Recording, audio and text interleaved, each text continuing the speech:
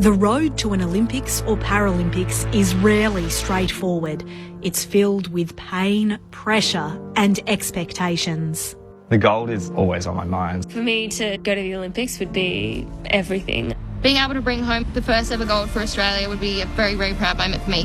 ABC Sports documentary Countdown to Paris follows 5 Australian athletes in their quest to make it to Paris 2024. I knew straight away that qualifying for Paris was what I wanted to do. The desire to make an Olympics never goes away. Countdown to Paris is available to watch now on ABC iView and the ABC News In-Depth channel on YouTube. ABC Sport. We begin this broadcast by acknowledging the traditional custodians of the land on which this match will be played today and pay our respects to their elders past, present and emerging. We extend that respect to Aboriginal and Torres Strait Islander peoples listening.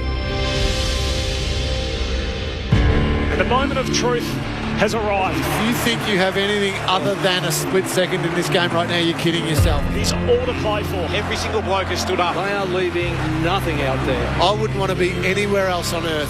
Welcome to ABC Sports coverage of the 2024 AFL Premiership season. From 55, side bottom, launches, goal! The Crows Magpies are on top of the AFL world. They win a spellbinding game of footy. Colin, what a practice!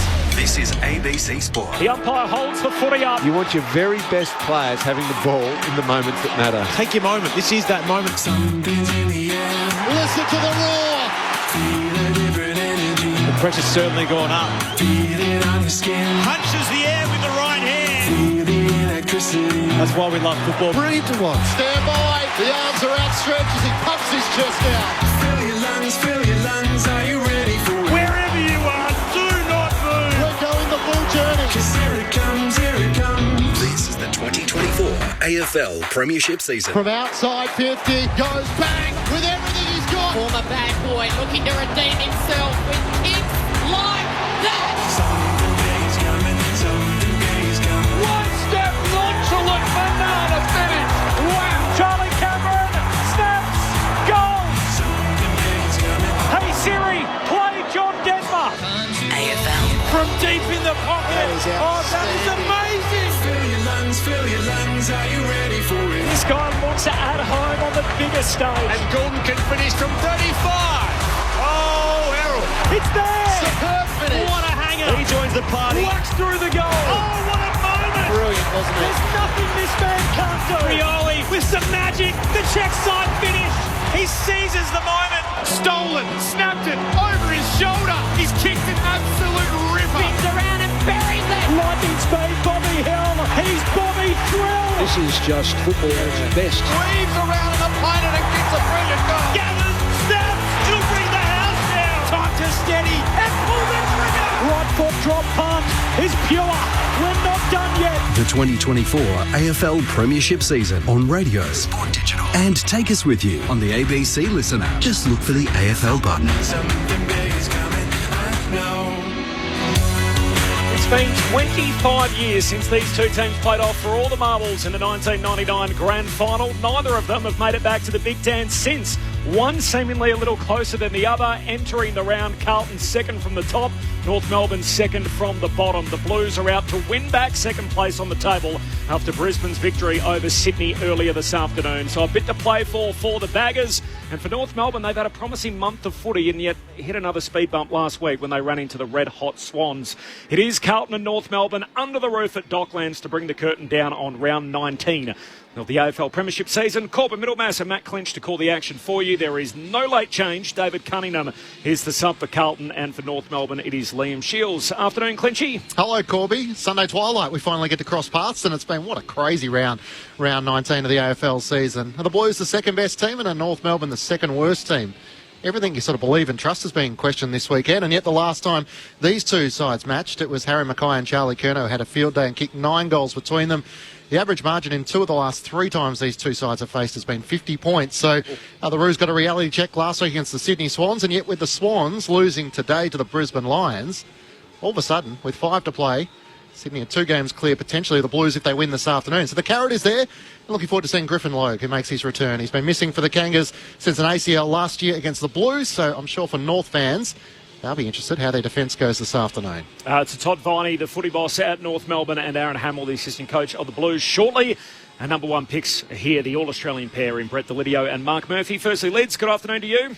Corby and Clinchy, good to be here. It's I'm hoping for just a good contest today, to be on the 4:40 slot, Murph. It's not the one you always wanted to play in every weekend, was it? But hopefully, the Rude Boys turn up like they did against Collingwood a few weeks ago and give us a real nail biter, which that game was. But I'm wary. Yeah, put it that way. I'm a bit wary that the Blues will be ready to come out here and just flex their muscles and put this one to bed nice and early. How are you, Murph? Is this a drama-free afternoon of the footy for Carlton fans? I'm just coming here as a neutral, Corbin. Just coming here to watch and enjoy a young North Melbourne side. I used to go for the Kangas back in the day. So when you talked about 99 being the last time these 2 teams played in a grand final, it's a bit disappointing. Were you in the stands? No. Who was your favourite Kanga?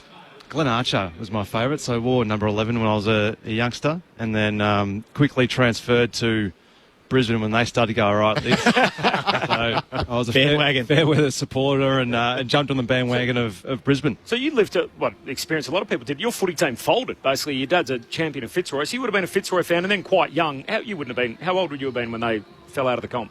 I was probably 8. Yeah. When they finished up. So then you had to pick another team. But a few Fitzroy players went to North. Yeah. So Martin Pike went there. Uncle Martin. So I ended up following North, and they were going pretty well, and it was a tough period for Fitzroy supporters. And while they went up and supported Brisbane, which a lot of Fitzroy supporters went and did, some just dropped off altogether. I jumped across to North Melbourne and then jumped back on the Brisbane Lions. And multiple premierships. What a way to do it as a youngster. You got 99 in, and you had a great ability to sense that they were coming. I still had time to get there for 01, 02 and 3. And that one game where you're a West Coast fan, but hey. Oh, come on, Clinch. You're better than that. This is Ben Cameron. Ben Cameron is here. We're going to touch base with him in just a moment. David Cunningham, the sub for Carlton, and for North Melbourne, it is Liam Shields. If you've just joined us, the earlier game, it was Brisbane by 2 points. Callum Archie had the last 2 scoring shots, kicked a goal to put them in front, Lids, and then missed one, which would have absolutely iced the game, but in the end they didn't need it anyway. 1 by 2 points. Yeah, no, we're on the edge of our seat. It was not that Callum Archie goal. Sydney were all over the lines, and they were coming very hard at some Warner brilliance to get it to Lloyd and smack one through from 50. But then, as you said, Archie just on the left peg too, from about 35-40 out. It was a pretty handy goal to put him in front. There's a game going on at the moment. It is Fremantle by 4 goals over Melbourne, as we're almost at half-time in that match. If you want to listen to it in full, the ABC Listen app is the place to find it. All right, Ben Cameron is downstairs inside the North Melbourne camp before the boys run out. Ben, what have you got for us?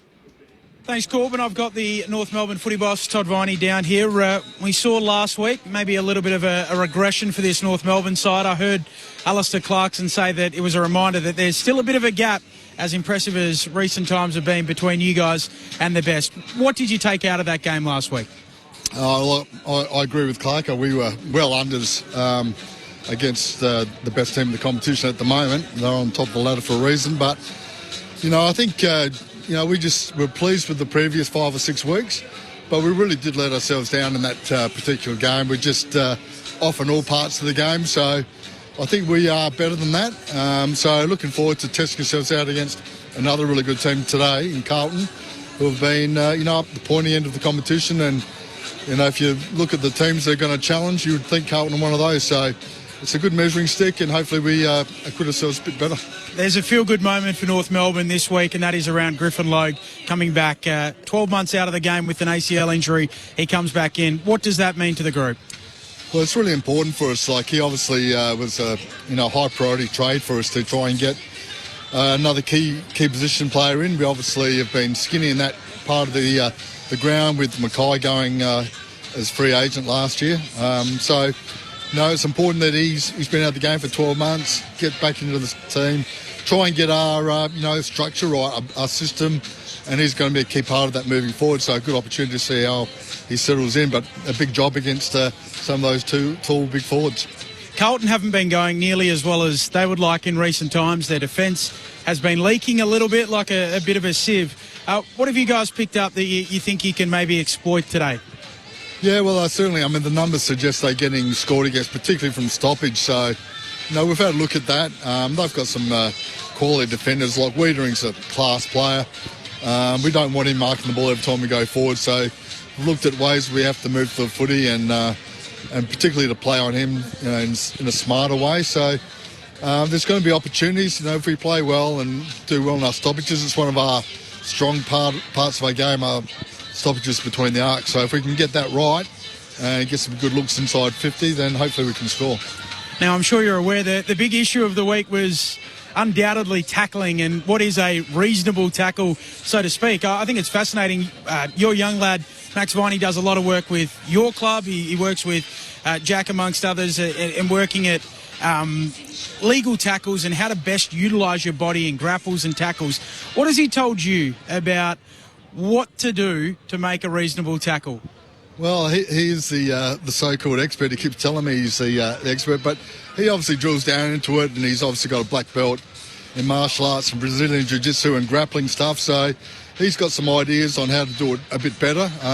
It's a bit more technique than what we used to do in the old days, and the game is changing. We have more responsibilities as administration, coaches and players to look after our fellow teammates and the way we tackle the game. So there's things that we can work on to make sure we do it better, but it's complicated. It's a harder and harder part of the game to officiate with umpires, and I think more and more clubs are going to be doing more and more work in this tackling space to make sure you do it properly. So if I'm trying to tackle you and I'm a couple of steps away from you and I lunge towards you to make a tackle, what would he say that I should do?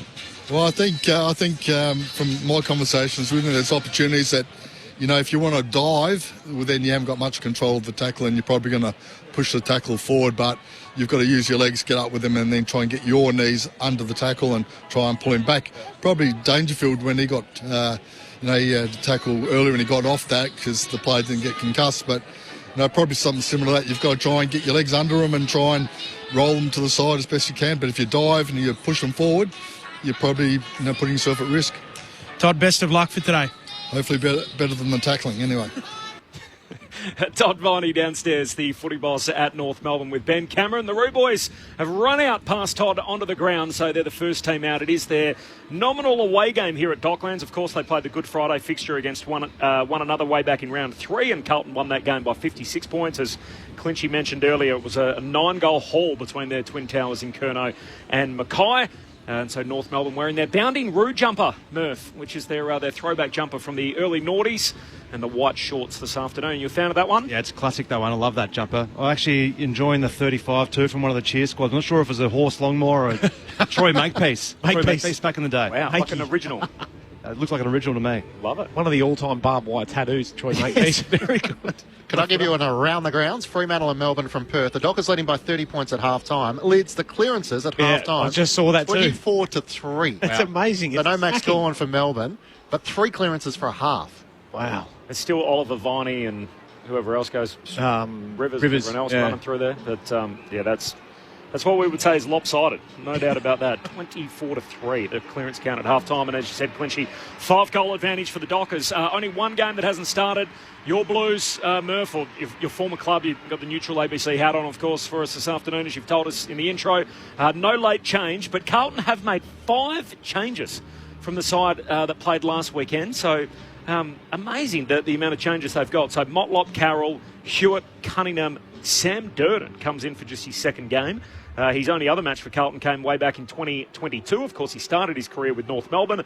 And the outs, Kemp's been omitted. Pitternet's been omitted, so just the one ruck. Williams is hurt, Boyd's hurt, and Marchbank's out ill. So not only 5 changes, but 2 of them have actually come since teams dropped on Thursday. So a bit of drama this week for the Blues in personnel-wise. Yeah, a bit of drama, but we get to see a bit of their depth, which is something they've been building pretty strongly over the last 18 months. So you'd think that a few of those guys would come in and perform quite well. I know a few of those guys have had injury-interrupted pre-seasons and seasons, so David Cunningham's an interesting one that comes back in. I think he offers a bit of pace. He might be sub, though. I'm not too sure he's sub, but if they can get him up and going, I think he's one that is a point of difference for them, Carlton. I think they're probably... They're a very strong midfield, but they're not the quickest. So if he can come back in, hopefully he doesn't get an opportunity on the back of injury today, but if he gets a chance in the last quarter, showing those wheels, he's a really powerful burst player that I think can fit into their side pretty well if he gets up and going. Sunday footy on ABC Sport. Jesse Motlop's back, so we love seeing the number 3 running around for the Blues, and we will again this afternoon. Ben Cameron's little legs have raced from one race to the other as the Blues burst through the banner, all in navy blue with the white monogram for their home game. He's catching up with a member of the Carlton coaching staff. Ben Cameron is alongside the Blues race. Ben. Thanks, Corb. I'm down here with the Carlton backline coach, Aaron Hamill. Aaron, it's been a disappointing couple of weeks for the Blues. What have the reviews shown up? Yeah, disappointing is probably, it is a strong word. I mean, when you look at it, we've lost by 4 goals in 2 weeks. Our Keys had 15 shots between them last week. Bit sloppy from our defence, from in particular stoppage, D50, if we want to narrow that down a little. And we're not quite as stiff defensively down there as what we'd like. Now, there's lots of moving parts in that, but clearly teams are kicking 100+ points, which we had a really good run there where we kept teams under 70. 100's just too much, and we don't want to be involved in shootouts. So we sort of base our game on clearly the contest and defence, and that's where we need to get moving. Yeah, so that defensive stiffening up seems to be the part that the media, so to speak, and the experts are focusing on. Is that attitudinal? Is it mechanics? How do you break it down? Yeah, look, we don't think there's too much structurally wrong with what we're doing down there. We're just having lapses, whether it's communication, whether it's not seeing through matchups. 1 in 4 are from free kicks down there, from D50 stoppage. Centre bounce, I think we've had 10 scores in the last 2 weeks, which, we've been really top couple of years at that, defending from stoppage. So where we want to be really good at is in the transition game, and we're top 3 in terms of defending turnover, which is the bulk of your scores are done by from the oppo. But it's not ideal, and it's on the radar, and we've got to work on it clearly over the last couple of weeks. So we expect a good response from the boys today from a defensive output. We know the transition defence is humming along quite nicely, and that's where we want to get our front half game going. But the stoppage scores against, in particular D50 and centre bounce, is where we need to get more pressure on the ball and seeing through matchups.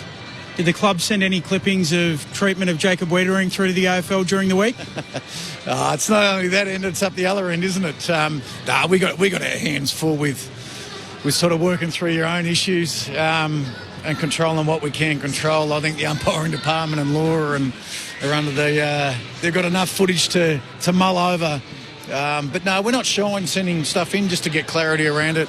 We've got some umpires that come on a weekly basis to our training sessions and all through pre-season. So it's the inconsistency that can get a little frustrating and at times, not only for coaches and supporters, but clearly the players. Just the clarity we continually seek. It sounds like a yes to me. Not shy in sending things in. 5 changes from last week. You've even made 2 since Thursday night. How do you ensure that doesn't disrupt things too much? Virtually a quarter of the side. Yeah, no, it's a good point. We, it's been raised a lot. I mean, a couple that we couldn't really control in terms of Marchie and with his illness. So we'll work through that next week. But look, it's like anyone really. We don't really focus too much on the personnel. It's system based. Yes, the personnel can have a bearing in terms of, the freaky stuff that gets done, but we're a system based. We like to celebrate the roles within, so it's really the jumper and really not too worried about the surname. We just need to get back to our system and a strong defensive game. So those that have come in, a guy like Mott's, Jesse, who's been in really good form, we just expect him to apply an enormous amount of heat. George comes back. George Hewitt around his contest and pressure, and Hunt inside. So we've missed a little bit of his presence in there. So we welcome him back. But yeah, really, we just want to see consistent brand of footy, and that's what we're after. Best of luck today. Thank you. Cheers. Thanks, Ben. Ben Cameron with Aaron Hamill inside the Carlton camp as the 2 teams conducted their preliminary warm-up. We're 5.5 minutes away from the bounce, the Blues and the Roos. Sunday footy right here on ABC Sport. Corbin Middlemass, Matt Clinch up in the box. Our number 1 picks, the All-Australian pair, Mark Murphy and Brett Delidio. Ben Cameron is on the boundary. We'll touch base again with Ben when he's in position for the start. And, of course, your thoughts off the SMS, 0437 774 774. Half-time in the other game being played in Perth. It is Fremantle by 5 goals over Melbourne. And earlier today, full-time, the Brisbane Lions by 2 points, defeating the Sydney Swans. So I make that 7 in a row for Brisbane. They are in second spot at the moment. Carlton can win that spot back with victory here in a few moments. Matt in Tassie off the SMS. How about this for a shout? With the Olympics starting next week, will Lids and Murph be picking up the play-by-play duties? Odd back Murph in. Not so sure about Lids. Oh, Matt, what a man. Right. Lids, what's your thoughts? Well, I'm going to tell him what Reece Shaw said to me one day. Meet me in the car park, Matt. After the game. Tassie. That's enough out of you, Matt. Matt in Tassie, that's one hell of a start. Jeez. Maybe we can, depending on how the third and fourth What has Matt go, done? might be able to just... Text in your results and your stats over the years, Matt. Give us a real full rundown. How familiar are you with the North Melbourne players, Lids? Could you run through the binoculars of a few of them? Yeah. I don't know all the boys. Don't worry about that. Do you see me stuff up too many names and numbers? No, you're all over it. We could get a little audition. Lids might have something to prove here this afternoon to Matt. 0437 774 774, the SMS. Carlton, clearly, issue for them has been defensively, Lids. They're ranked 15th in the competition.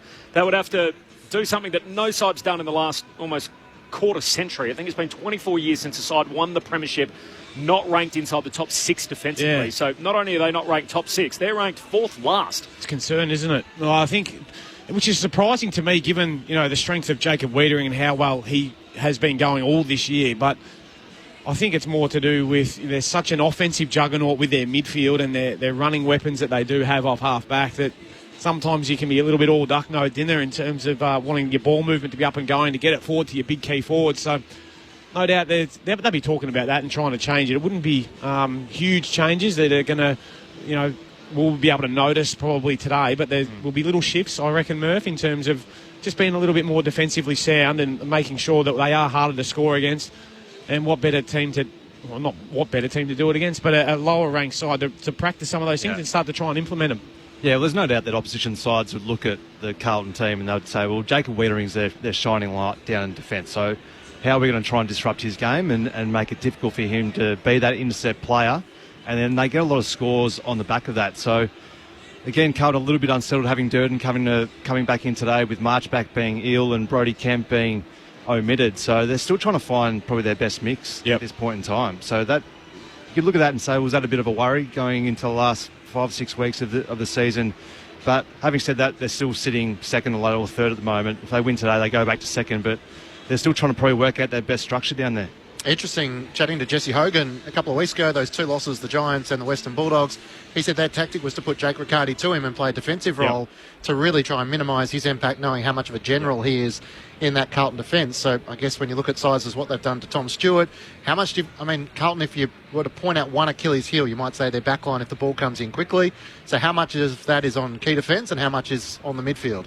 Oh, it's certainly connected, but I think the way in which it's been coming out of the stoppages, whether that's in centre clearances or just stoppages throughout the ground, I think they're getting scored too heavily, especially in the past 2 or 3 weeks.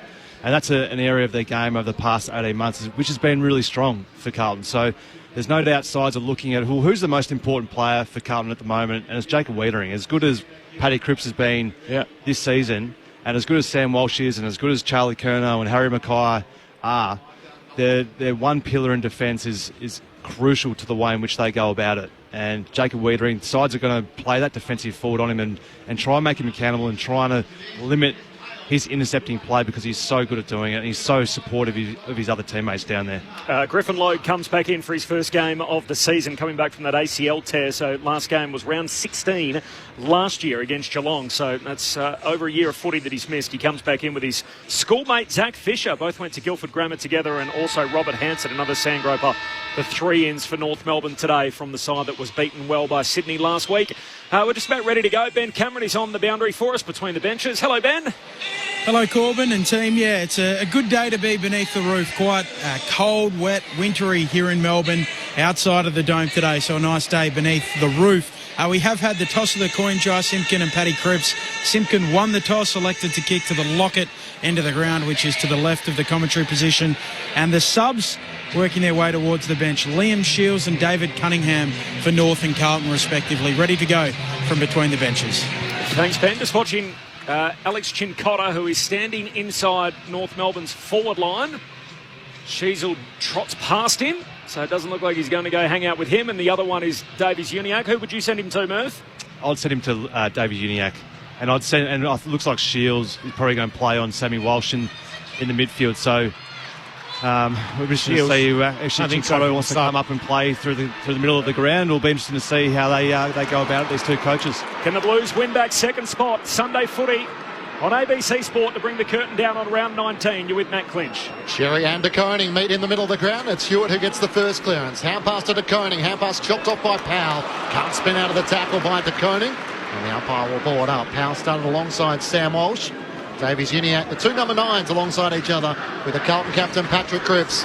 Sherry tries to leave space to win down the tap. Can't knock it away from the congestion. Davies Uniacke knocks it into the path to Simpkin. Ran into Cheryl. Was he taken high? He was.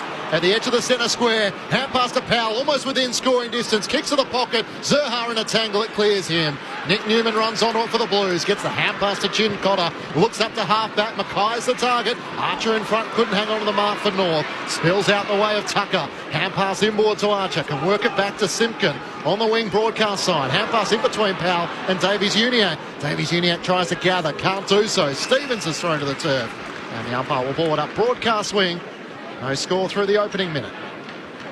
Corbin Middlemass, Matt Clinch, Mark Murphy, Brett Delidio and Ben Cameron, your call team for Sunday footy. The yellow Sharon under the roof. The Rucks in a tangle. Neither of them a telling touch. Davies Uniacke races away. Hand pass for the Roos to Sheasel. Gives a handball to Curtis. Looking to get it back. Curtis is kicked. Well smothered. Good work from Hewitt. Forces it out to Akers. Kicks the Blues up into space on the broadcast wing. First one there. McDonald tackled by Owies out of play. Oh, there's a scrap on straight away as Owies and McDonald get up and are into it. The ump separates them both. We'll have a throw in front of the North bench. Good work so far by the North Melbourne midfielders. Looking pretty dangerous, aren't they, at the moment? It's just their burst and obviously the step of Luke Davies Uniacke's one who really stands out. Just his aggression and power and the stoppage would be good to see tonight. Wedling alongside Nick Larkey inside the forward 50 for the Kangas. Comben and Teakle also starting forward. From the throw-in, it comes down the way of Cripps. The Carlton captain links up with Akers. Nowhere for Hewitt to go. Hand passes straight to the boundary line. Throw it in. Yeah, interesting one, that one, Clinchy. I thought he didn't do anything but handball that over the line, did he? Or did he just lose control of it? I think the umpire determined he was under enough pressure and maybe just lost control of it at the end. Opening 2 minutes under the roof of Docklands, the final match of round 19. Sherry wins down the tap for North, but straight to Walsh. Kicks high up towards Curnow. Wrestling. In the end, it's Owies in front position. A free kick for a hold, and it's going to go North's way as the umpire eventually waves play on. At left half back, it's Stevens who drives the Kangas up to half forward. That's a good mark from Teakle. He's away. He moves quickly, rolls, kicks long to Larkey. One-on-one, Larkey gets rid of Winger. He marks. She looked like he tried to play on. He falls over. Ump says keep going. Now he's caught holding the ball. Oh, he turned to play on and he tripped over his own feet, Nick Larkey. Oh, no, he did so well to out-muscle there, but just tried to run on. I've never seen someone 1v1 ragdoll Jacob Wheelering like that. Yeah. I didn't know that was his strong suit either, Larkey. I didn't realise he was so powerful. Should take real big confidence out of that, just that 1v1, obviously not the tripping over your own feet. Yes. Free kick for Saab, goes short to Akers, long kick up to the wing, spills off hands out the back to McKercher. Handball away to Davies Uniacke, back on the right peg, neat kick, trying to link up with Stevens. Walsh breaks it up, ball hits the deck, Walsh has got it, Stevens got him, and we'll have a ball up. WA holding the ball, high half forward, free kick going North's way, so Walsh penalised there, had the arm free. Wow, it's a hot footy, no score here after 3.5 minutes. Can't do much about that. Can you, Corby? One arm free and then you've got a big ruckman who lays on top of you. Very hard to get rid of it. At the other end, Griffin Logue starting alongside Charlie Curnow. So welcome back to the AFL. The kick inside 50 from Stevens. It clears Teakle. Out the backside for the Blues. Hand pass to Nick Newman. Looks for an avenue out of defence. Puts it out in front of Cripps. Can't take the mark. Luke McDonald did well. Given the smaller in size and height, and spoils it out of play for a throw-in. Left half forward for the Kangas, who look up for the fight early. Some interesting matchups. This looks like Chincotta, whether he's playing just a half-back role on Zerha, and then you've got George Hewitt, who looks like he's trying to get to LDU at the moment. Start of the third quarter in Perth. Fremantle by 5 goals over Melbourne.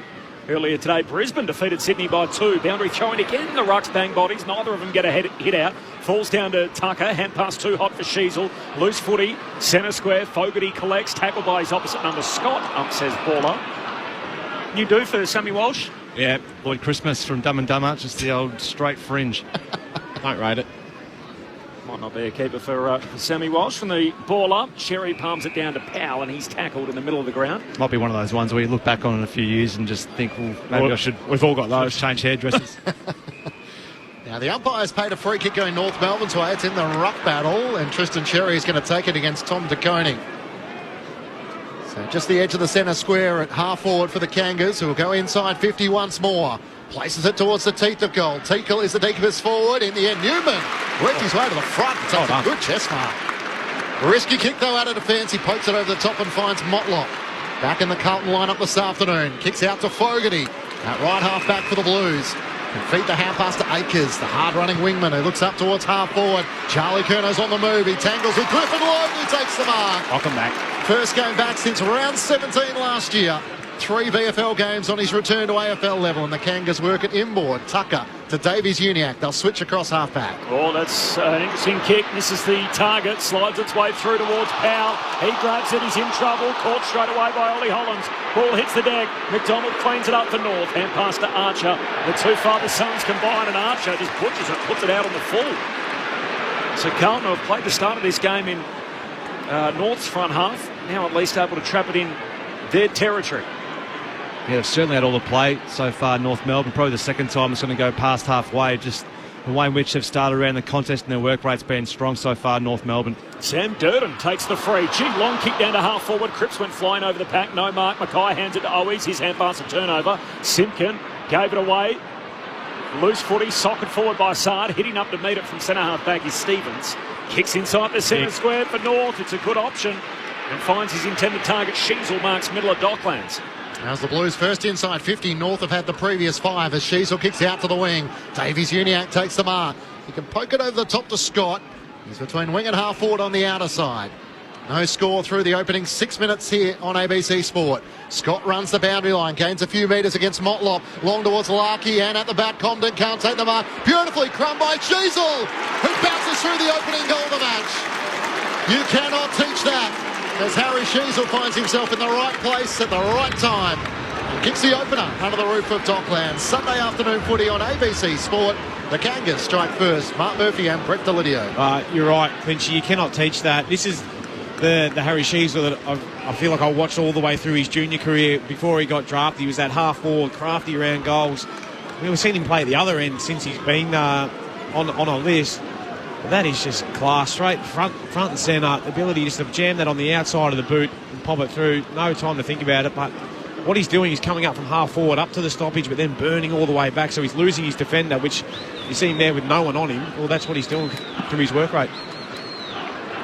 3 disposals and a goal to start his day. Harry Sheasel as he hits the bench for a breather. Restart back in the middle. North with the opening goal as Sherry hooks it down to Davies Uniacke, tackled by Carroll. Umpire eventually calls for it. We'll have a ball up. Restart again. Simpkin trying to get boot the ball in the tackle from Elijah Hollands. Got it out to Scott, to McKercher, still with North. Hand pass to Fisher. Handball back to Scott. Runs on the Logo City wing. Kicks North Melbourne down to half forward. Wiedering in from the side. Gets a spoil on it. Clever from Durden. Whacks it back to support. Chera has it. Lost it in the tackle. Elijah Hollands clean with his hands. Got it out towards Wiedering. He kicks down the wing. Half volley pick up for Kennedy. Gives it to Akers. Hand pass inside to Walsh. Links it over the top to Kurtz. Didn't have the break stride. Now out in front of Fogarty. At left half forward. Edge of the 50. Great chase. Davies Uniacke. Brushes the tackle. Steadies towards goal. Goes himself. The Blues run the gauntlet on the outer side, and Lockie Fogarty finishes the work. A goal apiece. 8 minutes gone. Under the roof of Docklands. Sunday afternoon footy. Brett Delidio and Mark Murphy. Yeah, it was good chain of possession play there by Carlton. That's where their offense came from the D50. It was Jacob Wiedering. It was an intercept play, and it was the handball chain from Kennedy, Akers to Walsh to Cripps, and then to Fogarty. And great rundown from LDU, but just didn't finish his work and make use of that tackle and all that hard effort to get back to support. And Fogarty finishes off a pretty nice goal, and it was something that Carlton really needed, because through the midfield of the ground, Lids have been getting dusted around the stoppage so far, and North just look like they have too much speed and pace, but we know that the system that Carlton have should be probably the telling point that should come from it. But I love the way in which North Melbourne has started so far. A goal each through the opening 7 minutes as DeConey palms it down. Hand pass from Kennedy, picked off. North racing away. Simpkin, hand pass to Wardlaw. Kicks to full forward. Cold turnover, and in the end, Cowan takes an easy intercept mark. The only teenager out there for Carlton. He kicks wide to Carroll, one of their 5 inclusions, and goes short to Kennedy. 9.5 minutes in. 1 straight 6 apiece. Kick goes down the wing. Curnow half volley pick up. Big sweeping Polyfarmer hand pass back to Kennedy. Short kick ugly, trying to get it to Akers. Scott forces it out for North to Condon. Hand pass away to Fisher against his old side. Kicks back inboard. Swings into the middle of the ground and finds Ford. Decides to go straight towards the attacking goal square and kicks up towards Curtis, who rises over the top of Adam Saad. Takes the mark left of centre. He'll kick on a 45-degree angle from 45 metres out from goal. It was a kick from Zach Fisher, wasn't it? That just opened up the game for North Melbourne. Just that ability to come back on his left foot, come straight back through the corridor, find Ford. I thought he might have gone a little bit too early. They had the extra back there, Carlton, but it's a really good grab there by Curtis. 22 goals of the season for Paul Curtis, behind Nick Larkey and also Cam Zerha, but has been goalless in 2 of his last 4. So we'd like to get going this afternoon. Curtis comes in from inside the arc. It's a beautiful kick. And the Kangas get a bit of reward for their dominance early. Their second goal of the match. They're 2 straight 12 to Carlton 1 straight 6. The inside 50s 9-2 the way of the Kangas. Brett Delidio and Mark Murphy with you on ABC Sport. Yeah, it was just that small error from Matty Kennedy out there on the wing. Tried to go for the short kick when he probably could have just handballed. Just force him into a quick play turnover. Zach Fisher, you spoke about it, Murph, that ability to pull the trigger inside. They had 2 or 3 lining up in the middle of the ground. It just opened up the whole game. And you're right, I thought he did go a little bit early, but his kick was so well weighted that it just gave Curtis that really nice run and jump at it. He's very good above his head for his size. Bench is 160, would you believe? Yeah. Wow. Massive. Big numbers. Big unit for a guy that's not huge in stature. 185 centimetres. Yeah, it's massive numbers. 160. They just need to get to work here, Carlton, in the clearances, getting dusted at the moment by North 5-1.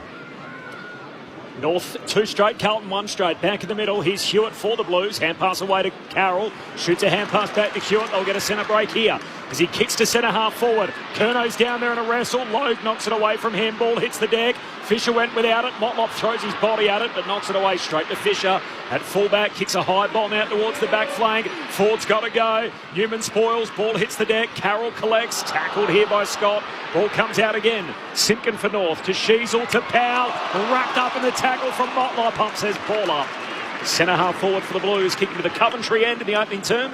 That's North Melbourne by a goal over the Baggers. Meanwhile in Perth, 13 minutes to go in the third term. Fremantle lead Melbourne by 7 goals. Hewitt was on the move. He crashes into the pack and is brought down 45 metres out from Carlton's goal. Aaron Mackay alongside Aidan Corp. And Charlie Curnow standing alongside Griffin Logue. Back in the North Melbourne AFL side. From the stoppage, it spills down the way of Wardlaw on all fours. He and Hewitt fight for the loose footy and the umpire will ball it up. Where would Tristan Cherry be in their best and fairest currently, you reckon? He'd have to be up there, wouldn't he? Yep. Had a fantastic year. Breakout season. George Wardlaw might be challenging him. As Kennedy gathers for the Blues. Hand pass to Walsh. Kicks long towards Charlie Curnow. Wrestling in the goal square. Great defence by Griffin Logue. He knocks it through for a minor score. Carlton 1-1-7. North Melbourne 2 straight 12. 13 minutes gone. Opening quarter. ABC Sport. Dangerous kick out McKercher trying to get it to Fisher. Too much hang time, and Ollie Hollands kills it out of bounds with a spoil. Throwing half forward for the Blues. That's 8 goals, by the way, Fremantle's lead as Geordie Clark knocks one through. So a 48-point lead for the Dockers over the D's. Missing nothing there in Perth. 13.5 to go in the third. There is a call available through the ABC Listen app. We'll keep you updated here. 13 minutes in. The Roos by 5 points over the Blues. Boundary throwing half forward for Carlton. No clean takeaway. Sherry just sockers it up to the wing. Carlton with some support. Durden first one there. His hand pass and turnover straight to Larkey. Got it out to Simpkin. Runs into trouble. Elijah Hollands runs him down, holding the ball. And a free kick for Elijah Hollands, the 22-year-old. Over from the Gold Coast this year. Had a delayed start on a 1-year deal. Earned himself an extension a couple of weeks ago. Short to Carroll, who's been busy early. Kicks inside the forward 50. Off the hands of Curnow. Slides through to Stevens. Hand pass to Fisher as he's shoved out of bounds. And we'll have a throw in here 48 metres out from the Carlton goal at left half forward. Roos by 5 points. Good start by Griffin Logue so far. He's had 3 really important 1v1s against Charlie. Won one of them, half the other 2. Thrown in, Blues inside their attacking 50. Sherry tries to take out of the ruck, gets the hand pass away to Stevens, kicks the Roos up the wing. In front, Larkey can't take the mark. Wiedering makes the spoil, Chera over around the footy. Chance for Cowanhart against the boundary. Simpkin lays the tackle. Hansen comes in off support. And eventually the Blues will win a free kick for holding the ball between wing and half forward on the outer side. North Melbourne by 5 points. 15 minutes gone, opening quarter on ABC Sport. Cowan kicks a shocker along the turf. May work. Kennedy's hand pass to Walsh. Gets the hand pass to Hewitt. Chips it into the lead of Curnow. Perfectly executed plan. Yeah, chaos ball. Charlie Curnow's not going to wait. He opens up the angle, fires on goal and puts it through for Carlton's second. And the Blues take the lead for the first time in the match. 2-1-13 to North Melbourne, 2 straight 12. 15 minutes gone, opening quarter on ABC Sport. Here with Mark Murphy and Brett Delidio. Murphy spoke about how good Griffin Logue's been. It's very hard to defend those ones with a rank ball from Lockie Cowan. Great hit up from Matty Kennedy, though, coming up at the ball and quick hands. It was just a really deft kick there into space. Not much that Griffin Logue can do there.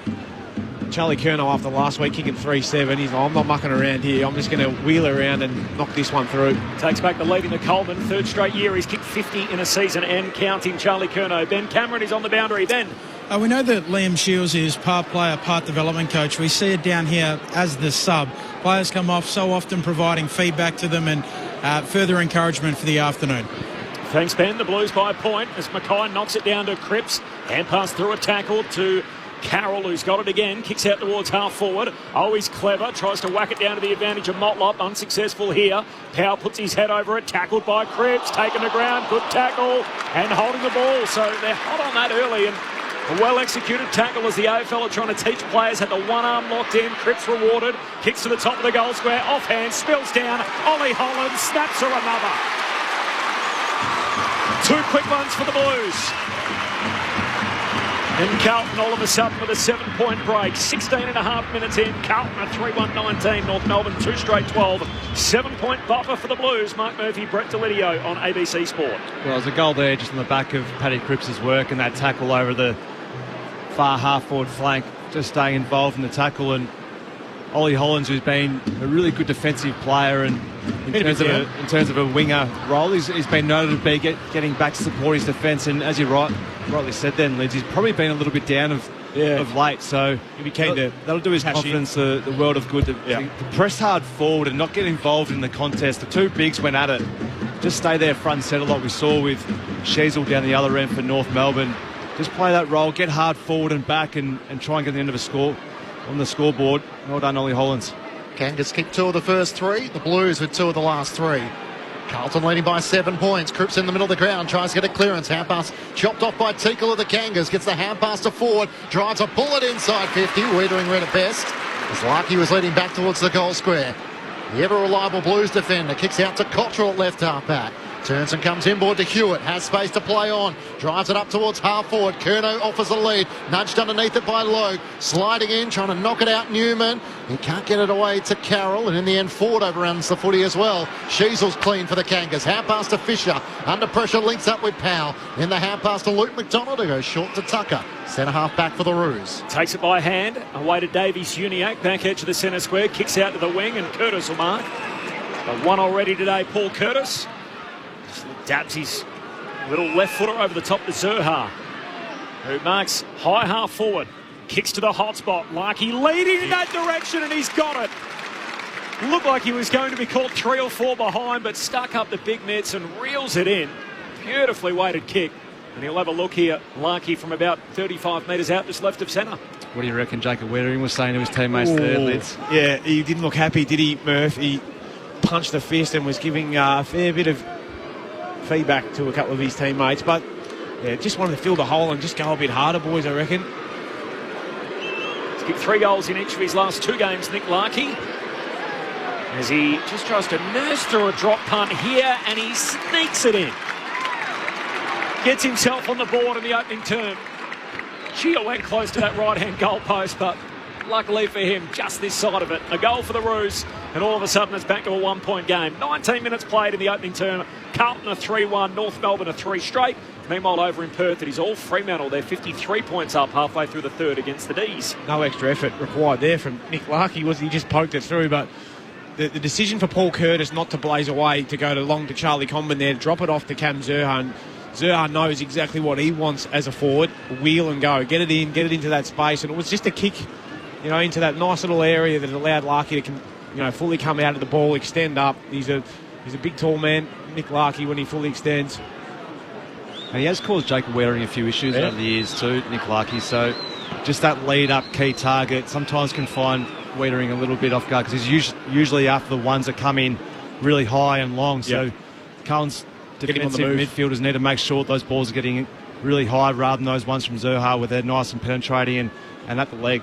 Voices of Mark Murphy and Brett Delidio with you on ABC Sport. Cripps gets the clearance, hand pass to Carroll, back to Cripps, almost brought down. Somehow got a kick away as he was tackled by Sheasel out to the wing. Hansen for the Roos, hand pass to Simpkin. Beautiful sidestep, got around Cottrell and Carroll. Drives Kangas inside 50, outnumbered Lucky, 3-on-1. It spills down to Wardlaw, trying to get the hand pass to Davies-Uniacke. Weitering just gets a clearing kick end over end to Coney to Cripps. He breaks through another tackle. Hand pass out in front of Walsh. Can't get a run at it. Cleared a path for Cottrell. He kicks straight down the middle. Kennedy caught behind. And Archer read it best for the Roos. He marks and kicks to half-back. McKercher juggles it. Just got it to him. He's off and running. The South Quarters kicks down towards Curtis. Slips over. Durden, sprawling mark. Not quite completed. Ball hits the deck. Picked up here by Stevens. Hand pass goes back to Tucker. Tucker for the Roos. Handball to McKercher. Short kick to Sheasel. Curtis is on here. He can take the mark in a bit of room. 55 out left, half forward. Tried to get a hand pass away. Sard clever. Away to it. Swats it down. Wins it back for the Blues. Off the back flank. Akers with it. Receives a hand pass. Gives it to Cripps. Back to Akers. Hand pass back to Sard against the boundary line. Just drives a kick up the wing. Under pressure. It'll go straight towards the boundary line. Held the umpire view this. Throw it in. Ray Chamberlain with the big wind up. Ben Cameron on the boundary. Yeah, Tom de Koning just limping off here, very straight-legged as he comes to the bench. So he's got a real issue. I'll come back to you with more. So no Mark Pitnet, so I don't think Harry Mackay realises he's going to have to do the ruck work as Charlie Curnow is trying to give instructions. So Paddy Cripps goes, I'll just do it. Up against Sherry here. Sherry takes it out of the ruck and then tackled by Cripps. Umpire will blow it up on the AFL logo in front of the benches. The Blues by a point. 22 minutes gone, opening quarter, Sunday afternoon footy. Sherry palms it down. Davies-Uniacke at speed, hits the stoppage. Hand pass away to Scott, gives it to Sheasel, looks inboard. 45 kick broken up by Chera, wins it back for Carlton. Hand pass to Kennedy, handball to Sard, got it away. Slick hands to Carroll, to Chera, and then his kick across the ground finds Fogarty. Marks outer edge of the centre square, so Blues by 1. North giving them all they can handle in this opening term. Short kick to Kennedy, his hand pass to Chera, that's a shocking kick, turnover. McKercher, handball to Sheasel, his hand pass knocked away. She's changing disposal on just about every possession at the moment. Comes down to Chera. He's tackled. And a ball up, front edge of the centre square for the Blues. Carlton by 1. Ben Cameron. It appears to be a lower left leg injury for TDK. I'm not exactly sure of what it is for de Koning, but I'll come back to you. It's either calf, maybe ankle, maybe foot, but certainly lower left leg. Paddy Cripps gave away the free kick, Ben trying to tangle with Tristan Sherry, so it's not really his go, but he is doing what's called upon him. Short to Tucker, it kicks out towards the wing and forward takes the mark. North Melbourne 3 straight 18 to the Blues 3-1-19. 23 minutes gone, opening quarter on ABC Sport. The long kick up towards Teakle and Larkey. Weitering reaches over the top, makes the spoil and the ball goes out of play. I thought it might have even been like that Jordan Dawson one from Friday night where sometimes you get a knock on the hip. Hip pointer. Yeah, and it almost... Dead legs, yeah. Yes, yeah. Well, it's a developing story if he misses this game and it's anything more significant. Be a tough old night for Harry Mackay or Matty Kennedy or Paddy Cripps to fill that ruck role. Kennedy's doing it for the moment up against Sherry. Might have given away another free kick here, so Sherry is going to put them to work. The inexperienced Carlton midfielders trying to play ruck this afternoon. Hand pass around the back to Davies-Uniacke. Gets to 60. Kicks towards the goal mouth. It wasn't really a great kick for Teakle. In the end, Akers slipped over, but Newman's there. Just changes his mind at the last moment, kicking out of defence and finds Harry Mackay. Now the defensive paint of 50. Locked up by Aidan Corr. No 50. Mackay at centre half back. Kicks down the wing. Archer in from the side. Takes the intercept mark for North. Wanting to move it on at all costs. Hand pass to Fisher. Handball to Tucker. Took on the tackle. Got it out. Now Simpkin the inside 50 kick. A turnover. And Mackay takes the intercept mark, centre-half back for the Blues. So Carlton by a point. They're banged up early. De Koning off the ground. Was hobbled, has gone down to the rooms. We'll keep you updated as Cripps gets a bit of space and takes the mark in the corridor. Blues going the short way home. Long kick to Owies, one-on-one with Tucker. Tucker nudged into it and takes the intercept mark for the Roos. The turnover's called. Yeah. Yep. Certainly has been, hasn't there? It sort of makes it sound a little scruffy when it's this team, now that team, and certainly moved up and down the ground pretty quick. The Roos have worked it around along the boundary line, City side, in the hands of Wardlaw. Kicks to a contest on the wing. Wiedering knocks it away and then follows up his own footy. Hand pass out to Cripps for the Blues. He can kick back inboard. Finds Kennedy, had to wait a long time. Charging after him is Fisher. Spells down Carlton's way though. Cottrell inside 50, trying to get over the back to Owies, who takes the mark. Just nudging Aiden Core underneath it. And a good experienced small forward knew how to play that ball in the air. Yeah, a smart forward craft there from Matty Owies. Obviously undersized compared to Orr, but just the kick from Matty Cottrell, just the smart awareness, just to know where the space was for him. But that's where Carlton can try and get the Kangas on counter-attacks. We're actually looking dangerous at this point in time, but just the polish from both sides at the moment just looks a little bit lacking. A former basketballer, a Category B rookie. For the celebration, clean sheets, regulation. But yes, 23 goals for the season. Slightly left of centre, 35 metres out, bringing the electricity. A subdued celebration from Matt Owies. But Carlton get a little breathing space. They lead by 7 points, 4-1-25 to North Melbourne, 3 straight 18. Brett DeLeo, Mark Murphy with you. Sunday afternoon footy on ABC Sport. All those changes that Corbin was speaking about prior to the game just looks like a very different Carlton outfit at the moment, doesn't it? You've got Adam Chera and Shinkotta in the back line, and then you've got some new guys who have been going through the corridor, and Hilda hasn't played for a while, and Jack Carroll, and now you've got Harry Mackay having to come up and play that ruck role while TDK is off the ground. So just look a little bit unsettled at the moment, Carlton, and to North Melbourne's credit, they've been all over them, but unfortunately the scoreboard just hasn't quite reflected it, has it? No, they're just lacking that little bit of polish and finish at the moment, North, which we understand with a young side, but get that right and you'll find yourself in this game. Blues by 7 points. Restart back in the middle. Mackay rucking in the absence of De Koning down in the rooms. Wins it down. Sheasel wins the footy though for North. Hand pass to Simpkin. Kicks inside 50. Ford takes the mark at right half forward. Wins a one-on-one there with Adam Chera. I ordinarily thought would be his matchup. He's got it here at right half forward. And that's where what Murph's talking about. That people play plugging holes almost, aren't they, in different spots. And Chera just didn't quite look as comfortable under that high ball. Eddie Ford, a regular forward, and his ability just to mark that ball just got him out of sorts there, Adam Chera. Need this one just to bounce back after the Blues' last one. Keep the game nice and level. Carlton have got it out to 7 points on a couple of occasions after the Roos led the game early. Ford, drop punt from 50, fades to the left and behind. 4-1 to 3-1. Carlton by a goal. 28 minutes gone opening turn. Ben Cameron on the boundary. Bad news for Sam Durden as well. He's just headed down into the rooms. Was getting a little bit of work done on his right leg, inspected by the physio, but down into the room. So lots of issues down here for the Blues at the moment. Geez, that's unlucky. 24th game, having been on the list. Well, I guess if you combine his time at North Melbourne and Carlton for 9 years, having not played since 2022. Nick Newman with a long clearing kick towards Harry Mackay. Sport out a play, a throw in at left half forward for the Kangaroos. Let's mention in the match that's a ruck and a key position player. If De Koning's already out and Durden's down the rooms, all of a sudden a few big short. Toss back in, Sherry in front for North Melbourne, works it down to the front. Powell for the Kangas, hand pass to Sheasel, jams a kick inside 50, looking for Zurhar in front. He hangs on to us, touched off the boot, tackled by Saad. Hand pass to Sherry, kicks a high ball inside 50. Sheasel tries to fly in from the side, can't hang on. And Sherrer's locked up by Eddie Ford, and the ball is locked in the left forward pocket for North Melbourne. Well, you earn your cash today as a coach, don't you? Moving the magnets, trying to work out the best matchups. Blues have used just the 33 players for the season. Of course, Sydney have used the least with 30. As from the stoppage, it spills out. Simpkin lays the tackle. Walsh trying to extract the footy. He's locked up. Sherry uses his big frame to lock it inside the attacking 50 for North Melbourne. Kangas have used 37 players throughout the 2024 season.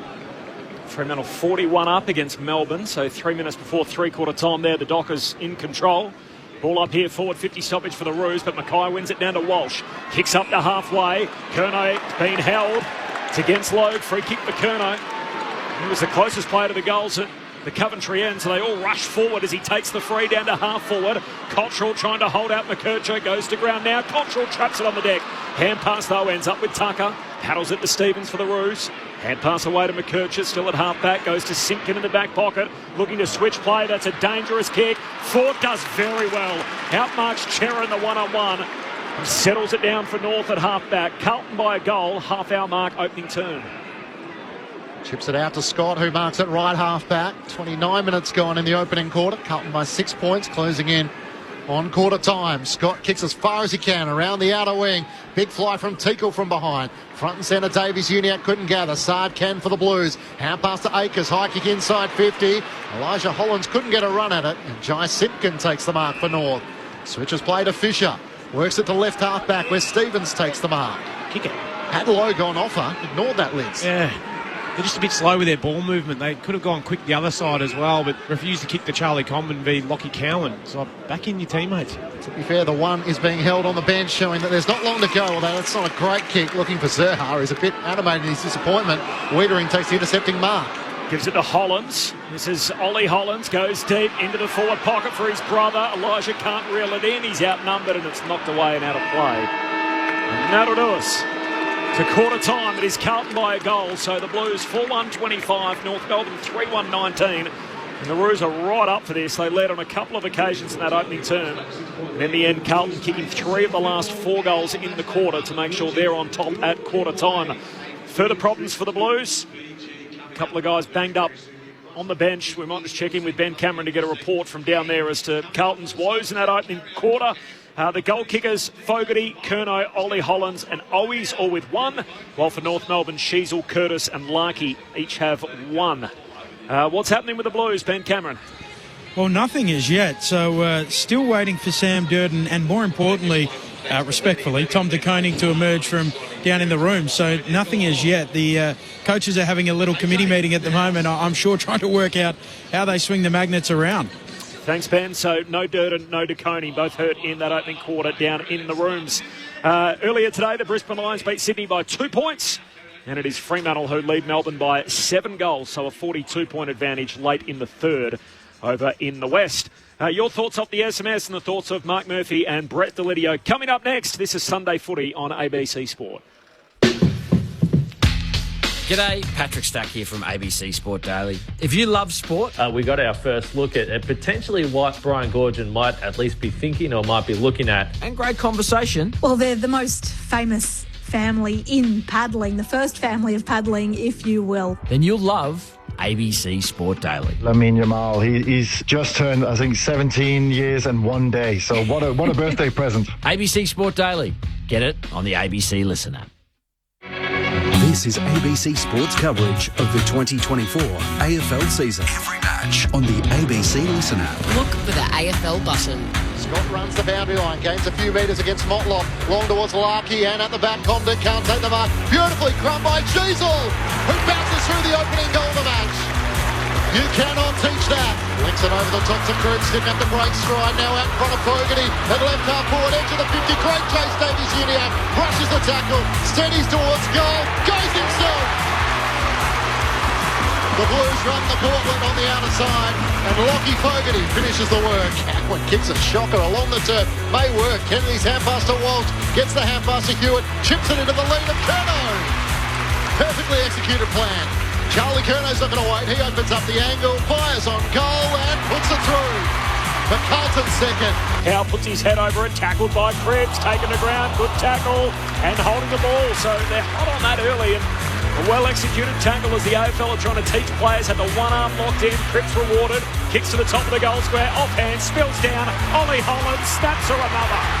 The 2024 AFL Premiership season. On your radio. ABC Sport Digital. And on the ABC Listen app.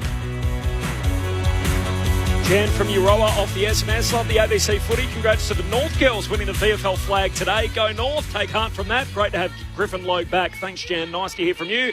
Lids or Murph, can you please give me some reasonable explanation why, if you kick a goal, confidence is up? You get dragged from Andy And Stan in Victoria says, hope the Roos do the job, go through to the end and win. Thanks, Stan. Appreciate that. Have you got a succinct reply for Andy? Yeah, it's all to do with rotations. It's all pre-planned, so it's not. It just happened that you kicked that goal. I don't think that's you're not taking off a form player. That's right. Unless probably back in the day, Lids, when you used to pro kick one and then run off to the crowd and give a little bit of a wave here and there. Just really soak it up. It's the only natural break as well. So when the ball's stuck on the outer side, it's hard to get players off. So it's the only chance where you can really, like ice hockey. Yeah. Well, players will usually have a period between, say, it's to the 6 to 8 minute mark where you try and get off in between that, or say it's a 14 and 17 minute mark, depending on those rotations. If you're anywhere around those numbers, you just get off around that. So otherwise, you're right, Clinchy. If you get caught over the far side of the ground, you can just... the rotation can spin out of control. Carlton by 6 points earlier today. Brisbane by 2 over Sydney, so they go to second spot for now. And then, obviously, the Blues can win that spot back if they are victorious. The game that's going on at the moment in Perth, it is three-quarter time, and it's Fremantle by 36 points, so a 6-goal advantage over the D's. Ahead of the analysis from Murph and Leeds, Ben Cameron on the boundary. Ben. Sam Durden has re-emerged, has strapping on his right calf, so that appears to be the issue. That wasn't there before. Tom De Koning still yet to re-emerge from the room, so this is getting quite concerning for Carlton. Thanks, Ben. So, haven't seen De Koning, but Durden back. Just looking at Andrew Russell, who's run out to David Cunningham and Matty Bode. They're going through a bit of a warm-up at the moment. I would assume that he'll be doing a few extra strides and getting ready to go on. So I'd be surprised if Tom De Koning would come out now and play, just by the fact that David Cunningham's doing a few more stretching and a bit more kicking, which is not great news for Carlton. So that... What do they do, Murph, in terms of... Well, you can't play Harry Mackay all day in the ruck, can you? Or do you just go as hard as you can with Harry Mackay and then try and gap fill with Matty Kennedy and Paddy Cripps at times? Well, I'd gap fill with predominantly Matty Kennedy through there to come and play that ruck. I think we saw in the last 3 or 4 minutes when Harry Mackay's playing through the middle of the ground, it all leaves it for Charlie Curnow to be that sole player up forward ahead of the footy. And they need 2 key targets up there. They look a bit lost without those 2 key targets running around down there. So, yeah, we've got Tom De Koning, who's now come out and speaking to the club doctor. So whether or not he's going to give it a crack or not, it must be an ankle and they've strapped it up or tried to jab it and get it going again. But it's a big risk, isn't it, considering how important he is, I think, for the Blues going forward. But, geez, you wouldn't want to drop this game either, I suppose, given how tight the top 8 is, top 4 is. That's right. No games are given these days, are they? No doubt. They'll fall out of the top 2 if they drop this one. Ben Cameron on the boundary. Ben. Yeah, there's a little conference going on at the moment. Andrew Russell, Tom De Koning, a few of the other physios, Aaron Greaves, Michael Voss not a part of it. They're having a conversation as to whether, I assume, he goes back out there. So did some side-to-sides, a few grapevines, jumping up and down on the spot as well. I think he's keen to continue, but maybe they're just working out whether they're willing to risk it at the moment. Thanks, Ben. 6-point lead for the Blues, and concern for Tom De Koning downstairs. At least he's back, still suited up in his uniform, and he wants to go back on the ground, and we'll keep you updated. It's the Roos, though. We get the first centre break of this second term. It's a big sweeping hand pass forward from Simpkin. Fires up, throws his weight around, forces the ball out. Curtis got it away to Zerha. Hand pass to Wardlaw, to Davies Uniacke. Centre half forward, kicks inside 50. Clipped on the way through, and the Blues win it back. Carroll, hand pass to Ollie Hollins. Kicks to the back flank and finds Owies, who marks it right half back. Carlton by 6 points. Start of quarter number 2, Sunday footy on ABC Sport. Oh, what a terrible turnover. Kicks it straight to Cam Zerha. I'm watching Tom De Koning. He's chatting with 5 medical staff. Imagine if we put a microphone in there, American sports style, to work out what's going on. Zerha trying to make the Blues pay with a costly turnover. Into the pocket, kicks towards Teakle. It clears his fingertips. It goes out of play in the left forward pocket. Ben Cameron on the boundary. He's hobbling back down the race, back to the rooms again. So you're exactly right, Clinchy. I mean, there were a handful of medical staff all chatting with TDK. He's back down to the rooms. And I think Michael Voss wrestles as to whether he plays Mark Pitnet or not. Goes with the one ruck. All of a sudden he potentially is down 2 players early in this match. From the throw-in, Hewitt for the Blues. Hand pass to Chera. Links it back. Here's Durden. He's back on the field. Chips it out to Cottrell, who at full stretch marks it left half back in front of Stevens. Mr. Chunk of footy himself, either side of the bye, Matt Cottrell, but a couple of games back in now. The redhead in number 46 goes long in front of the benches, trying to find Curnow. It's whacked away by Logan out of play, so boundary throwing. Kick 1 in that opening term, Charlie Curnow. Gives him his 50th for the year. 3 straight years he's done that. All, of course, Coleman medal winning years for him, so 1 clear goes past Jesse Hogan. to outright first in the Coleman medal tally. The boundary throw-in comes to Cripps, the Carlton skipper. Hand pass away to Hewitt, hooks a kick down to half forward. Unkind bounce for Archer, but North with numbers in support. Stevens by hand to Archer, hand pass to Davies-Uniacke, threads it all the way back to Stevens, and he's going to have a contest kick up to the wing. Up towards Zerha and Sherry. In the end of Terry Mackay, who brings it down to the front. Chera to Hewitt through traffic. Elijah Hollins gets it back to Hewitt. Inside 50, Kerno on the lead. Yeah. You heard from Lids there. What a kick, and that's what Elijah Hollins can bring to the Blues. George Hewitt. Oh, no, not that kick. Kerno, having had the yips last week, is not wasting any time. He's offline. Owies is underneath it. Spoils it down, but it's Scott for the Roos. A clearing kick up towards half-back. Charlie Comben comes out to meet it. He's corralled by Durden, turns it straight over to Ollie Hollins of the Blues. Hand pass to Kennedy. Looks inside 50. Mark is claimed by McDonough. There was a block put on Owies. The umpire says all clear. Long kick. From the left-back pocket of McDonald, goes all the way to fullback for Stevens. All short kick to McKercher, just got to him in time. And Akers overcommitted, so he's able to dart off, goes short to Davies-Uniacke. She looks low on confidence, Kerno, with his goal kicking. I must admit, I did that game last week. It wasn't a bad 3-7, like he had a lot of shots from long range, but it wasn't like he was missing howlers, or didn't seem like he had the yips at least, as the Roos able to lace it through the middle of the ground. Superb link-up work. McKercher got it to Zerha. Long kick to Comben, who's run all the way up front. Marks in the left forward pocket. Gee, they did that well, North. The daring kick back inboard, and they found a way through the maze. Yeah, got completely opened up, didn't they, Lids? It was that ball inside, which then just opened up the entire ground, and North Melbourne held their decision of Aiden Core, wasn't it? Yeah, it was. Flick that ball on. It's just so important to have your good ball users get involved in the play and make the right decisions, because that just opens up the game. The forward come defender, Charlie Comben, still remembers how to do it. Hooks it across the body and kicks his first of the year. And North Melbourne level the game at 4-1-25 apiece. 4 minutes into quarter number 2. Sunday footy on ABC Sport. Ben Cameron downstairs. It looks like Tom De Koning is going to come back into this game. He's standing on the interchange waiting to head back in. So re-emerged, had another long conversation with the physio. He's now testing out his lower left leg, just jumping up and down on it, but about to re-enter. Yeah, that was the kick inside, Curtis, to Aiden Core. It looked a little bit risky, but then he played on forward of the mark. It was just a great play on. They allowed the game to really open up. They were caught right on the hop there, the Blues. Comben as well as someone else down there in the forward 50 that they could have raffled it. Scores level here at Docklands. Freo by 36 points. Fourth quarter action from Perth.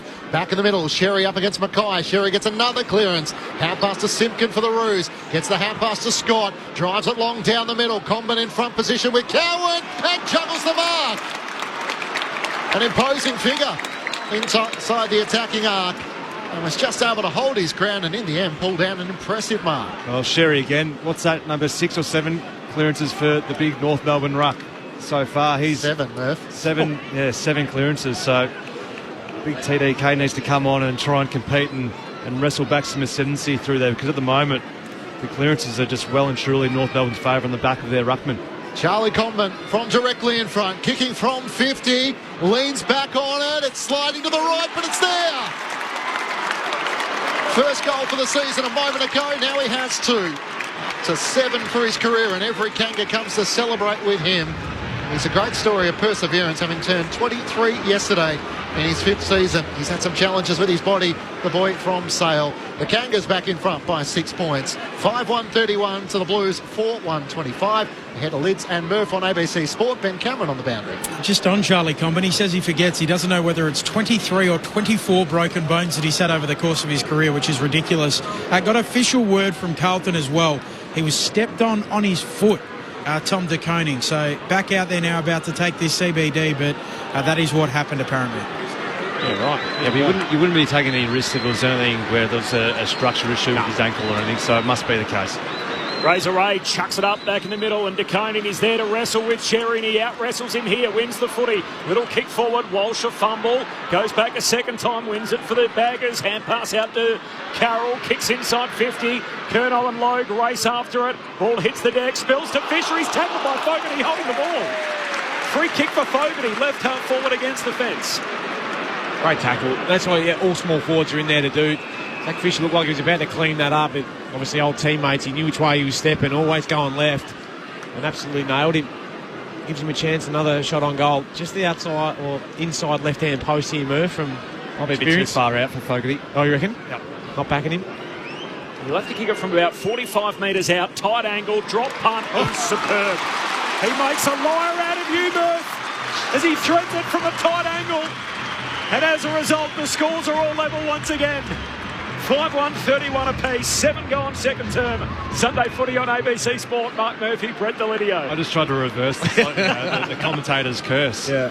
That's what you were going for. It was a bit of a laugh back in the day when I used to play down there with folks, and he couldn't kick quite over 40, but he somehow kicked 45 there on a pretty tight angle. It was an unbelievable kick, but I think he'd be pretty happy too, getting one over his former teammate Zach Fisher. As you said, it's turned to his left, but I always knew he was going to go there. But that's something that Fox brings to this team, is that forward pressure. Yeah. He's their best tackler ahead of the football, and his teammates love playing with him because he's just a smart footballer, knows exactly what to do, always really selfless, and a great tackler and great finisher there on that occasion. In the top 20 in the AFL for goal assists, up to 7 for the season. Lockie Fogarty. Mark Murphy with you on ABC Sport. De Koning back in the middle, gets a clearance, hacks it inside 50, it bounces awkwardly in front of Owies, racing back McKercher for the Roos. Pass away to Fisher, links up with Griffin Lowe, across half back for the Kangas. Larkey on a long lead, chest out as he takes the mark centre wing, leading away from Wiedering. He pokes it up towards Comben and Cherry, they almost collide in the end. Comben lost his footing as Durden got underneath him. He'll take the free kick at right half forward. The Roos defender come forward, has 2 goals in this quarter. Back where he started, Charlie Comben goes short to Stevens. So obviously Logue coming back into the team and able to make his way up front. What do you think of him as a forward? Oh, I think that's where he was drafted. He attacks the footy. If he can mark it like he does down back, he'd be great. Stevens kicks to Sherry in the hot spot off a few hands. Now live footy, goal square for the Roos. Cottrell tries to run away from Scott, does so. Hand pass to Sard. Long left footer out to half back. Leaping up forward is Ollie Hollands. There's a free here for a hold. It's going against Fogarty this time to Fisher. So more intervention in their matchup. Scores are level, by the way. 5-1, 31 apiece. 9 gone second turn. The Dockers in control out west. A 35-point lead over the Demons. Start of the last. Kick to the hot spot here. No mark for the Blues. Comes down towards Scott for North Melbourne. Hand pass picked off. Chincotter's there. Forward pocket. Handball to Carroll. Hand pass away towards Elijah Hollands. He's caught holding the ball and a free kick for the Roos. And Scott will get it in the left forward pocket up against the fence for North Melbourne. Yep, just looked at the hips. Scott just didn't buy that candy that Hollands was selling. And just a good tackle there and trying to make contact with his boot and missed it. One of their forefather sons. Oh, that's a superb finish. Bailey Scott across the body and just hooks it through with precision. Superb ending, and North Melbourne jump back on top. 6-1-37. They lead Carlton, who are 5-1-31. Roos by 6 points. 10 played second term. The margin has not drifted beyond 7 points either way. To give you an idea on the game that we've had thus far, Mark Murphy, Brett Delidio, ABC Sport. Yeah, I think the pleasing thing, Corby, is their ability to set up and their intent, their want to tackle and put pressure on Carlton. They're not getting it their own way at all, Carlton. And maybe they come into this game thinking, you know what, maybe it might be a softer kill. We just get our game up and go and we'll get back in form. Tell you what, they are going gung-ho at them. Yeah, 100%. And it's off the back of their big ruckman we spoke about it quite a bit in the middle of the ground. Their forwards are putting the pressure on. They're closing down their space. You have to be excited if you're a Roos supporter here today. Brett Delidio with you on ABC Sports. Sunday afternoon footy. De Koning up against Sherry. TDK lost his footing but did win down the tap. Simpkin races after it for North. Gets the hand pass away to Scott. Kicks up towards Wardlaw. Had his head taken off. He takes the advantage after Sherry's high contact. Good option. Finds Hansen. Running back with the flight in the right forward pocket. And in his third AFL game, a chance to kick his first goal. Well, we all know George Wardlaw's, he's tough, isn't he? But doesn't care. Doesn't care, gets wrapped around the head, just plays on, knows that body contact is about to happen again, but just has the ability just to put it out into space of a teammate. So just that deft little touch inside 50. He could have just been excused for banging it long, but just the ability just to take an extra half a second, spot up a teammate. Robert Hansen, the 2023 mid-season signing from Subiaco for his first goal in the big time. Sends it straight through the middle. And the Kangas with 2 on the bounce as they come to celebrate with him. They are showing they're up for this Sunday afternoon clash, having really Not a pummeling in recent seasons. They used to play the Good Friday clash, these two sides, and the Kangas are keen to try and right some of the wrongs. North Melbourne by 12 points, 7-1-43 to the Blues, 5-1-31. 12 minutes gone, second quarter on ABC Sport. Yeah, you're right, Murph. I think that's what endears George Wardlaw to all the supporters and even the non-North Melbourne supporters. The way he goes about his football, non-fast, black boots. Not sure about the hairdo, but he runs with it and loves shorts. it. Yeah, he just a kid who just gets out there and gets after footy, which is the fundamentals of footy, isn't it? And I think he's better with less time and more body contact in terms of hitting those kicks. Give him more time and space. Too much about it. Doesn't have to think, just put it out in space, do your work. 4-1 in the quarter, and all of a sudden the biggest lead of the afternoon, North by 12 points. Back in the middle, knocked forward by Cripps for the Blues, collected by Stevens. He's tackled and a ball up. So North by 12. 13 minutes gone, quarter number 2. Corbin Middlemass and Matt Clinch, Mark Murphy, Brett Delidio, Ben Cameron on the boundary. Sunday, twilight footy. To bring the curtain down on round 19. DeConing down to Cripps, just trickles a kick away. Hewitt cleans it up, kicks long to the forward pocket. Punched away by Archer, light footy, top of the goal square. Here's Cottrell, collects for the Blues, got boot the ball, but it's off target. Sprays away, couple of bounces out of play, right forward pocket for the Blues. And a boundary throwing the story of the game so far. Tom DeConing, according to the Blues, had his foot trodden on. As a result, he missed a period of footy either side of quarter time. He's back out there now. Running repairs for Durden as well. Big key back, playing his first game since 2012, just his second match since joining Carlton, period. And Carlton are playing catch-up in the fixture. It's a 12-point lead for North, and the boundary throw in DeConing wins it down to Walsh. He's tackled, ball up, forward pocket for the Blues. Roos by 12 points, 13 and a half gone, second turn. Laser Ray gets a bit of clearance to throw it in the air. Sherry and Cripps, it spills down the way of Archer, kicks towards the boundary line. How the umpire view this? Insufficient intent. The free kick will go the way of the Blues at right half forward. Lockie Cowan gathers. 65 metres out from home, drives Carlton inside 50, Curno's in the back, Cripps as well, it clears to the back, Scott's onto it, he clears it up towards half back and Larky's there. Having worked down from full forward, he takes the mark at centre half back. North Melbourne by 12 points, 14 minutes gone, second quarter. They've done all the attacking so far in this second quarter. And Stevens works it around the outer side and forward takes the mark. 22-year-old Eddie Ford. Defensive side of the wing, City side. Goes with a long kick down to half forward. Comben crashes the pack. Ball spills out the back. Ump says keep rolling. Collected by Wardlaw. Short kick to Scott. Can't reel it in. Larky a chance in front of the behind line net. Front on by Fogarty. They scrap for the footy. A metre out from North's goal. The Blues trying to rush it through for a minor. In the end, the umpire says I'll have it. And the ball up right on the behind line. There's my case in point with George Wardlaw. There's no contact, so he misses his kick, Murph. Threatening spot here for the Blues defence. Larky palms it down. Scott had it, lost it, then becomes tackler. Sheasel keeps it alive. Hand pass back inboard to Koning. Jams it on the boot. Sprawling effort unsuccessful from Tucker. Now it's centre half forward for the Roos. Cripps on the bottom of that pack up says I'll have it again. 45 metres out from the North Melbourne goal at the Coventry end. 15 gone Q2. North Melbourne by 12 points. Had an extra 15 disposals, the Kangas, so far in this second quarter. 4-1. It's from the stoppage. They fight for it. North are outnumbered. The umpire will ball it up as Akers lays the tackle on Harry Sheasel. Paddy Cripps was there as well. Sam Walsh. Pretty direct football, though, Clinch, isn't it? They're not sharing it around a lot. Just get it and get it forward. Sherry up against DeConing. Sherry tries to take another ruck. It spills down the way of Hewitt, who was surely taken high. The umpire spots that, and the Blues won't take the advantage. So what's impressed you the most about the Kangas? Oh, their setups behind the ball. They're holding their structure. And I think Griffin Logue's been a great inclusion for him today. He helps set them up, and they're not getting sucked in all into the footy. They actually look more organised than Carlton at the moment. Yeah, they do. 100% behind the ball, especially. They're going at 80% kicking efficiency in this second quarter, North Melbourne. It feels like the plan is just get it and move it as quickly as you possibly can long. Sheasel in the middle of the ground, gathers for North. Retreats all the way back to Luke McDonald on the wing. He'll chip it further back to Archer. So they've worked their way from the wing all the way to centre half back as they try and structure the game the way they want. Chips it to McKercher, who sends it out to Wardlaw at half forward. He takes the mark. High, shorts up, the white shorts and the black boots. He looks like a generational player for the Kangas, they're hoping. As it's centre wing on the broadcast side. Comben is deep, as is Ford. And Sherry as well. Big fly from Coleman. Can't take the mark. The umpire's paid a free kick. It's coming back. And it's Carlton's way.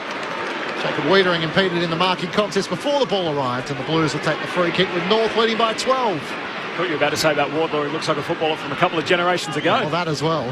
Wouldn't look out of place with a dart and a stubby after the game, would he? Free kick for Wiedering goes long up towards the wing. Ball hits the deck. Chera for Carlton. Hand pass to Elijah Hollands to Cripps. Feeds it forward to Cottrell. Handball out in front of Walsh. Bowled over. Kennedy sockers it forward. Sherry slides in, competes for it. Somehow McDonald stands up with the footy for the Roos. Handball to Sheasel.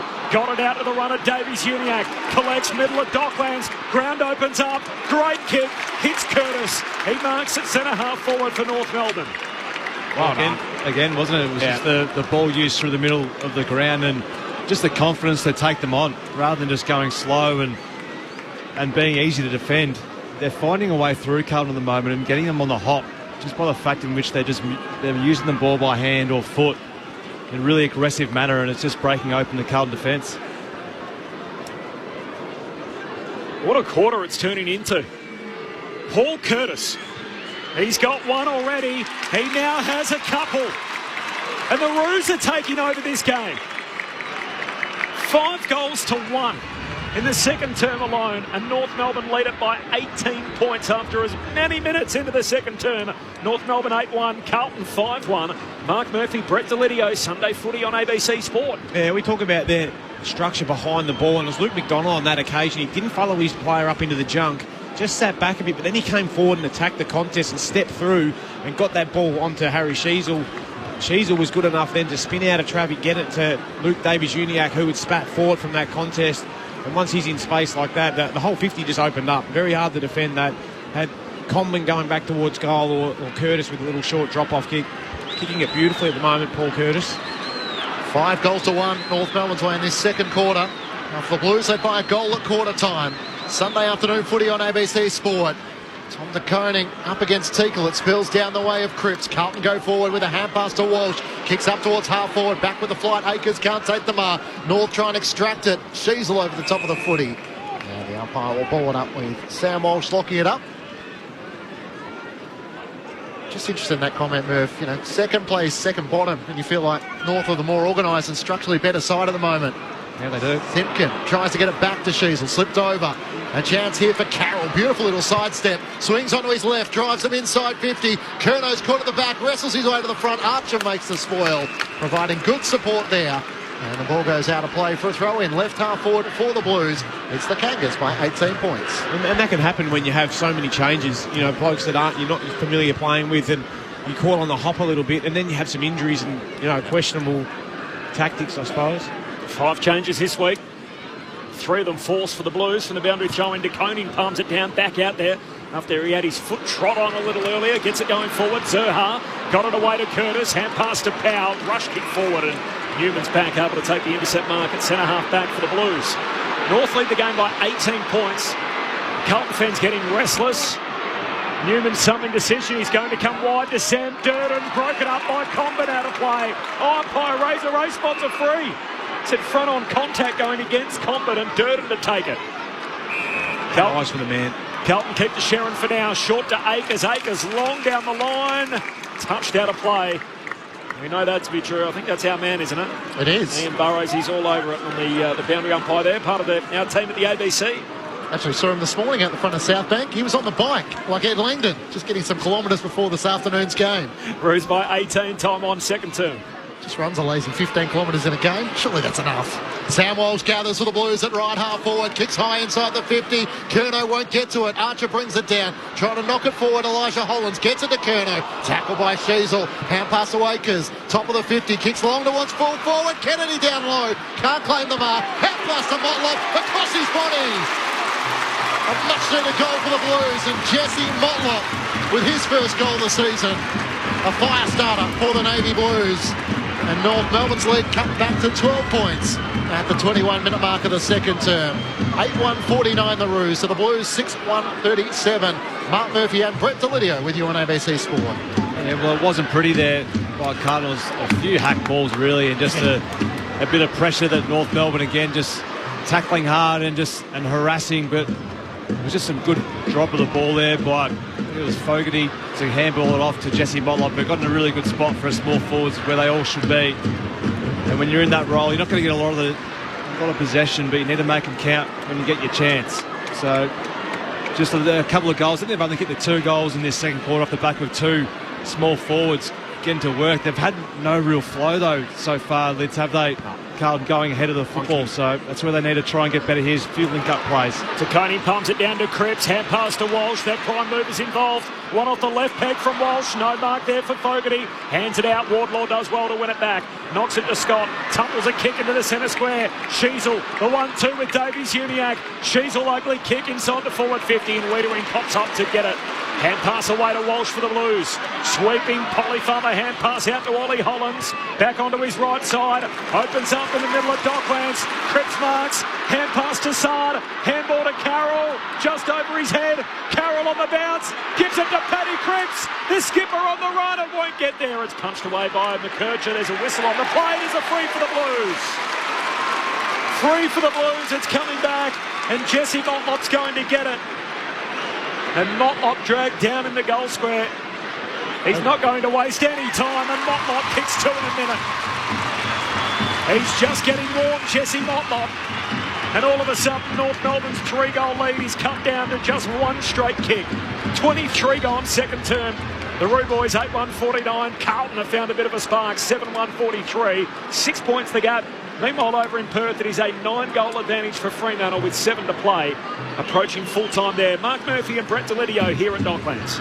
They'll be kicking themselves when they, North Melbourne, they had LDU ahead of the football, who just sort of just got drifted forward from the centre clearance and gave the ball off to Sheasel, and he tried the left foot, just absolutely just munged it forward, and then it was the beautiful kick by Hollins, who found Paddy Cripps to the middle of the ground, and then that way they just moved the ball forward. But North Melbourne then should have been going and having a shot on goal, shouldn't they, at one end? So the Blues close the margin to 6 points before half-time. Luke Davies-Uniacke gets the clearance to North Melbourne. High up and under kick, have a fly at that. Comben has worked underneath it by Durden, spills out. Sheasel races after him. Newman trying to corral him, good block. Clears a path for Sard. Out of defence for the Navy Blues. Kicks up towards half-back. Fogarty just ragdolled in the end by Luke McDonald, who takes the mark at right half forward. Chance to go inside 50 once more as he veers out to the left. Puts it in the direction of Larkey. Tinkle's there as well. Wiedering in the pack, spoils it down. Sard once more, kicks out of defence, but out of bounds on the full. It'll be coming back as Luke McDonald will take the free kick at right half forward. The Kangas by 6 points. A cracker earlier today too with Brisbane, 2-point winners over Sydney, so they sit second on the table at the moment. Carlton can win that spot back with victory this afternoon. McDonald deep into the forward pocket.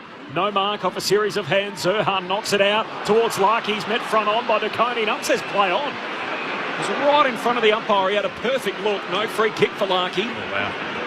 He has to bend it. He's allowed to bend down and pick up the footy, isn't he? Yeah, he's clocked him across the head there, Corbin. So that's certainly high. But I think he might have just been in the wrong spot, the umpire. He didn't see it. If he did, he's got no idea what he's doing. The other showing forward pocket for the Roos. Sherry wins it down to Sheasel. Went racing away. He's caught by Cripps. That should have been a whistle the other way. Cripps tackles him to ground. The ump says, I'll have it. And the ball up again, this time at half forward for North Melbourne. The Roos lead the game by 6 points. 25 gone, second quarter. Thrown up, Sherry fends off. Taccone wins down the tap, gets the clearance, high kick inside 50. Durden makes the spoil, spills out in front of forward. It's knocked by Hanson, races after it, just shoved out of it by Motlop. The small forward spins out of the tackle at Teakle. Did well, hand pass to Carroll, takes a bounce, it doesn't come back through him. Davies-Uniacke puts the pressure on, sliding in Hewitt, trying to clean it up for the Blues. It's become a scrap now as Powell lays the tackle with Fisher. Umpire for a moment lets them play. And the ball up on the outer wing. North Melbourne by 6 points. As you mentioned, Corby, Brisbane with their win, they jump to second. Freo so far at the moment, they're up to third. Carlton with victory today would jump above all of them back to second. With Sydney losing potentially just 2 games behind the ladder leaders. So much to play with round 19 of the season on the line. Yet if it goes the other way, they'll be fourth. All of a sudden, even not just a place in the top 4, but as you know how tight the season is, all of a sudden then the question turns to how vulnerable you are even for a spot in the 8. So much to play for the Blues. There's a free kick here as Carroll has the tackler into his back and he's getting rewarded. Looks into the Corridor for the Blues, over the head of Kennedy. The work out all right. Ollie Hollins runs onto it. Turns, kicks long. One out the cage. Curnow can't quite complete the mark against Logue. Follows up, tackled by Logue. Ball comes out.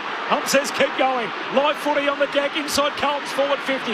Kennedy trying to drag it in. Tackled by McKercher. Umpire says I'll have it. And the ball up, 20 out from the Carlton goal. Curnow did everything but hang on to that. He had multiple plays at it. North by 6 points, 27 travelled, second term. Sherry up against Cribs. Kennedy on the move. Can't get a clean disposal away. Tackle dispossessed. To Koning. Half past away because around the body. Misses to the right-hand side. The Carlton fans have bounced out of their chair. North Melbourne by 5 points, 27 minutes gone. Second quarter on ABC Sport. Game's come alive. North by 5 points. 27 and a half gone in this second term. Ford marks the kick out and then goes long with the wing, leaping up Teakle. No mark. Ball hits the deck. Here's Newman for the Blues. Fights through a tackle. Hand pass picked off. Hansen for North. Spun around in the tackle from Akers. Hunt says I'll have it. The ball up. It's gone up the gear lids. It has. Yeah. Every possession they're under the pump at the moment, aren't they, the boys? Meanwhile, a 67-point lead for Fremantle with less than 5 to go over in Perth, so they'll be big winners there against Melbourne. All the action's happening here under the roof at Docklands. Free kick for Sherry from the boundary throwing, a ruck infringement. Big Tristan Sherry, you touched on him earlier, Murph. It's clearance check. Clearances by the early stages of that. This second quarter, we'll get you a progress number. He's up to 9. Wow. He's had 10 disposals, 9 clearances. 8 contested the day so far for Sherry as North work it down to half forward. Combat and Teakle both in the pack, no mark. Spills down towards Wardlaw, 60 out, kicks inside 50, carries the head of his intended target. Fogarty's there at the back to mop it up for the Blues. Trying to bring it out of defence. He kicks in hope, but it'll be Archer to pick it off. Spills the mark, follows up. He gathers, hand pass to Scott, to Zerha, squeezes a kick inside 50, Comban sets himself, Durden makes the spoil, it gets to the back, Chera with a clearing kick for the Blues, up towards Motlop, Archer uses his body well. The son of the great Shimbona takes the mark at right half forward for the Kangaroos, North leading by 5 points. Jackson Arksja sends North Melbourne inside 50 once more. Larkey and Comban are there. Taccone makes the spoil. Sheasel hard against the boundary. Hand pass picked off by Wienering. Clearing kick for the Blues. Up towards Kennedy. In front, McDonald's taken high. No, a free kick before that. A hold. I think McDonald's now realising it's not his kick, it's Matt Kennedy's. Oh, wow. Oh, Kennedy, shocker. Went short. Almost broken up by Archer. Still somehow got to Hewitt off hands. Hand pass to Walsh. Back the other way go the Blues. Walsh kicks down to half forward. Curnow chasing, trying to get separation from Logue and Core unsuccessful. Logue collects the footy for North. Hand pass away to McKercher. The lefty across the half-back line finds Hansen. He takes the mark almost at fullback for North Melbourne. Hand pass back to McKercher. North by 5 points. Goes short to Ford. Still got it at half-back. 90 seconds to go before half-time. North by 5 points. What has been an enthralling first half of footy. A Hansen kick along the boundary line finds Zerha and everyone just takes a breath. North 8-1, lead Carlton 7-2. Half-hour mark, quarter number 2. Sunday footy on ABC Sport. Zerha kicks up towards Teakle, who takes the mark over the top for Tom Taccone. Just doesn't quite look right as he walks away from that marking contest. Teakle kicks up towards Wardlaw at left half forward. Is there time for one more for the Kangaroos? He can poke it over the top to Davies-Uniacke. Is that 15? Carlton fans didn't think so. Umpire says it is. Luke Davies-Uniacke, 65 metres out from home, puts it in the direction of Scott and Archer in from the side. Archer can't hang on. Chance for the Blues to clear. It's Wienering. He's going to go a barrel. Kicks out to space. Griffin Logue sliding out. Takes the mark. Centre wing on the broadcast side. They've got time if they can reload here. So Logue goes short to McDonald between wing and half forward. Short kick to Scott. Crowded forward 50. North go inside the attacking arc again. Larkey and Comban. In from the side. Takes the grab. Right forward pocket for North. And he'll have the last kick of the opening half. One in which North Melbourne will go in at the long break in front. Well, you asked me, Corb, whether I like him. I'll tell you what, if he can keep doing this, he's got 2 in this quarter already, lining up for his 3rd. That's just that ability to get separation and then launch at the footy. He was doing it at the other end, but now to be doing it up in the front end, this will be huge for him if he can knock this one through. What a quarter. They kicked 5 of the first 6 goals in the term. Comben, drop punt. He's good. He's got 3 in the quarter. And North Melbourne have shaded the Blues in the first half. The Kangaroos by 11 points. And Carlton are up for one almighty fight in the last game of round 19. They have their work cut out for them big time. North 9-1-55. Carlton a 7-2-44. Charlie Comben turned 23 yesterday. What a birthday weekend it's turning out to be. 3 goals playing up front in the second quarter alone. He is the leading goal kicker in the match. 2 for Paul Curtis. And then singles for Sheasel, Scott, Larkey and Hanson Jr. Meanwhile for Carlton, 2 goals for Motlop and for Fogarty. And then singles for Ollie Hollands, Kerno and Owies. North Melbourne by 11 points. The team second last on the table, beating the team that's been second on the ladder for the last few weeks by 11 at the half. 9-1-55, Carlton a 7-2-44. Taccone hurt either side of quarter time, just late in the first quarter. He missed a chunk of footy either side of the break after his foot was trod on. He has returned and has continued to play out the game though.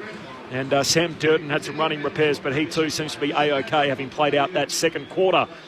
Oh, what a half of footy. North by 11 points at the break. The thoughts of Brett Deledio and Mark Murphy. Sunday footy on ABC Sport. Well, impressive first half by North Melbourne Footy Club. I thought they were terrific in that first half of football. That second quarter was just electric, and if it wasn't for a couple of small forwards on Carlton's end just finding a way to kick goals, they just didn't really have many avenues going forward. They just looked a bit sloppy. They just didn't quite structure up quite well enough. There was quite a few defensive exits here by Carlton that just you'd expect a Harry Mackay to be at or a Charlie Kerno, and they continually had small forwards there. So whether that's a work rate thing or just not thinking, I'm just not sure whether or not they've turned up here with a real mindset of just getting back to that real physical, contested style of game that we're so used to seeing from Carlton. The last couple of weeks, they're just getting scored against quite heavily too, and they're already sitting here at half-time with a side who's sitting second bottom, having scored 55 points and had 35 inside 50s to Carlton's 25. So we know they had a few issues there, Carlton, with Tom DeConning being injured and being out of the game for a little bit, but I just think their work around the ground and their work around the contest have just been shown up by their younger counterparts in North Melbourne today. Yeah, it doesn't do much for your argument to say we're trying to get better at the defensive side of the game, does it, when you've got North, what they've gone in at 35 times for 10 scoring shots. And I think some of the marks inside 50 would be a real concern as well. Yep, 8. Yeah, whereas that's just not having enough pressure on the ball in the centre of the ground.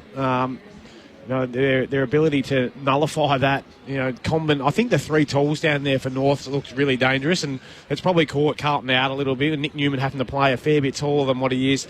Chincotta down there as well, having to play that lockdown role, to try and nullify, Cam Zerha to a certain extent. But it has been just the ability and the hunt of North and their want to stay in this fight, put the pressure on Carlton, not allow them to get their game up and going. And as we've always known, well, not always known, but it'd fall back to Paddy Cripps. Can you put us all on your back right now and lead us away? Sam Walsh, what have you got? Can you lead us out of this? Griffin Logue's doing a fantastic job on Charlie Kerno. He's with him every step of the way. I'm really enjoying the game of young Jackson Archer too. I feel like he's been aggressive with his starting points. He's that one where you say there's that ball that's coming out of the defensive 50. He's turned them over a couple of times in that his setups, just been really proactive. Luke McDonald the same.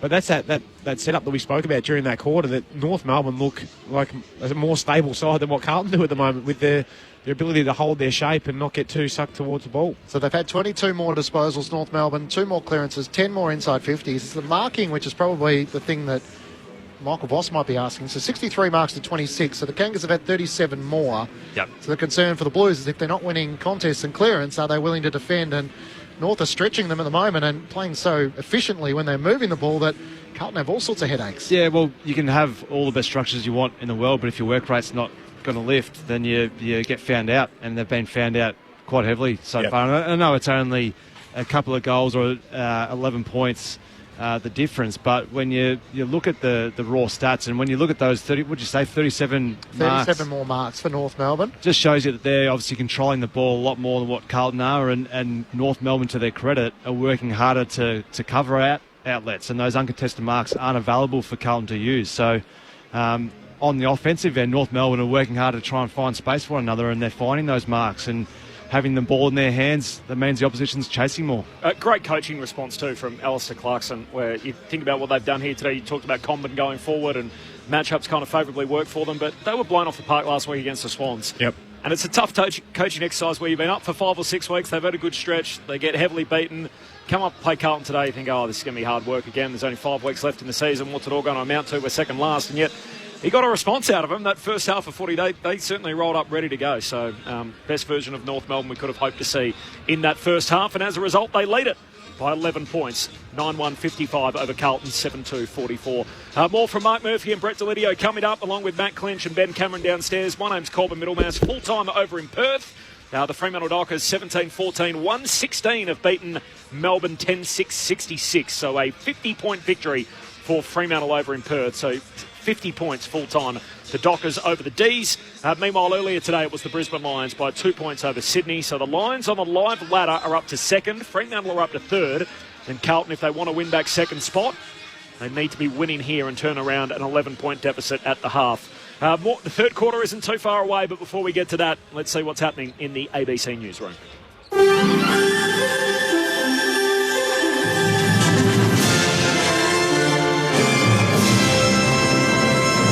ABC News, good afternoon. I'm Sally Ann Young. A 40-year-old man and his young daughter have been killed after a pram rolled into the path of a Sydney train. 2-year-old twin girls were in the pram when it rolled onto the tracks at Carlton in Sydney South. The father jumped onto the tracks to save them, but was run over along with one of his daughters. The other was rescued from the tracks and escaped injury. Police Superintendent Paul Dunstan says the mother, father and children had just taken the lift to the platform. As they've got out of the lift, they've taken their hands off the pram for a very, very short period of time. And whether it's a gust of wind or we're not quite sure, but it appears that the tram has instantly started to roll in the direction of the train lines. Donald Trump has mocked Joe Biden and the Democrats in his first campaign rally since his near assassination. Here's North America correspondent Carrington Clark. Despite the gunshots that killed a spectator and almost killed Donald Trump last week, an estimated 15,000 people packed into an arena in Grand Rapids, Michigan to hear the former president speak. Donald Trump used the opportunity to mock the Democratic Party and the pressure to oust Joe Biden from their ticket. They have a couple of problems. Number one, they have no idea who their candidate is. Donald Trump also recounted in lurid detail the assassination attempt that almost took his life. Carrington Clark, ABC News, Grand Rapids, Michigan. US President Joe Biden says he's ready to return to the campaign trail in the coming week. The 81-year-old has been isolating at home while recovering from COVID-19. It comes as senior Democrats urge him not to seek re-election due to concerns about his health. The Chamber of Commerce and Industry says the CrowdStrike IT outage will have significant costs for Australian businesses. Computer systems are still coming back online following the global outage caused by cyber security firm CrowdStrike when it sent out a corrupted software update. Chamber CEO Andrew McCullough says it's still too early to put a dollar figure on losses, but the outage has cost a lot of Australian businesses time, money and sales. Its timing couldn't have been worse on a Friday, and in particular impacting on a Friday afternoon. It's meant for many businesses, they're going to have to wait until early next week to put in place the fixes that they need to do. The Victorian Premier says she and other government ministers would be available to answer questions in an independent review into the state's construction sector if required. Jacinta Allen has ordered the probe, which will be led by former Department of Justice Secretary Greg Wilson, following allegations of serious misconduct within the CFMEU's construction division. The review will look at ways to strengthen the powers of state bodies and laws when responding to allegations of criminal or unlawful conduct, and consider ways to protect whistleblowers and complainants. Premier Allen says she wants to move quickly to stamp out the rotten culture in parts of the sector. If in the course of Mr Wilson's work he needs to talk to myself, the Treasurer, the Minister for Industrial Relations and other ministers, of course he will have the ability to do that, and we will of course participate in those discussions openly, transparently and with full cooperation. Fans of Ernest Hemingway are gathering at Key West off the southern tip of Florida to celebrate a landmark anniversary of the celebrated American author. Larry Buttrose has all the details. Hemingway lived in Key West during the 1930s, and Hemingway Days started back in 1981 with a short story competition and a lookalike contest. This year's celebration marks the 125th anniversary of his birth in 1899. He became one of the most famous authors of the 20th century, with novels, short stories and journalism covering a huge canvas of life, from the bohemian cafes and bars of Paris in the 1920s, bullfighting and big game hunting, and love set against the backdrop of war. And thousands of workers at Disneyland's theme park in California have voted to authorise a potential strike as negotiations over pay and work conditions drag on. The strike authorisation was approved by an overwhelming margin, with nearly 99% voting in favour. Union leaders representing 14,000 Disney employees will now have the option to call a strike if they can't negotiate a new contract deal. Leaders from both sides will return to the bargaining table on Monday after talks started in April. The last Disneyland strike was in 1984, which lasted 22 days. ABC News. Hey Google, play the footy on the ABC. Did you know you can now listen to the footy on your smart speaker? Oh, that is amazing! Play ABC AFL. Time to steady and pull the trigger! Get the best call, the biggest experts in the game, every round of the AFL season. Can he bend it back? You bet he can! On your favourite station, ABC Radio. Your home for footy. Now on your smart speaker. This is ABC Sports coverage of the 2024 AFL season. Every match on the ABC Listen app. Look for the AFL button. Carroll kicks inside 50. Colonel and Logue race after it. Ball hits the deck, spills to Fisher. He's tackled by Fogarty holding the ball. Free kick for Fogarty, left hand forward against the fence. Left kick from about 45 metres out, tight angle, drop punt, superb. Simpkin races after it for North, gets the hand pass away to Scott, kicks up towards Wardlaw, had his head taken off. He takes the advantage after Shearer's high contact. Good option, finds Hansen. Running back with the flight in the right forward pocket, Robert Hansen. 2023 mid-season signing from Subiaco for his first goal in the big time. Sends it straight through the middle. Kerno tackled by Sheasel. Hand pass to Akers. Top of the 50. Kicks long towards full forward. Kennedy down low. Can't claim the mark. Head pass to Butler. Across his body. A much-needed goal for the Blues. And Jesse Butler with his first goal of the season. McDonald between wing and half forward. Short kick to Scott. Crowded forward 50. North go inside the attacking arc again. Larky and Condon. In from the side, takes the grab, right forward pocket for North. Comben, drop punt. He's good. He's got three in the corner. And North Melbourne have shaded the Blues in the first half. The 2024 AFL Premiership season. On your radio. ABC Sport Digital. And on the ABC Listen app. It was second versus second last coming into the weekend, Carlton and North Melbourne, and the Blues were a heavy favourite to try and bounce back after a couple of missteps in recent weeks. And yet it's North Melbourne on the back of a 6-3 second quarter that lead by 11 points. They got it out to as many as 18 at one stage in that term, and North Melbourne giving the Blues all they can handle in that first half. So 9-1 at 55, they lead Carlton 7-2-44. Every day there's footy played in this season. It's an eventful day, and today is no different. Given the fact that the Brisbane Lions beat the Swans, so the Swans have now dropped 3 of their last 4. Interestingly, they've dropped only 4 games all season by a combined margin leads of 10 points in all of their 4 losses. Just goes not going too bad, are they? It's an amazing form line. So they actually have the worst close game record in the league, because they haven't won any game by under a goal, and yet their 4 losses have all come by slim margin. So Callum Archie had the last 2 shots, kicked a goal to put them in front, and then kicked it behind when he had the chance to ice it. In the end, Brisbane able to navigate those last 40 seconds, and they get out of there with the victory. That's 7 in a row for Brisbane, defeating Sydney earlier today by 2 points. In the game that was just completed in Perth, Fremantle by 50 over Melbourne. So they met twice this year. The Dockers won the first by 92, the second by 50, 17-14 to 10-6. Now the Dockers are back in the top 4 while Melbourne are still outside the top 8. Sarong, 36 disposals and a goal. Andy Brayshaw, 41 disposals for the Dockers. Walters kicked 4, Jai Amos kicked 4. So Melbourne outside the 8, the Dockers in the top 4 there. And a bit to play out here. Carlton need to win to get back in the top 2 and reclaim second spot. Otherwise, they'll be 4th at the end of the weekend. I've got some MRO news. Yep. It comes flying through, and I'm reading it for the first time on air, which always goes well. I can guarantee you there's never any missteps when we do that. Fines is the key. Fines everywhere. So not a single suspension has been handed out, keeping with the theme of yesterday. So both Nate Caddy and Ben Keys dodging suspensions. And then we had the Braden Maynard one, which was probably the biggest talking point, what was ruled as a strike for his raised elbow trying to fend off Jack Ginnivan.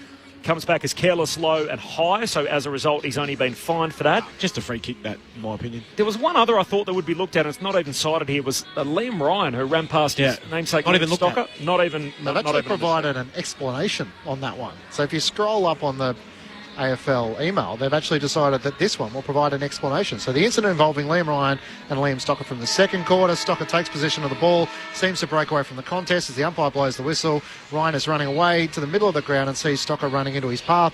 Ryan veers away from Stocker to avoid him, but Stocker stumbles, accelerates forward and downward into Ryan's path. Ryan braces for contact and a collision ensures. It's the view of the MRO that Ryan did not elect a bump and his actions were not unreasonable in the circumstances. Okay. Wow. So, I mean, that's a bit of a 180 from Laura Kane sort of fronting up on Friday night, and the question around accidents in the game. And I was about to say, she was asked the other night about, is there still room for accidents, and or is everything nowadays that results in a concussion or head trauma deemed as somebody's responsibility? It feels like they've gone out of the way this weekend to prove that yes, there can be players that are concussed, in Jordan Dawson's case, for example, and yet there's no one that's going to be held absolutely responsible. In a lot of these cases, the other player wasn't concussed, so Stocker went and did a Scat 6, but passed it, came back. What was the other one? Jai Caldwell, tackled by Keys, did a Scat 6, passed it. He was able to continue. So that if I'm Maynard, I'm fighting that one though. There's no way. That's fighting a footy a act. Yeah, mate. That's a footy act trying to get some space, and you've accidentally got a smaller player in the chin. Oh, please. We're not allowed to do that anymore. The other thing that's noteworthy out of this list is 2 fines handed the way of Zach Butters, one for rough conduct, one for careless conduct. He now goes past Toby Green as the most fined player in Tobes would be wrapped with that. What's your guess, Murph, as to how much money he's paid in fines? Zach Butters. It'd be 42k now or something. Already?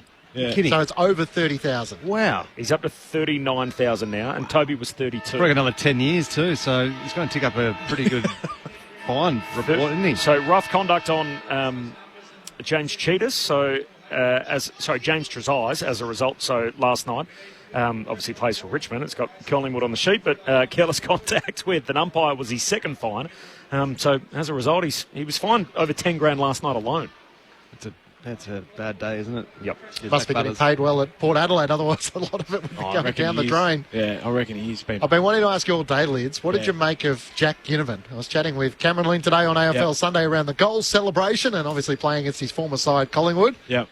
What did you make of it as someone who's in the player management world and realising that these sort of showmen is what we need in the game? Oh, I totally agree. And I enjoy when I'm on with Mick Moldhouse and can, probe him a little bit, but throw a lure out there just to see whether he'll bite on it. What are your thoughts, Mick? And he goes, "What do you reckon?" He bites straight back, which is great. But good afternoon, Mick. But I love it. I think it's great for the game. There's a reason why he's got such a cult following for a small forward pocket, come half forward, who's got a following of, in terms of social media and whatever else, he's massive. I think it's great for the game, and he backs it up. That's the thing, is you can be a mouth and he's had a day yesterday, hasn't against his former side, but he backs it up. So you can't question that. That's what I love about it. If you come out there and he had 3 and he was still doing all that sort of stuff, you'd probably say, mate, time to rein it in, but you perform, you do whatever you like.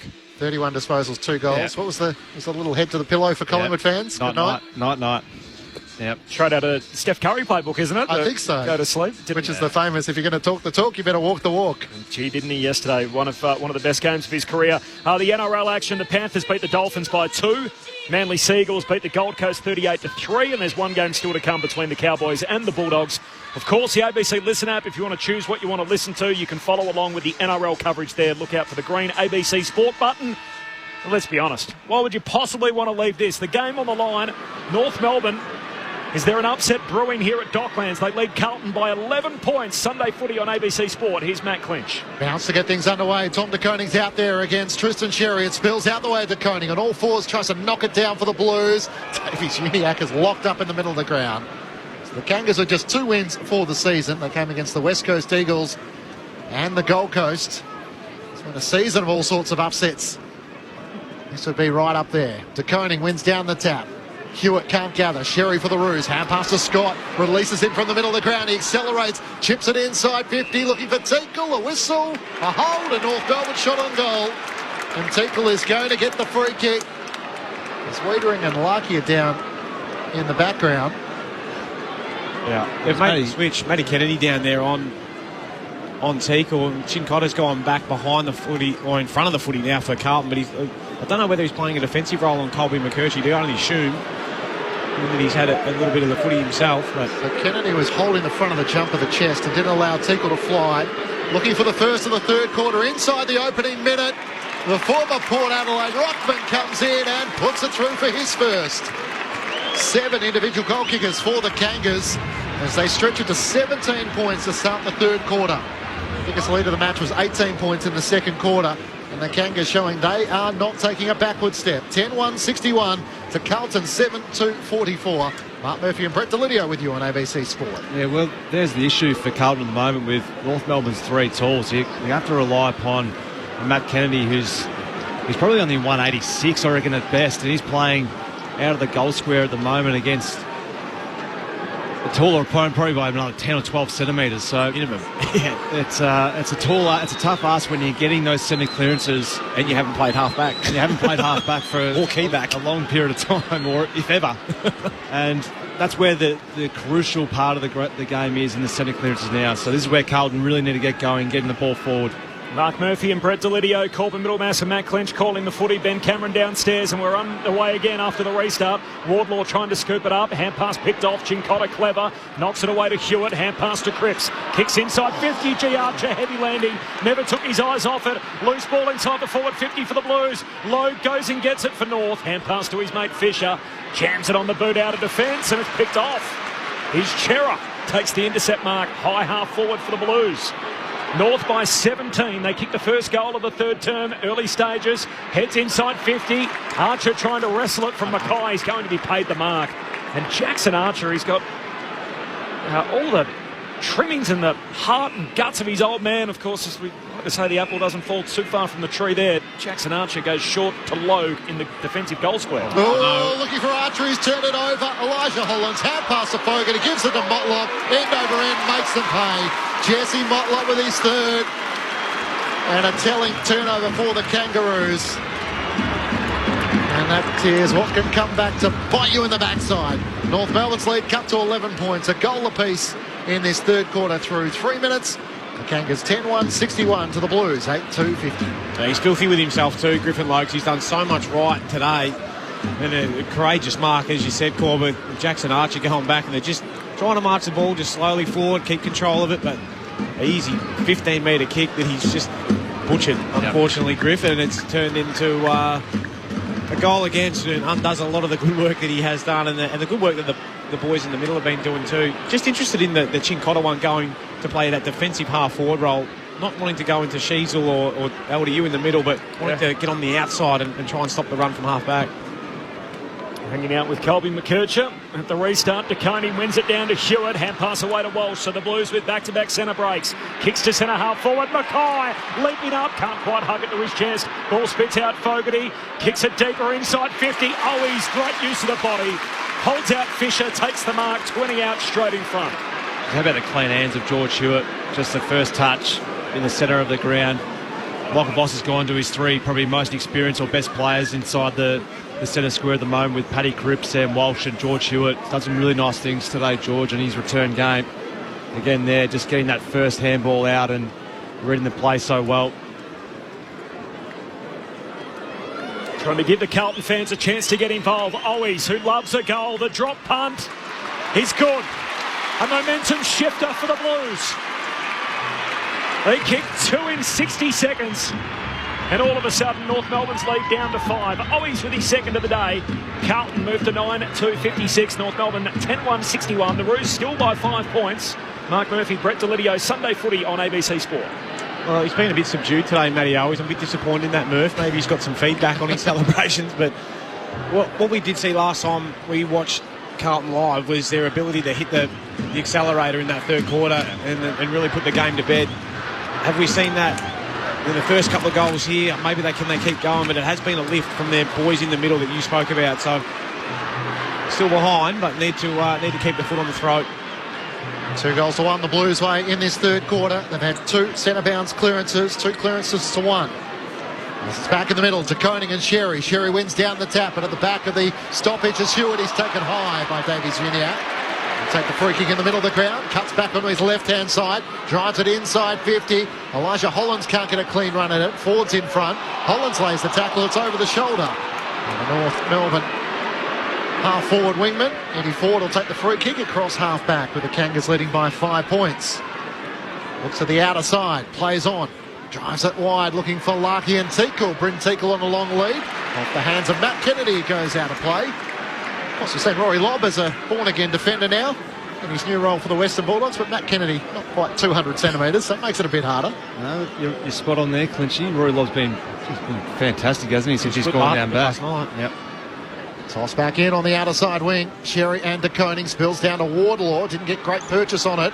Cripps flies as the ball goes straight up in the air. Can't gather. Hewitt has a go at it. Wardlaw lays the tackle. The ball is locked up on the wing with North leading by 5 points. 6 minutes gone. Third quarter on ABC Sport.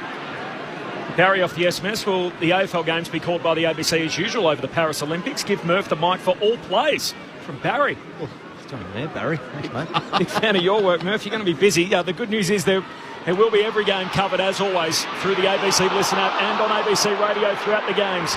Ford at the stoppage. He's caught, coughs it up. Walsh for Carlton, hand pass to Elijah Hollands, kicks down towards Owies. Owies hits up, still can't trap it. Davies-Uniacke got it, tackled, held without it, said the umpire. Jeez, free kick for Davies-Uniacke. He'll get it at half-back for North. Roos by 5 points, 7 minutes travelled third term. Sunday Footy on ABC Sport. The winners so far today was Fremantle by 50 points over Melbourne and Brisbane by 2 points over Sydney. So we've got a half a footy to go in round 19. It is North Melbourne by 5 currently over Carlton. 7.5 minutes into the third term. So Murph, if you're a sports fan, the Olympics coverage from 6 p.m. to 6 a.m. All the footy, the AFL, the NRL still be covered as normal. All hands on deck. Good to hear. There's the Blues at half-back through Nick Newman. Cuts back on his left, kicks out towards Elijah Hollands. It clears him, and Sheasler goes out of play in front of Matt Owies and Ford for a boundary throw-in. North Melbourne by 5 points. 8 minutes gone, third quarter. Kangas got out by as much as 18 points in this second quarter. And then Bryn Teakle's first goal had it back to 17 to start the third term. The Blues have responded with the next 2 as Sherry tries to take it out of the ruck. His tackle brought down, holding the ball. Hewitt's rewarded for his tackle, centre wing. He's been big in this third quarter so far, George Hewitt. You can just tell he physically just wants to put his imprint on the game. Were you surprised he fell out of the team a couple of weeks ago, Murph? Yeah, I was. Yeah, and I think he's showing why he was angry as well. Short to Cottrell, kicks to centre half forward, no mark on the bounce, reaches, Curnow tackled, lost it. Sheasel collects, it's held to him and a ball up. Centre half forward for the Blues, North by 5 points. Curnow's kicked 1 today, so he's a goal clear. The Coleman medal list moves to 50, one ahead of Jesse Hogan after his 4 yesterday. Another stoppage as Davies-Uniacke locked up immediately, so ball up, 45 out from the Carlton goal. 9 gone third term, North by 5. Sherry and de Koning spills down to Wardlaw. Can't get a clean kick away. Hewitt tries to slide in once more. Wardlaw fights for the loose footy like a determined terrier, but it's gathered by Elijah Hollands inside 50 to Curnow. Not a lot on that occasion. Griffin Lowe could do a quick clearing kick and Charlie Curnow comes charging out. No, that wasn't. I was watching the stoppage there and Charlie Curnow got up behind the stoppage and raced through and just lost Griffin Lowe for just a split second. He just couldn't find him and he just got that hack ball. Found himself into some space. Really needs this kick to go back and score. He's looked really down on confidence today, Charlie, so really needs this to spark his teammates and spark his own game. Has one already. Goals in the last 65 consecutive games. Looking for a multiple out to the left. He locks it off the boot the moment he struck it. And Charlie Curnow makes it 3 goals on the trot for the Blues, and they close. In fact, they take the lead by a point. Carlton back in front, 10-2-62 to North Melbourne, 10-1-61. 10 minutes gone, third quarter on ABC Sport with Charlie Curnow booting his second. There was some work of Matty Cottrell in there, just getting down dirty. You spoke about George Hewitt with his work early in this contest in the third quarter, Murph, but Cottrell, clean hands, got it to Elijah Hollands, and that's where he's doing his best work as well, coming up to the contest, not just sitting inside the forward 50. His ability to get up and back is ultimately what's kept him in this side, and that's why he's an extra on-baller essentially as that half forward.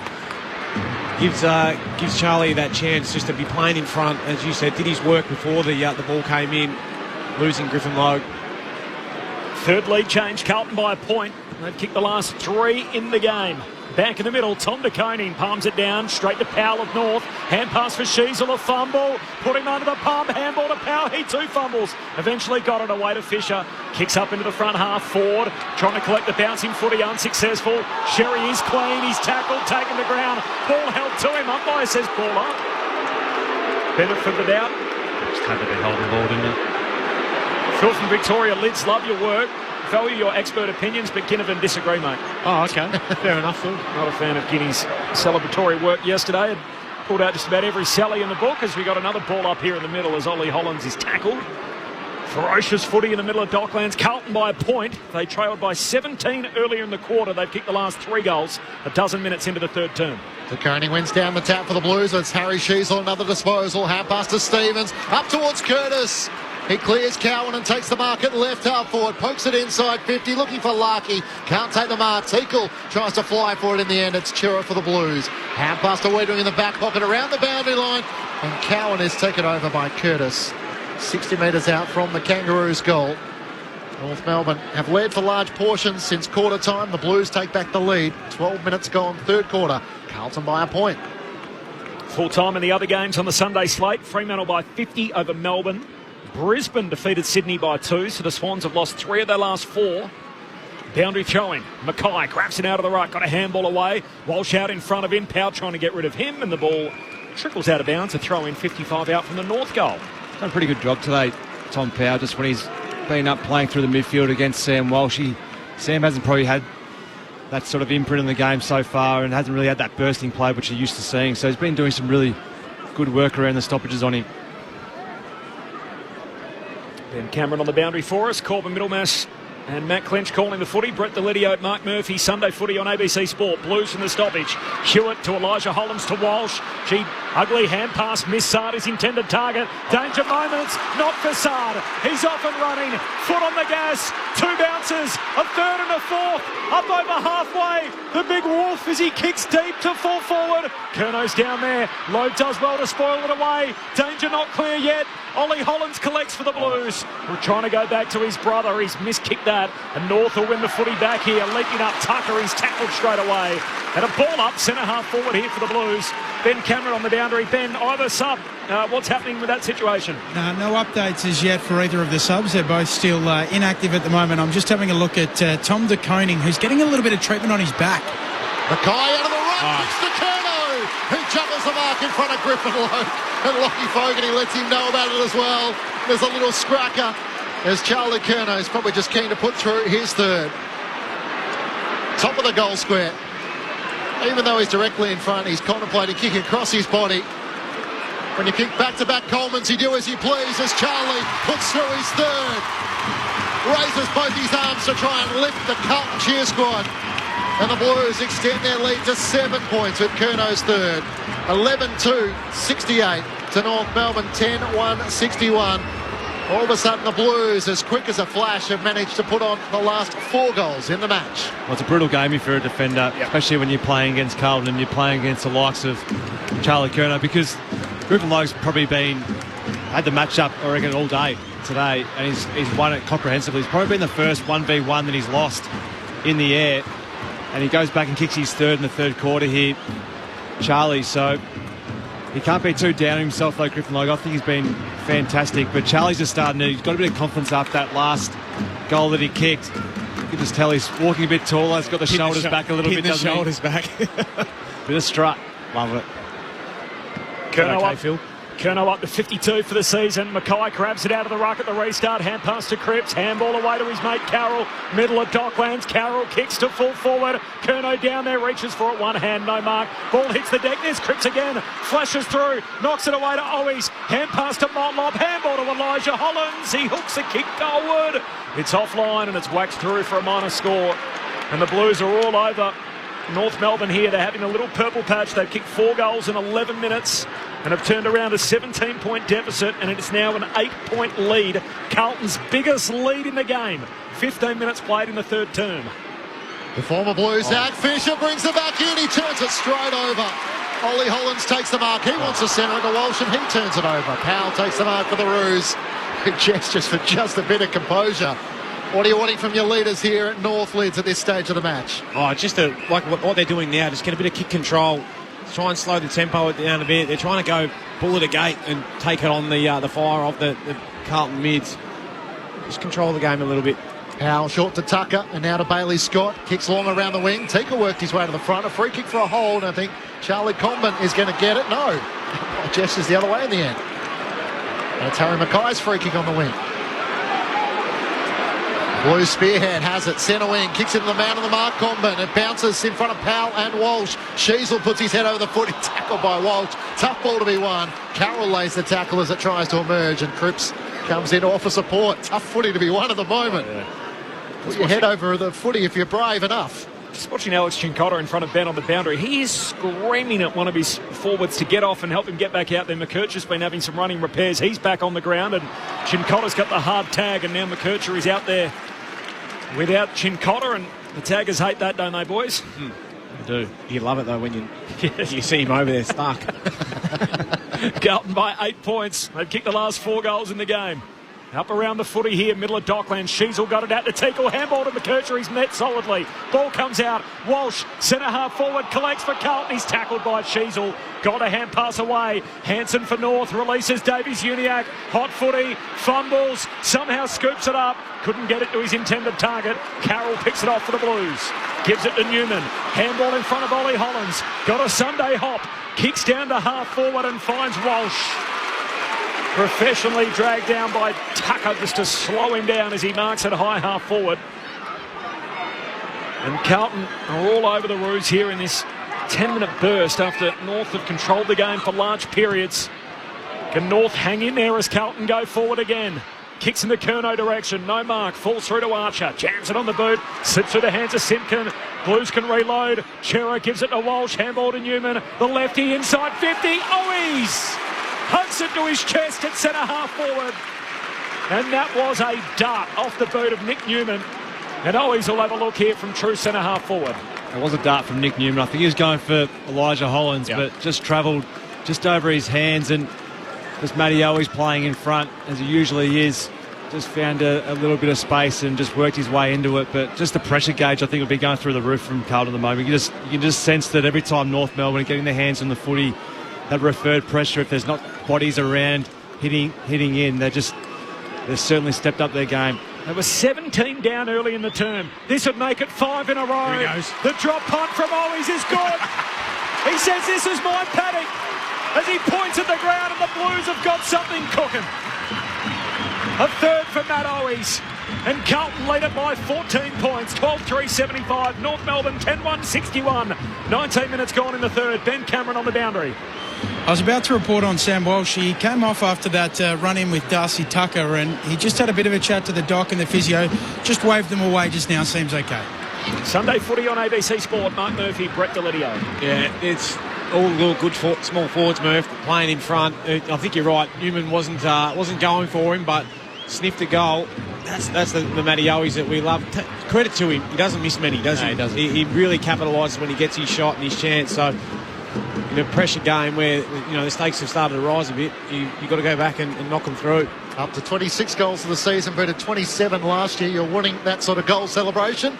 Matt Owies with his third, bringing the energy for the Blues. Back in the middle of the ground. Davies Uniacke breaks away, gets the centre clearance, drives the Kangas inside 50. Curtis at the very back, doesn't get to him. Wiedering brings it down, charging through. Powell can't take it cleanly. Comben has it locked to him as Wiedering lays the tackle. 35 metres out from the Kangaroos' goal. North led by 17 points early in this third quarter. And all of a sudden the next 5 goals have gone Carlton's way. From the stoppage it spills down to Zerha. Hard against the boundary. Kick is smothered by Durden. It's kept alive momentarily by Wardlaw. Keeps it alive all the way. Misses off the outside of the boot to the right hand side. A minor score. Carlton by 13 points, just willing it forward. So the Blues have got their game, just kicked it into gear. The North still go with them as the Blues running on top of the ground. Akers marks the kick out to Chera, short to Elijah Hollins. 13-point lead for the Blues. Pulls the trigger inboard, and that's a daring kick, and it pays off. Fortune favours the Brave as Cripps takes the mark in the middle of Docklands, kicks to centre half forward. Archer rises, spills it cold. Oh, he's trying to pop it through at the back, misses. Out to the right. It was out goal side at the back of the pack, but not to be. Trying to dribble it through it and behind. Carlton by 14. Time on third term. Sunday footy on ABC Sport earlier. Fremantle live 50 over Melbourne. And the Brisbane Lions by 2 points over the Swans. Darcy Tucker brings the Roos back into play. Long towards Larkey. Wiedering from behind brings it down to the front. Forwards hand pass chopped off. Hewitt goes in down low. Can't get it. Cripps like a man possessed. He finds a way to get a hand pass forward. Links up with Cottrell. Hand pass to Newman. Kicks looking for Curnow. In from the side. Logue makes a big spoil. It spills down to Scott and North Melbourne. 1-2 with Sheasel. Back to Bailey Scott. Drives it up towards the wing. Outnumbered Cherry. Brings it down to the front. But Newman's there for the Blues. To DeConing. Chips it to Cottrell, who marks just inside 50. The temptation would have been to blaze away towards goal. And he saw an option just 15 metres in front. Yeah, 100%. Brett Delidio, that was the right option. Yeah, 100% Clinchy. Had that, I thought you could almost see it going through his head. He's like, I'm going to bomb this way back in. But just lowered his eyes at the last minute and found Cottrell just on the 50 arc. If Matty Owies is number one, I reckon this bloke's probably number 2 in terms of celebrations. If this goes through, look out. Hasn't quite reached the lofty heights of last year's final series. We kicked 2 goals in the elimination final against Sydney, a goal in the prelim against the Blues. From 50, here he goes.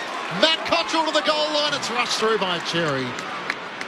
Just millimetres short. And the Blues lead by 15 points, 22 minutes gone. Third quarter, ABC Sport. Did you play in that game early in his career, Mark, when he kicked the winner against the Swans? Yeah, up on the Gold Coast. That was a night, wasn't it? Yeah, it was. Jeez. Yeah. He loves a celebration, just like his good mate in Matty Owies. Yes. I think that was COVID days and up in the hubs. It might have even been some random Tuesday night, but Shirley Ned and the Blues pulled off a nice comeback against the Swans, kicked the winner after the bell. Matt Cottrell, might have been second game or something like that. Yeah, real fond memories, the hub. Yes, I imagine. To bring that up. The Roos work it down the wing and Wiedering punches it out of bounds. So it was way better down here, mate. So you really missed out on what we're up to. Boundary thrown on the wing. Carlton by 15 points. Time on third term. Sherry palms it down. Akers went without it. Davies Uniac clean. Shoots a hand pass inside to McKercher. Handball to Wardlaw. The walls close in. He's caught. Ball comes out. Powell though for North. Hand pass away to Simpkin. Handball to McKercher. Short kick inside 50 and Curtis marks. How good was that? Yeah. Centre half forward. Somehow they got it out of there. It just felt like just all the room disappeared and somehow they found a way through Lids. But if that's not what you're looking forward to in years to come with all those boys that were involved then, that's your top-end draft picks, and that was, the class rose then. That's why they got that ball out and that ability to finish, find that free target in Curtis. Been kicking really well today. This is what he's paid to do, Paul Curtis. Left-footed drop punt is pretty pure. It's straight through, and the Roos are not done yet. A third for Paul Curtis, and Carlton's lead is cut to 9. Carlton 12-5-77, North Melbourne 11-2-68. It ends the run of 5 consecutive Carlton goals at the other end. Time on third term, Carlton by 9. It was just the way in which they just stood up through tackles. It was possibly the way in which Carlton just pressured. They just got numbers across and they were just swarming the North Melbourne players, but they held their balance really well. Then North, they all just didn't get sucked in. They held good space. So they did have those outlets to go to. Carlton probably just sort of bees to a honey, weren't they? Yep. Just trying to tackle and harass and strip the ball from North Melbourne. But as you said, Lids, their top-end talent then through the midfield really stood up, and really good test at the moment to see how they go when Carlton now with the whips are cracking. They're coming with their pressure. North Melbourne standing up pretty well. Mark Murphy with you on ABC Sport. De Koning wins down the tap against Sherry, but it's Davies Uniacke for the Kangaroos. Another clearance onto his right-hand side. Kicks towards Zerha. Cowan with a little nudge. The umpire didn't spot that. It gets to the back. Sherry gets a hand pass out in front of Sard. Wardlaw races after it. Tough one in the end for Ollie Hollins. Thought he was held. Again, no whistle. Ball comes out to Zerha. Hand pass to Stevens. Almost brought down by Fogarty. Didn't get boot to ball. Play on the call still once more. Cripps to the Blues at halfback. Hand pass to Chincotta. Like a wave, they charge the outer wing. Hand pass to Sard. A second bounce. A third now. He gets to half forward. The Wolf as he kicks inside 50. Curnow waits at the back. Core spoils it down with load. Was Motlop held, no whistle. Davies Uniacke hand pass to McDonald. The Carlton fans are about to lose it. North get it out of defence. The kick to Sherry, who marks at half-back. And following his days up to 10 clearances from his 12 kicks, Tristan Sherry. 9 of them contested. Hits up Larkey here. And North out on their feet after racing back to try and save that last score. They did so successfully. Now what can they do with it in a slow play? Larkey, defensive side of the wing.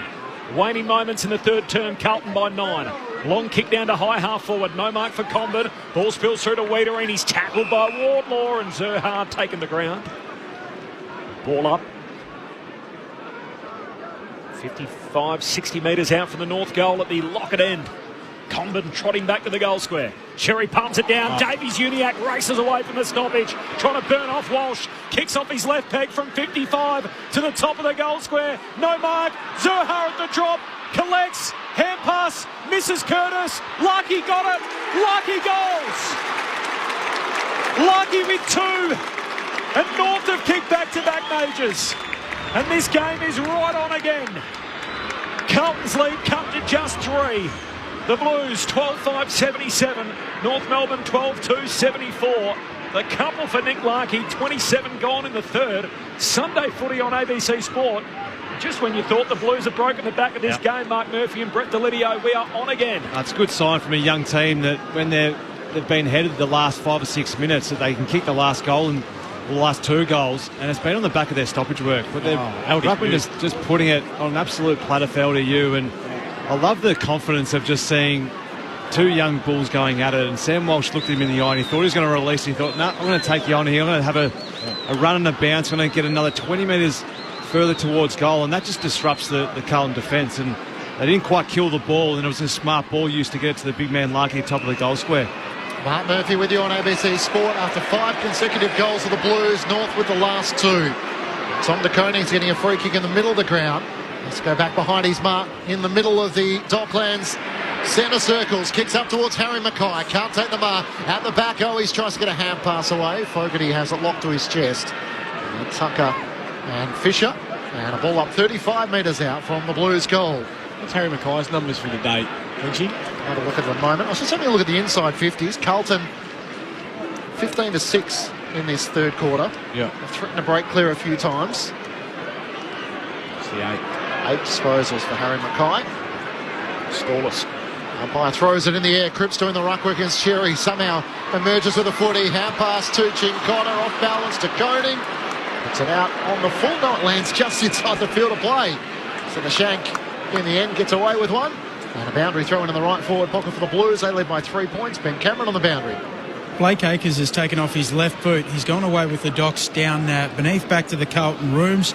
Also, further issues for Sam Durden, who looks a little sore again with that calf injury from earlier. Boundary throw in. Sherry palms it down. Cripps fends off the tackler, hands it to Walsh, right forward pocket, hooks it back to the goal square. Load spoils, and it just gets through for a minor. There's a hunt on for the footy, but through for 1 behind. Carlton by 4 points. 28.5 gone third term. Sunday footy on ABC Sport.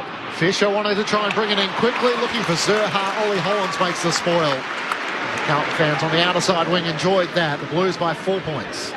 Just didn't quite get enough on that ball, did he? Zach Fisher got it a bit skinny. Allowed Ollie Hollins to play his wing role really well. We've spoken about him today, about how good defensively he's been, covering the outlets. Would you say the biggest changes since you guys are both retired? It feels like the speed of the game just this season has gone up another notch. Sherry wins down the tap. A chance for Hewitt. Hand pass to Ollie Hollins. Kicks inside 50. Chincotta's after it. Hard against the boundary. Centering ball. Curnow on the lead. Can't mark. Logue did enough just to work him out of it. Gets it down. Hand pass away to McDonald. They lose it though. Hand pass comes to Hewitt, to Cripps one way, then the other, eventually brought down. Holding the ball. And he will get rewarded there. Hard against the boundary line. And it's your mate. Is it Aiden Core who got him in the end? Big apples. He goes short to Sheasel. Right back pocket. Carlton fans ain't happy. Short kick to Logue. 4-point lead for the Blues. A run of 5 straight goals. They turned around a 17-point deficit to lead by 15 themselves. And then North responding with the last 2 goals. McKercher got it wrong last night in defence. Tried to tiptoe around Curnow, slips over, and he was in no man's land. Caught on the deck, on his knees with the Sharon, and Curnow rewarded. Oh, it's a brutal game, football sometimes. Poor North Melbourne. They started this chain earlier by that missed kick inside, which resulted in a Jesse Motlop goal there, and then unfortunately just caught in 2 minds of what to do, and then a slippage, and now Charlie gets a chance to kick his 4th. Colby with nothing left to do but look at his boots. Trying to work out what happened with the ground underneath him. Curnow gifted his 4th. And the goal-kicking champion puts Carlton 10 clear. 31 gone in the third. The Blue Baggers by 10 points. 13-6-84. North Melbourne 12-74.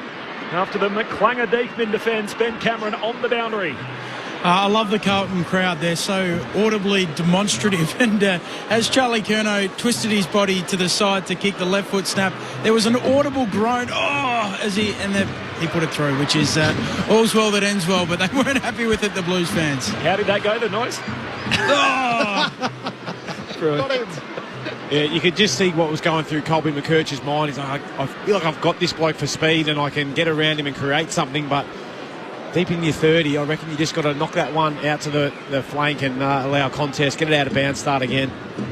Back-to-back Coleman medalist. He thought he had his number. He didn't in the end. Back in the middle to Koning and Sherry. Tom de Koning gets the clearance. Hacks the kick end over end towards half forward. Knocked on by Fogarty. Jim Connor racing after it. Spills to Mackay on the left. Got it! And the Blues have got it at the moment. You can feel it. As they're on a run in this third quarter, trying to shake off the Kangas. 7 goals to 3. With a counter-punch that not many can go with them. 14-6-90 to North Melbourne, 12-2-74. And Brett Delidio, Harry Mackay has had a reasonably quiet afternoon, but able to get in the end of that one there. Yeah, and off the back of TDK doing some work in the middle of the ground. We've spoken about Sherry and how good he's been. And it was just a little deft knock-on, wasn't it, from Fogarty, follow-up from Chincotta, but he's not doing it in the air at the moment, Big Harry, given the defensive pressure from Aiden Core, but still very mobile and capable on that left peg, swinging around. That'll do his confidence a world of good. They keep finding a way, the Blues, which is good for them.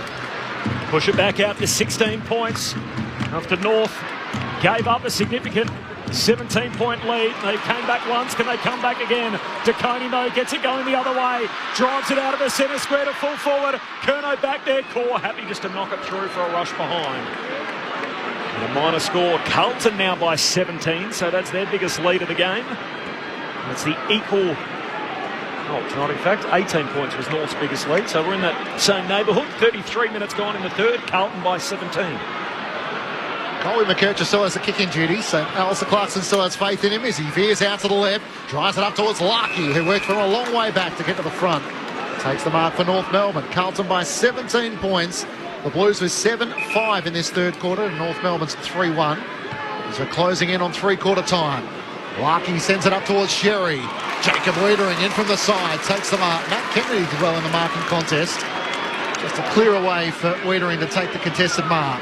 You get a feeling that Jacob Wiedering doesn't mind if Nick Larkey gets the ball out of D50 there, because he'll just set up behind, and obviously it's worked in his favour then getting that intercept mark, but he just doesn't mind if Nick Larkey's as far away from the North Melbourne goal as possible. The signs are up on the bench, so they know they're in the final minute as Wiedering works it back to Saad. They're short to Nick Newman. Hang on. Downfield free kick. Charlie Curnow is going to take it off the ball. I don't know if you guys saw what it was for. It's against your mate Apples as Core gets away the free kick. Hand pass to Cottrell. Hand pass to Walsh. Pumped by Core. Is it a downfield free kick? Umpire says no. De Koning in from the side, but great work by Larkey. Every man on deck as he works his way back to defence. Tom de Koning came flying in the air from stage left.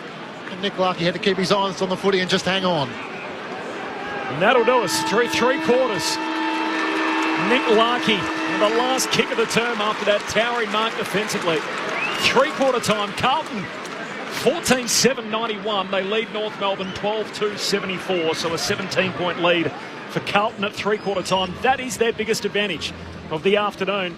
They trailed by 17 points at one stage, Carlton, in that third quarter, so a complete flip from that point on as they kick 7 goals to 2 in the next burst. And as a result, it's Carlton with a 34-point swing in the game, leading by 17 themselves at 3-quarter time. All right, the goal kickers and the list of them. 4 for Curnow, 3 for Motlop, 3 for Owies, 2 for Fogarty, and then singles for Ollie Hollins and Mackay. Meanwhile, for North Melbourne, I've got 3 for Curtis and 3 for Condon, 2 for Larkey, singles for Sheasel, Scott, Teakle and Hansen. So that's the way that it's set up for us with a quarter to play. Neither of the subs have been used. David Cunningham is the sub for Carlton and Liam Shields is the sub for North Melbourne, so neither of them used thus far. The day in footy so far, so the Brisbane Lions 2-point winners over Sydney. Callum Archie kicking the winning goal and then had another shot moments later, which was a behind, and in the end Brisbane able to navigate those last few minutes. Fremantle, meanwhile, 50-point winners over Melbourne. So the Dockers back into the top 4, while Melbourne will find themselves out of the top 8 at the end of the weekend. The thoughts of Mark Murphy and Brett Delidio coming up in just a moment. We'll also pick up our audience over in the West. It's 3-quarter time at Docklands. Carlton by 17 points. Time to steady and pull the trigger. Have you heard the latest AFL podcast from the ABC? Join myself, Catherine Murphy, and AFL legend Paul Roos as we discuss all the big storylines. Feed your footy obsession or just learn more about the game as we bring you all the latest news and analysis.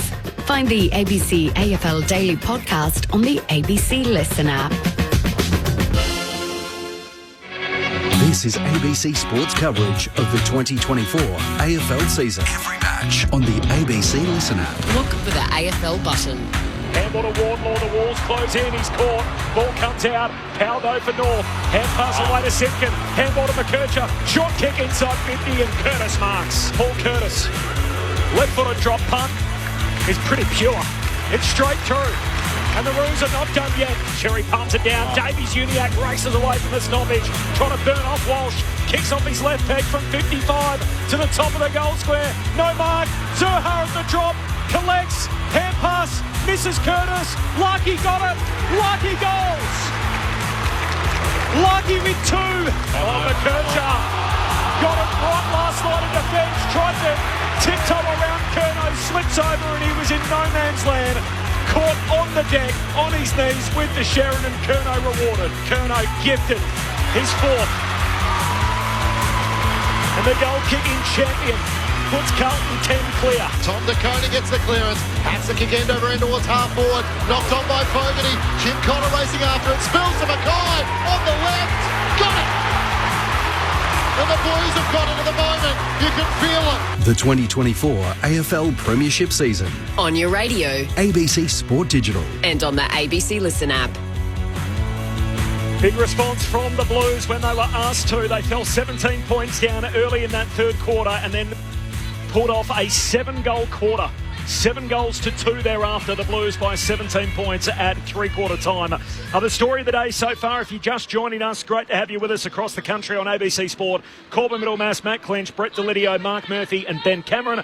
Carlton led by 6 points at quarter time. Concern for DeConey late in the opening quarter. He had his foot trod on. He went off the ground but came back and joined in the action halfway through the second term. North Melbourne actually led by 11 points at half time. And as I mentioned, as many as 17 early in the third before the Blues really flexed and showed their power. They've kicked 7 of the last 9 goals in the game, and after trailing by 17, they lead by the same margin at 3-quarter time. The thoughts of Brett Delidio and Mark Murphy. For our national audience that are with us, what have we missed through 3 quarters so far? Well, I think in that third quarter alone, Cole, we saw the Carlton mids just get on top, and they started to bully their way through, the young North mids, and they weren't able to control that ball. But then enter Charlie Curnow as well. 3 goals in that quarter. Just got on top of Griffin Logue. Then he's done such a great job, Griffin Logue, in his game back. But well done, Charlie Curnow, to keep fighting away. Got probably gifted a little one with Colby McKercher falling over there, 25 metres out from goal. But overall, it was just the Blues and their willingness. And we saw it a couple of weeks ago too with against the Tigers, their ability just to put the accelerator down a little bit and just pull away. And they've opened this game up a bit. Well, it's the usual suspects in the middle of the ground, I thought, where the game turned. And it was through the clearances, and they won clearances 15-9 then in that third quarter. Carlton was on the back of Tom DeConning getting aggressive in the middle of the ground. I think he had 3 clearances himself in that 3 centre bounce in that third quarter. And I think George Hewitt combined with him pretty well as Paddy Cripps and Sam Walsh. So the key drivers through the middle of the ground, I think they would have probably been highlighted, I think, at half-time by Michael Voss, I would have thought. I reckon they would have put a few circles around a few matchups they would have liked to got right, and I think the clearances in the middle of the ground was an area that they would have identified, and I reckon that's where they got their game going. Sunday footy on ABC Sport. Ben Cameron on the boundary. Ben. Yeah, we've got sub-action for North Melbourne, so Liam Shields is into the game. Zach Fisher has been reeled in. He's moved to the back of the bench.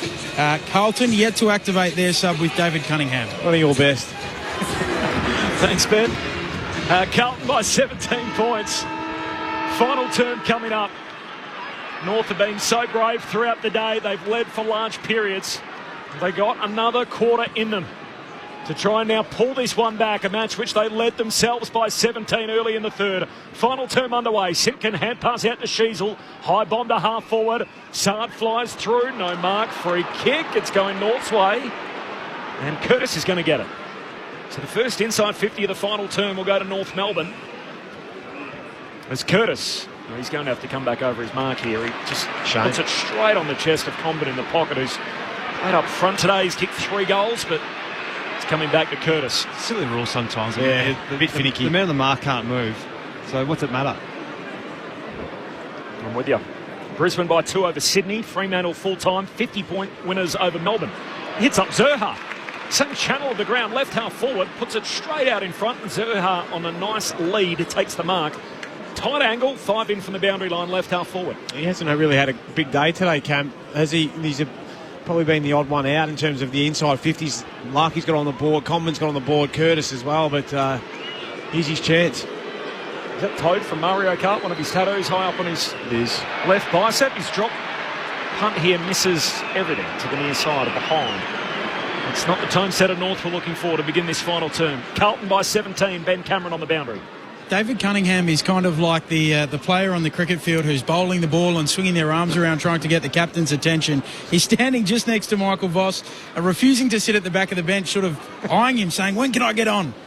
And Liam Shields is into the action for North at the expense of Zach Fisher.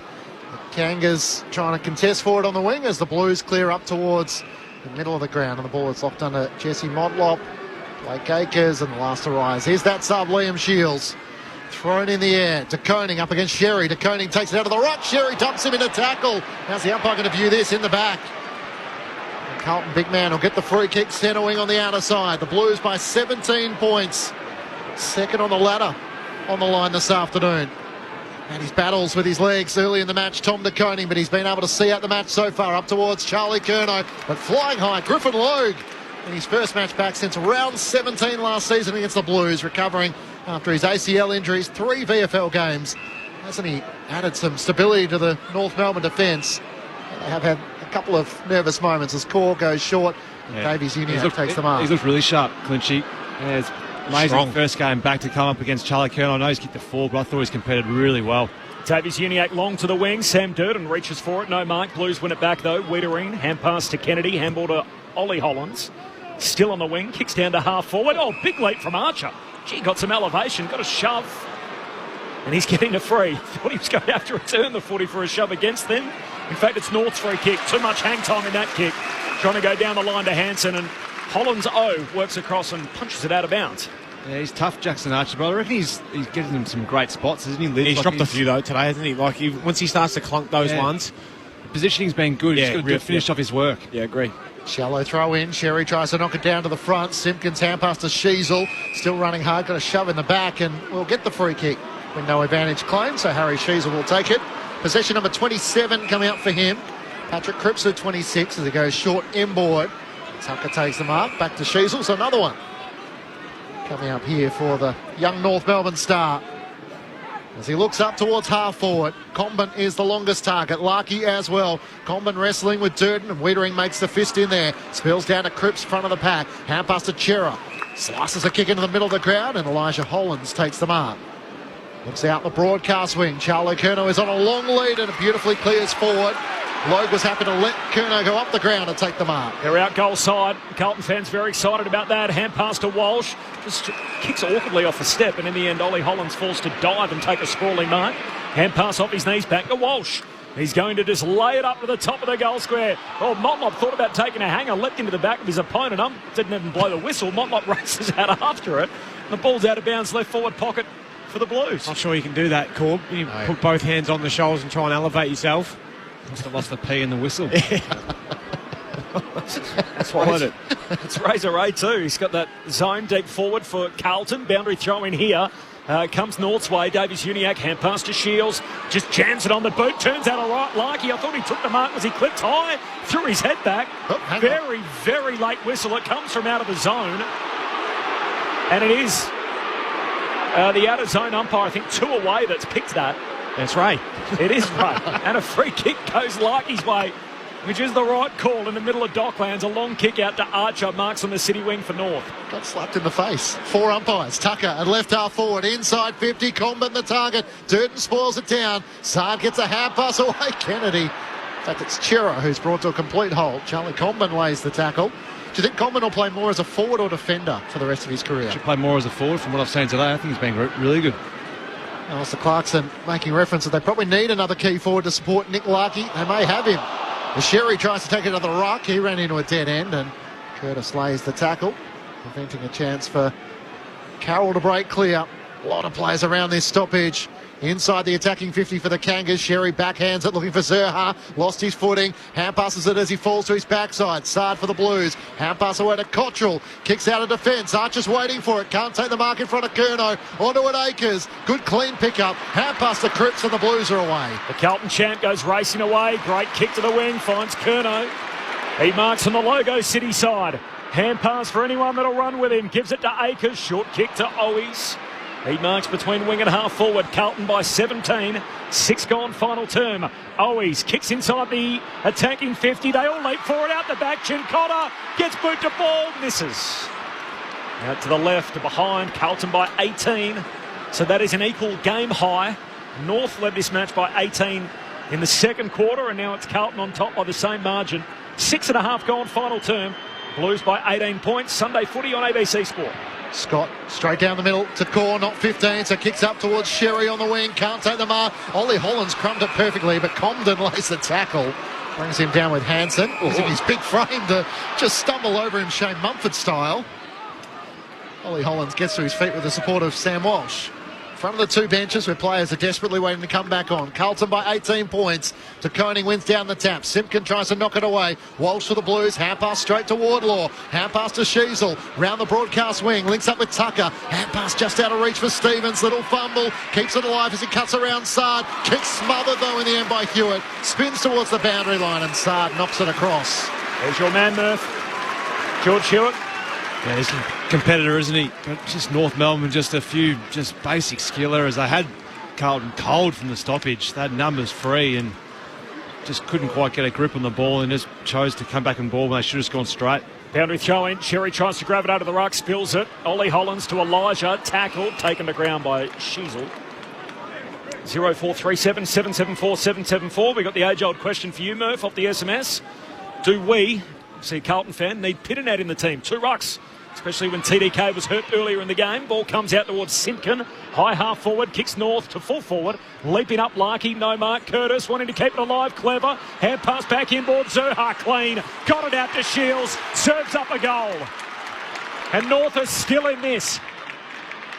8 gone final term. Carlton's lead cut to 12. The Blue Baggers 14-8-92. And North Melbourne with the all-important first goal in the final term. 13-2-80. Brett Delidio, Mark Murphy on ABC Sport. Yeah, I spoke about before that it hasn't been Zerha's biggest day in his ability to hit the scoreboard, but I think that would nearly be his 3rd goal assist and a couple of good handballs and then a kick to Larkey earlier in the game. sometimes it just isn't your day in terms of actually kicking goals, but if you keep hunting the footy, turning up in the right spot, you get on the end of them, which is lucky. Well done, Paul Curtis, too, just to keep that ball alive, get it back inside. Yeah. They had 3 or 4 of them just sitting there lining up. Clean hands from Zerha to Shields, and always good you come on the sub and you get a little piece of that. Yeah, good. A really strong ground ball there by Zerha. Put his body on the line. Knew he's going to get contact. Great give to Shields. Ben Cameron on the boundary. Cunningham has taken off the warm-up shirt. Looks certain to come into the game. We're just waiting to see who. Free kick going the Blues way. You can hear the Bronx cheers as Cripps gets the hand pass all the way to Walsh. A high ball towards half forward. Back with a flight. Cottrell courageous. It bounces off his chest in the end and Shields gathers. Kicks up towards Wardlaw on the wing. So North with the opening goal, the final term, looking to close the gap. A beautiful kick inboard. Finds Sheasel. A clear avenue running past him, so he holds it for a couple of moments, then decides to drive it long inside 50 in the direction of Teakle. Worked underneath it and Wiedering takes the mark. The reliable hands of the Carlton General in the defensive 50. Takes the contested mark with the Blues leading by 12 points. Short to Newman, Newman short to Fogarty at centre-half back. Ben Cameron on the boundary. Ben? Yeah, Blake Acres has moved to the back of the bench, so he's about to be subbed out for Cunningham to come into the game. Thanks, Ben. So Fisher out, Shields in, the sub for North, tactical. And then likewise tactical sub in the end, Acres out, Cunningham in for Carlton. So this is it to the finish. Carlton by 12 points, 10 gone final term. Newman off the back flank. The oldest Carlton player in the team, long up to the wing and punched away by Archer out of bounds. A throw-in. Corbin Middlemass, Matt Clench, Ben Cameron on the boundary. Mark Murphy, Brett Delidio. The last quarter of an eventful round 19 in the AFL Premiership season. The Sunday slate, Brisbane by 2 over Sydney and Fremantle by 50 over Melbourne, the full-time results. Still to be determined here. Carlton by 12 from the boundary throwing. No clean takeaway. Socked forward by the Roos off the deck by Wardlaw. And there's Kennedy hopping through to take an intercept mark at halfback for Carlton. Can poke it over the top to Chera, who has a couple of metres of space in front of Cam Zerha. Can return it to Kennedy in the middle of the ground. Blues trying to generate some run with only a couple of players behind him. Chips it over the top. Oh, Ollie Hollands, what a mark. Pulled it in with the right mitt, made it look far easier than what it was. Centering ball looking for Carroll, doesn't get to him. Zerha makes the spoil. Across half back, he runs to the broadcast wing. Takes a bounce, hand pass to Teakle. Back to Zerha, under pressure. Kicks up towards half forward, can't get it to Curtis. Kennedy drops the mark. Hand pass to Carroll. At left half back for the Blues. Hand pass to Chera. Kicks over the fingertips of Walsh. Opens the door for the Roos. Wardlaw head over the footy. Hand pass clean. Got it to Stevens. Hand pass to Archer. Kicks back to the broadcast side. Never got to Sheasel, and Harry Mackay takes the mark. Just looking at Sam Walsh, I hope he hasn't hurt his back. Which is a little hobbled coming to the benches. Ben Cameron on the boundary for us. Did have a little issue with that earlier on in the game. Got checked out, I mentioned. So that back possibly causing him some trouble. Delayed start to 2024 as Newman goes long inside 50 for Curnow out the back. Fogarty hands it to Ollie Hollands. He shoots goalward but just fades late, misses to the right. Carlton by 13 points, a dozen minutes into the final term. The Blues by 13, a match which North previously led by 3 goals. Kircher brings the Roos back into play, finds Scott 40 metres out from the defensive goal for the Kangaroos. North Melbourne led by 17 points early in the third quarter. The Blues ended up kicking 7 goals to 3 in the third term and took back control of this contest. Now the challenge of the Kangas to find an answer here as they chip it across half-back. Bailey Scott takes the mark at left half-back for the Kangaroos. Tucker offers a lead in the corridor. That's ignored. So he'll have to drive it as long as he can around the outer wing. Teakle up against Durden. Durden brings it down. It spills out the way of Cowan. He tries to break out of the Teakle tackle. And the umpire, Ray Chamberlain, hugs it to his chest. He'll pull it up. Centering on the outer side. Carlton by 13 points. 13 minutes gone. Final term on ABC Sport. Curnow's kicked 4 for the Blues, up to 53, and now 4 goals clear in the Coleman medal tally. After Hogan went to 49 yesterday, Ben King had 7 shots but didn't kick a goal. Had 3 behinds, still on 45. Mackay, he was on 42. He's added 1 to move to 43, and Waterman didn't play to be 41 on the Coleman medal tally. So they're all chasing Charlie again for the Coleman. From the stoppage, Cowan sends a talk forward, but off hands it spills to McKercher. North get a chance. One side of the centre square to the other for Stevens. The lefty, short kick down to Simpkin, no mark. Ball hits the deck, Blues with the numbers. Ollie Hollands tackled by Tucker, ball held in. And Razor Ray just crosses his arms and says, I'll have it. A ball up on the broadcast wing. Carlton by 13 points. 14 gone, final term. As we bring the curtain down on round 19, Sunday footy on ABC Sport. Cripps doing the ruck work against Sherry. Sherry taps it down to Wardlaw. Tackle by Harry Mackay. Got it away. Hewitt lays the tackle. It was over the shoulder, the tackle on Stevens, and he'll take it centre wing on the broadcast side. Carlton by 13 points. Just the one goal so far in this final term, the way of North Melbourne. As Stevens veers out to the left, kicks it long in the direction of Teakle and Larkey. Teakle got hands to it, couldn't hang on. Simpkin trying to release it, somehow got it to Sheasel, and he does the rest. Spinning through traffic and finishing on his right for his second, and the Kangas are still in it. A 7-point lead the Blues way as North boot the opening 2 goals of the final term. 14 minutes gone. 14-9-93 Carlton to North Melbourne, 14-86. Harry Sheasel, the young star. He's just got great goal sense, and Lids talked about it at the start of the game when he kicked that goal earlier on. There was a banana off the front and centre off that occasion. Just knowing exactly the right spot to be. There's no point going front and centre when there's heaps of numbers there. You may as well go to a different spot, and just read the play beautifully. Ben Cameron downstairs. Yeah, Sam Walsh is certainly hobbled. Did a few run-throughs, feeling around his lower back. Not going to go as far as Mitch Cleary's infamous running like an old man, but he's certainly hobbled at the moment. Fingers crossed he's all right. Sam Walsh getting treatment on the bench for the Blues. Meanwhile, North are going forward out of the middle. Wardlaw kicks for Curtis, no mark. Offhand slides through to Comben. Somehow got boot the ball down to Sheasel. Tackled, dispossessed. Blues through Kennedy's mowed down. Chase down tackle for Curtis. Ump says play on. No free kick. Comes out to Elijah Hollands, half-back for Carlton. Hand pass to Chera. Short kick to half-back, and Cottrell takes the mark, and the Blues slow it down. Carlton by 7 points, but momentum is back with the Roos. They've kicked the only 2 goals of this final term, which is 15 minutes old. Carlton by 7. Cottrell long up to Charlie Curnow, but in from the side, Teakle. The only player who's been picked up at 2 mid-season drafts. He takes the mark for his new club, North Melbourne, centre wing. Having an impact since he's made his arrival at Arden Street. He kicks up towards half forward. In from the side, Cottrell couldn't hang on. Comben spoiled it late, chopped the arms, says the umpire. The free kick will come back to Paddy Cottrell at right half back. Carlton leading by 7 points as he turns and comes inboard to Matt Kennedy. Just watching the Walsh fitness test in front of Ben downstairs. We'll get back to him in just a moment, but that is a huge talking point, not just in the game, but in the context of the season. A back concern for Sam Walsh, which delayed the start of his 2024 campaign. As Mackay marks on the logo, City wing, hand pass to Chincott, a long kick out to Curnow, who marks in the lead, 49 metres out, right half forward, 5 metres in from the boundary. Ben Cameron on the boundary. Yeah, he's going to come back on, having a yak to the senior coach Michael Voss at the moment, certainly giving him some discomfort. We'll keep a close eye on him. Well, it is Griffin Logue's first game for the year, so he might be out of a bit of petrol tickets at the moment. It's probably the first time that Charlie Curnow's had any sort of space for today. It's a tight angle, it's from long range, but we know he's got it in him. Curnow to settle it down for the Blues. He's offline, misses to the far side, it's behind. 14-10 to 14-2. Carlton lead it by 8 points. 17 gone final term. Momentum with North, who have kicked the last 2 in the game. Game on here at Docklands. Sunday footy on ABC Sport. McKercher plays onto the pocket for North Melbourne. Kicks towards Zerha. Has to fly against Cripps and Sard. Front and centre, Davis Uniacke. Did he get a hand pass away? No. Holding the ball as the Roos trying to break clear. And now it's going to be 50. I don't know about that. It's so loud. Too loud. It feels like that was sort of instantaneously.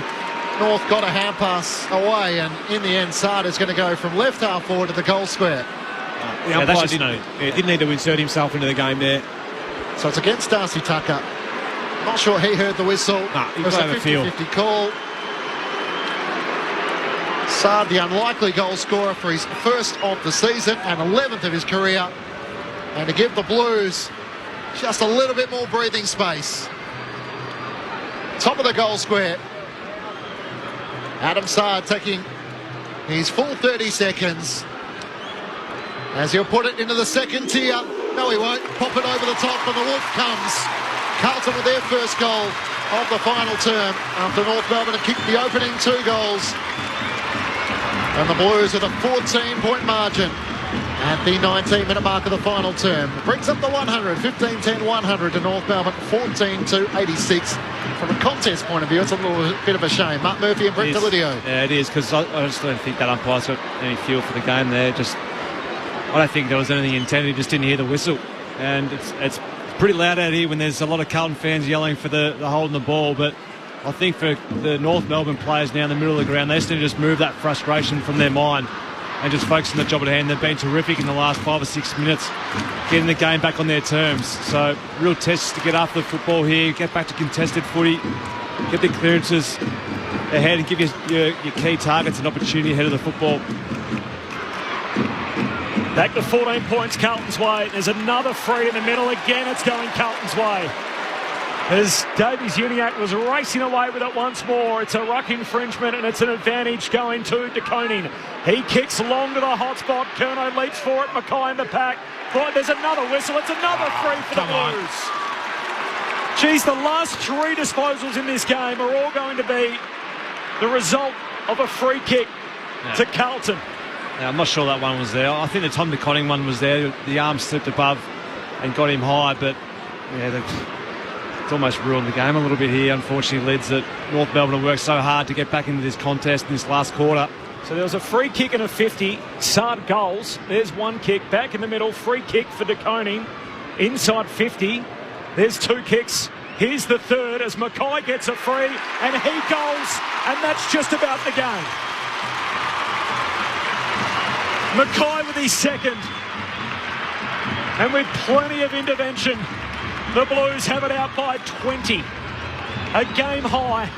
3 free kicks. 3 kicks later. 2 goals for the Blues. And a game high advantage at the 20-minute mark of the final term. Carlton 16-10-106. North Melbourne despondent 14-2-86. Sunday footy on ABC Sport. Yeah, it's disappointing. The game doesn't deserve it to be shifted like that. But I think that free kick was probably there, unfortunately, because Aiden Core had a hold of Harry's left arm, was it that what his left arm, and just didn't allow him full access to that ball. There was a lot of scrapping back and forth between both of them, but unfortunately, when right at that crunch time, you've got to allow him to have access. I do wonder whether Alistair Clarkson wishes he had to throw Charlie Coleman back as Sherry gets the clearance. Hand pass to Shields, the super sub, has kicked a goal already, off balance out to the wing. Stevens, good mark. Claims it in front of Ollie Hollands. He looks into the middle of the ground, darts to his left, drives it inside 50. Zerha was held in the marking contest, in front position, a juggling mark. I think that's been claimed. Cowan in front of Larkey. Ray Chamberlain says, yep, all clear. North fans are starting to feel like they're getting the rub of the green against them as Cowan kicks out to the back pocket. Cottrell takes the mark. Blues by 20 points. 21 minutes gone. Final term on ABC Sport. Back-to-back goals resulted from free kicks, and as a result, after North got themselves within 7 points, it's now back out to 20. The way of Carlton as North win it back on the wing through the hands of Davies-Uniacke to Tucker to Powell. Kicks for Simpkin. He marks just over halfway here at Docklands. Sends North inside 50. Zerha running leap at it. No mark. Falls down to Chera. Hand pass no good. Combat gives it to Ford. Oh, Ford's missed. Ford has missed from outside the goal square. He's clipped the post on the way through. He was 10 metres out. No one in front of him. Ford rushes the kick and North leave a certain goal out there.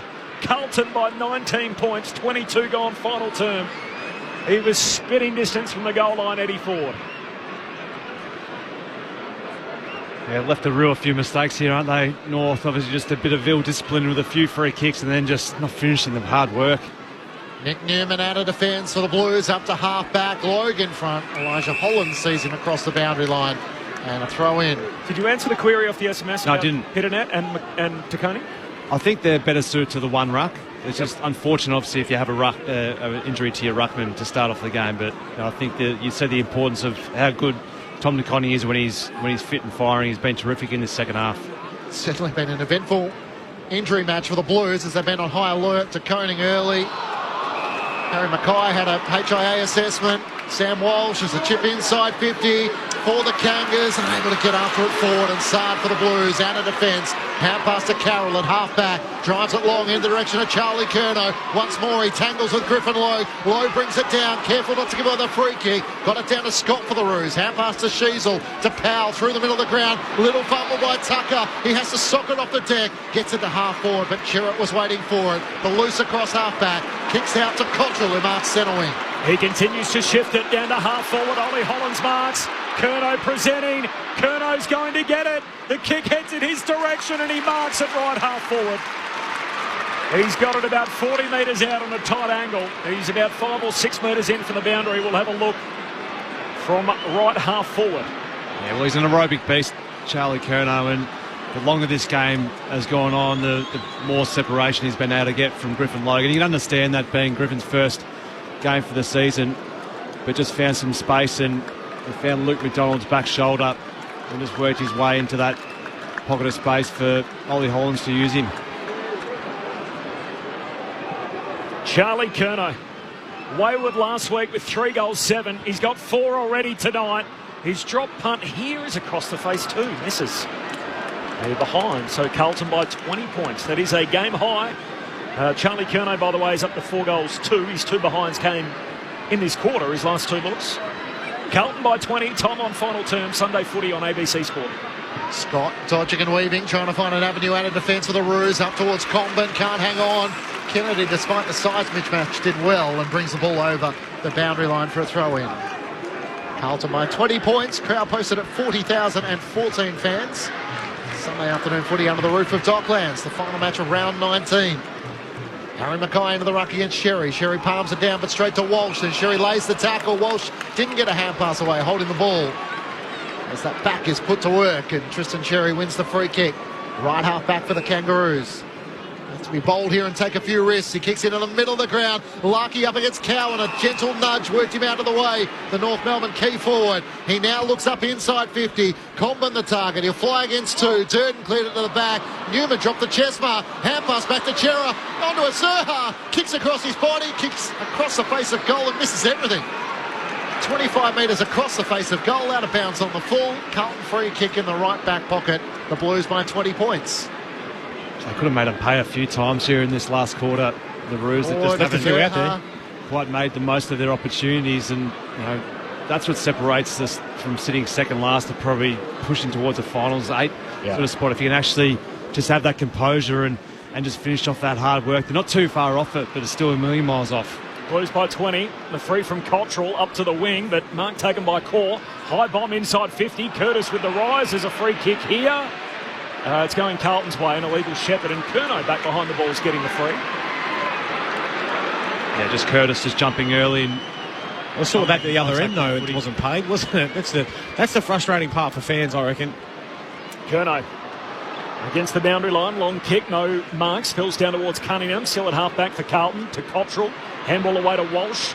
Seemed to hurt his back earlier in the quarter, but he's okay and back out there, pardon the pun, as he kicks down the wing. Picked up by Powell. Hand pass to Core for North. Handball out in front of McKercher. The fend off to Walsh. McKercher puts North inside 50 and Zerha takes the mark. Left half forward, tight angle. Thought about going to Sheasel in the pocket. He's going to go back and have a look. Yeah, well done out there on the wing.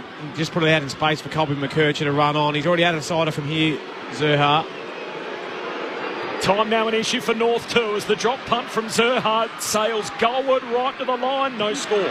Offhand spills down to Sard and he just kicks it hurriedly out to half-back for Carlton. A chance for the Roos. Wardlaw gathers the loose footy, tries to fend off Motlop. The young Roo drives it towards the goal mouth. Curtis is there, in from the side. Zerha can't take the mark. Spills to the front, Wiedering under pressure. Locked up by Larkey. Spills out. Shields is bumped as he gets his kick away. And just scrapes it in for a minor score to the left.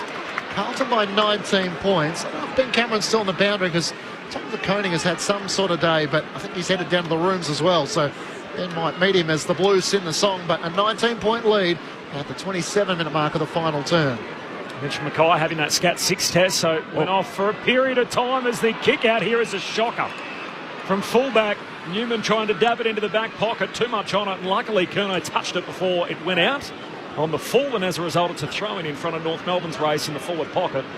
And Mackay passed that concussion test, came back after he appeared a little groggy in an incident in the first half from the boundary throw-in. Comes down to Wardlaw. Took a moment to steady up and the wall's closed in. He was caught. Elijah Hollins and Hewitt with the tackle and a free kick for the Blues at half-back. Baggers next week, Friday night footy, so 5-day break.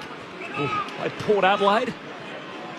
Huge 4 points for both teams. Carlton for their top 4 hopes, and really likewise for Port Adelaide. They're 1 win away from being in the top 4 and 1 loss away just about from being out of the 8. And it's been a pretty taxing game today too, Carlton. So they've had to physically really earn it. A lot of blokes hobbling around, injured. So they'll have to look after themselves next week. Walsh and DeConing both banged up, while for North, they played Geelong Saturday in Hobart. As North win it back on the wing through Sherry, kicks down to half forward, and that too is a turnover as Curnow being thrown behind the ball, does it again with an intercept mark. Late in the piece trying to save the game here for the Blues. They're 19 up, 29 minutes gone. Final quarter, Sunday footy on ABC Sport. Couple of goals apiece in this final term as Curnow kicks short to the pocket and Durden takes the mark. He also had his issues in the first quarter but was able to see out the match. His first game since 2022. Kicks long up towards Hewitt and Mackay. Hewitt doesn't fly. In the end, Griffin Lowe gets a hand pass forward. Stevens close against the boundary, keeps it alive. Hand pass to Archer. It came back to him. Hand pass to Sheasel, now to Stevens. Swings onto his left. Drives North up to half forward. Durden in from the side. Can't take the mark. Side with a little toe poke. The siren sounds. And the Blues, a 19-point win over North Melbourne.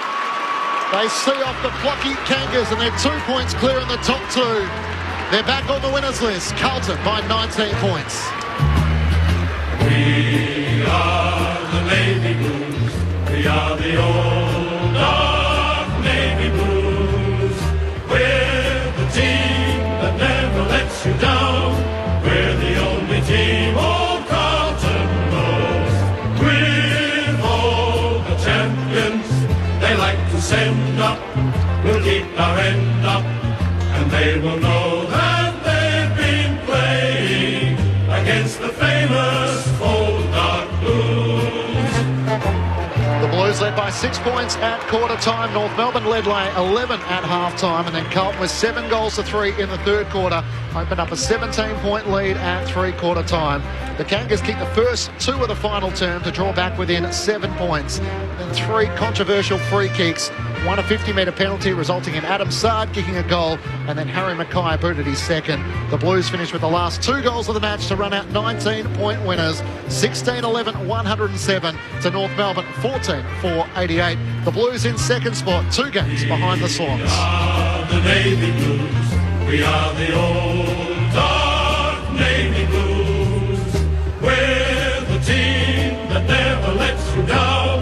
We're the only team old Carlton knows. With all the champions they like to send up, we'll keep our end up, and they will know that they've been playing against the famous old dark Blues.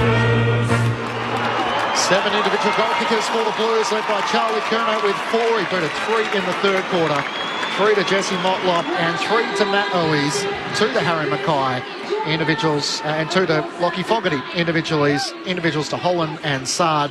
While for North Melbourne, 3 goals for Charlie Coleman, 3 goals to Paul Curtis, 2 to Larkey and Sheasel, individuals to Scott, Shields, Tickle and Hansen. A crucial 4 points for the Blues, which has them in the second spot, 2 points clear of the Brisbane Lions and Fremantle with 5 rounds to play. That is the conversation piece, isn't it? Always the ladder this late in the season with only 5 to play. So Sydney on 56 points, 2 games in front of the Blues, as mentioned. They're 2 points clear from Brisbane and Fremantle in third and fourth. So that is the top 4. And then there's a half a game gap between the 3 teams on 11 wins, GWS, Geelong and Port Adelaide. So Giants 5th, Cats 6th, Power 7th, and Essendon on the live ladder with a minute to go on Friday night was 2nd. And now 8th at the end of the weekend. So it's demoralising. They're only half a game inside the 8, and then the chasing pack starts with the Bulldogs on 10 wins, Melbourne and Hawthorn. So 9, 10, 11, the Dogs, the D's and the Hawks. And then it'd be pretty tough from here for the Suns on 9 wins, or the Pies also on 9 wins in 12th and 13th. So race in 11, you reckon? We're down to 11. I think so. What a season we've got. How do you see it, Brett Delidio and Mark Murphy? if we're talking about the season, I'd be damn nervous if I'm you, Corb. I think the Bombers are hitting the skids, unfortunately, and they're looking at the trapdoor. Yeah, and the Dogs and the Hawks are coming with a bullet. You know, they're eyeing those bottom two spots, I think, at the moment. But given how even it is, they can be eyeing even further up the ladder. You know, it actually is scary when you think about it. They could have been second, the Bombers, if they just held on and got those last couple of minutes right. And now they're sitting eighth, only a half a game sitting inside when the Bulldogs are coming like a freight train at this point in time. So I think we're going to continue to see it every week going forward, where there'll be sides they'll drop one unexpected, and then they'll be right amongst the pack, and their finals 8th spot is certainly up for grabs. So there's an interesting 5 weeks to go, and I'm looking forward to it. It feels like the race is to 13, isn't it? So you mentioned about the teams like the Suns and the Pies. Maybe 13.5, but then again, sides keep losing, so it sort of feels like the benchmark's around 13. So if they're only on 9 wins, they've got to win 4 of their last 5, and it's starting to feel like it might be a bridge too far for them, even maths-wise. But what a great season we got. The Blues... Lids and Murph, so we came here today thinking, they haven't been able to get it done defensively. They're ranked 4th last in the competition. I don't know if they answered any of those questions, but they got the 4 points that they needed to remain second on the ladder. And I agree. I don't think they didn't do a lot for the argument for them today, Clinchy. I don't think but you can't take too much credit away from North Melbourne and their young midfielders, their ruckman Cherry. I love the way he goes about it. They look dangerous, more dangerous up front as well. He's a gun, I reckon, Cherry. Yeah. His follow-up's enormous. And Tom Nikoning's a genuine superstar.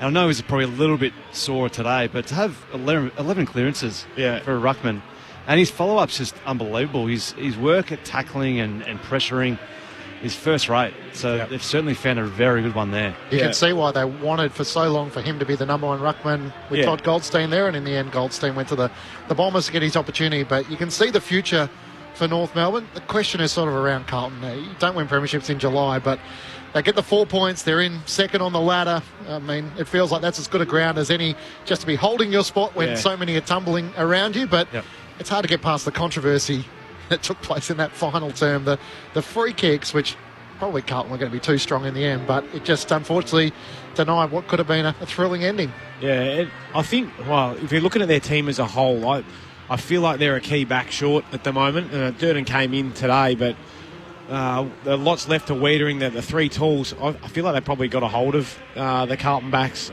today for North. But yeah, look, you don't see them be overly aggressive up the ground and really keep that ball in the front half. They get opened up a lot now. Is that because their mids aren't overly defensively minded? You know, they're a lot of all duck, no dinner. You know, in their ability, they hunt the footy incredibly well. They can go forward and break tackles, break lines, but on the other end, that turns into a treadmill, you know, when they've got to go defensively at times. And I think that's going to be what could potentially find them out. But show me a team that has those. I mean, Sydney's probably got the best in terms of James Jordan and Rowbottom, their ability to go the other way. But George Hewitt was probably brought back in to do it today. Chincotta's in that side to be that run-with player, but you've got to be allowed to let your Bulls go to work, and that's what Cripps and Walsh do. Cherry's almost got to sacrifice a little bit, I think, and become that defensively minded mid, you know, just to clog it up a little bit, and almost like what Trent Cotchin did for Richmond all those years ago. Right, you boys go and hunt the footy, get after it. I'll sit back as the M1, it was called there at Richmond, where you just clog it up, support your defence and be a bit more sound. It looks to me like they've obviously been weighing up the decision whether or not they're going to play George Hewitt. He's got to be that player.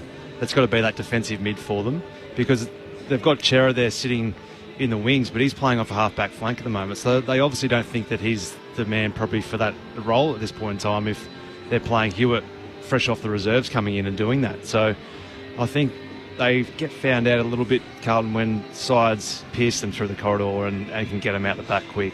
And without Mitch McGovern being that support for Jacob Wiedering, I think they certainly are a couple short down there in terms of the tools. So who was it for early? It was Young early? Brody Kemp was playing that role. And he, for 90% of the game, he does a lot of really good things. He just has a few little rain fades that can cost them goals at times, and I think that's where he's finding his spot in jeopardy. The Blues trailed by 17 early in the third and yet rallied from that point on to win by 19. They hold on to second spot at the end of round 19. Let's get into the winners' rooms. Ben Cameron's down there on ABC Sport. Ben. Yeah, they've been let in by their skipper Patrick Cripps and Michael Voss. The rest of them just working their way in now in behind their fearless skipper. So they'll huddle up, picking up a few of the sports drinks and getting those into them. They're a pretty happy bunch, fairly relieved on the back of that. Michael Voss just slinking off to the side, arms folded. I'm sure he's still got a little bit on his mind after that performance. Sam Durden copping the sports drink shower, which doesn't look overly pleasant. His first win as a bagger. He's going to sing the famous song for the very first time, and there's sports drink everywhere. I don't envy the cleaners as they will finally huddle up and belt it out. All right, just about all in readiness. Here we go.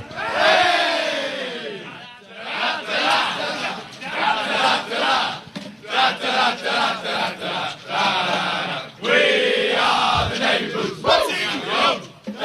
Navy Blues. We're the team that never let you down. We're the only team of Carlton. We're all the champions. Ladies, send us. That they've been playing. 80s famous old blues.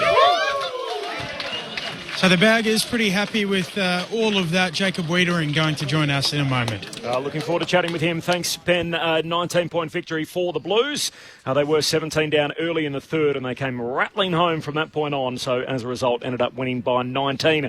The Blues are in second spot. Winners also today, Brisbane. They beat Sydney by 2. They're in third spot. And Fremantle beat Melbourne by 50. So they're in fourth spot. That is the top 4. Melbourne are out of the top 8 after that result over in the West. We'll tell you what happened there as well as the latest from the MRO coming up in just a moment and a little look ahead to round 20. Reaction from the Blues rooms and a little bit of controversy out of this fixture. But Murph, back-to-back losses against the Giants and the Bulldogs for the Blues, and then they respond here, but they didn't do it convincingly, had to pull it out of the fire in the second half. How convinced are you about their hopes in season 2024, the Blues, compared to a month ago? They need to get going a little bit, but I think that every team this year, other than probably Sydney, or Sydney are going through that patch at this point in time where they've lost 3 of their last 4, haven't they? Yes. But yep. Yeah, their footy over the last couple of weeks is a little bit concerning. I think the way in which they're getting scored against quite heavily is a little bit of a worry. I think the fact that they haven't found the best look down back is also a little bit concerning. I know they've got Brody Kemp's probably been the only one that's been admitted. The other guys are injured. So Mitch McGovern's probably the other one that covers over a few cracks. Yeah. So do you feel like gets the awkward first final, will it be Brody Kemp, Marchbank, Durden who played today? I think their best look is to have, obviously, Jacob Wiedering supported by Mitch McGovern and Brody Kemp. That's their best look. I think that they've looked their best when those 3 have been operating together and they've played their best football like that. I think, obviously, you can't help that have injuries with Boyd and obviously Marchbank being out. He's been out for the majority of the year. But I think their best look this season's been with Kemp playing. He just needs to find his confidence. I think that's been the one thing that Michael Voss has wanted him to go back to the VFL was and get some form and get that confidence back to come back and support Jacob Wiedering. I was about to say, it felt like he was in the naughty corner. Like they didn't want him to play this week, Boyd, even with all the injuries they had. And then Marchbank goes out and Durden comes in. And so he's not only got omitted from the team, he wasn't an emergency and then didn't get added until really late. So clearly they wanted him to play some footy at the lower level this weekend. Just on Harry Mackay, so I just forwarded you the vision a short time ago. So incident in the third quarter, flew for a mark. His chin hit the back of Eddie Ford's head. Ford was dropping back. And Mackay looked like, from our vision, I mean, we're not doctors, but he looked like he was rattled. He went off the ground, did a SCAT-6 test, seemingly passed it, and has come back onto the ground for a player that looked buzzed. And we've had some buzzed and had some reaction off the SMS already regarding that as well, about Harry Mackay returning. What did you see in the replays that you looked at, Lids? Not a lot, to be honest. Like, it doesn't look like it's a huge collision or whatever else, but I think this is where we got to with the tackle too. Like, some guys can be tackled and hit the head on the ground and can be really dazed from it and have a concussion, where other guys, they bounce straight back up and get on with the game. Obviously, Harry's felt like he was a little bit rattled by that knock and needed to go off and get checked, obviously passed. So we're we're jumpy at the moment, I think, as an industry about concussions and head issues and where we're all at. So it's better off, let's go off, get checked and make sure we tick every box. But, I mean, the head's an important part of our makeup, isn't it? Yeah. So let's... I suppose what more can you do other than do the SCAT test, which is obviously recognised by the league and in place because of the AFL putting it as a measure to understand whether or not someone is concussed or not. If he passes it, it's fair game, isn't it? Unless it's an obvious looking one where he definitely looks concussed. Carlton winners by 19 points. They're back to second on the table. Sunday footy on ABC Sport. Into the winners' rooms with Ben Cameron. Yeah, I'm pleased to say we've got Jacob Wiedering down here. They hung tough, North Melbourne. It was probably a little closer than you would have hoped, but how would you put it into words? Yeah, I mean, you've got to give them a lot of credit. I think their last sort of month has been some pretty consistent contest and pressure-based football, and we sort of knew they were going to hit us between the eyes, and they certainly did that. And I mean, the maturity of the group sort of showed in the back half. The third quarter was very good. From a team defence point of view, we put some goals on the board, and good result in the end.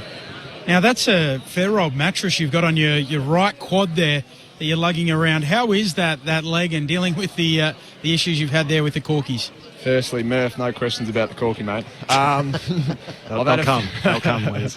I've had a few, this year, which has been a little bit frustrating. I wasn't old enough to watch Paul Roos run around. Apparently he had a few mattresses on the leg. So, it's all part of it. We had a few worries tonight. I thought Sam Durden stood up with a pretty sore body, Tom DeConning as well. So, it's part of football, the back end of this year, and you're going to come up against some quality sides, and regardless of where they are on the ladder, as I said, you've got to give North Melbourne a lot of credit, the boys hung tough.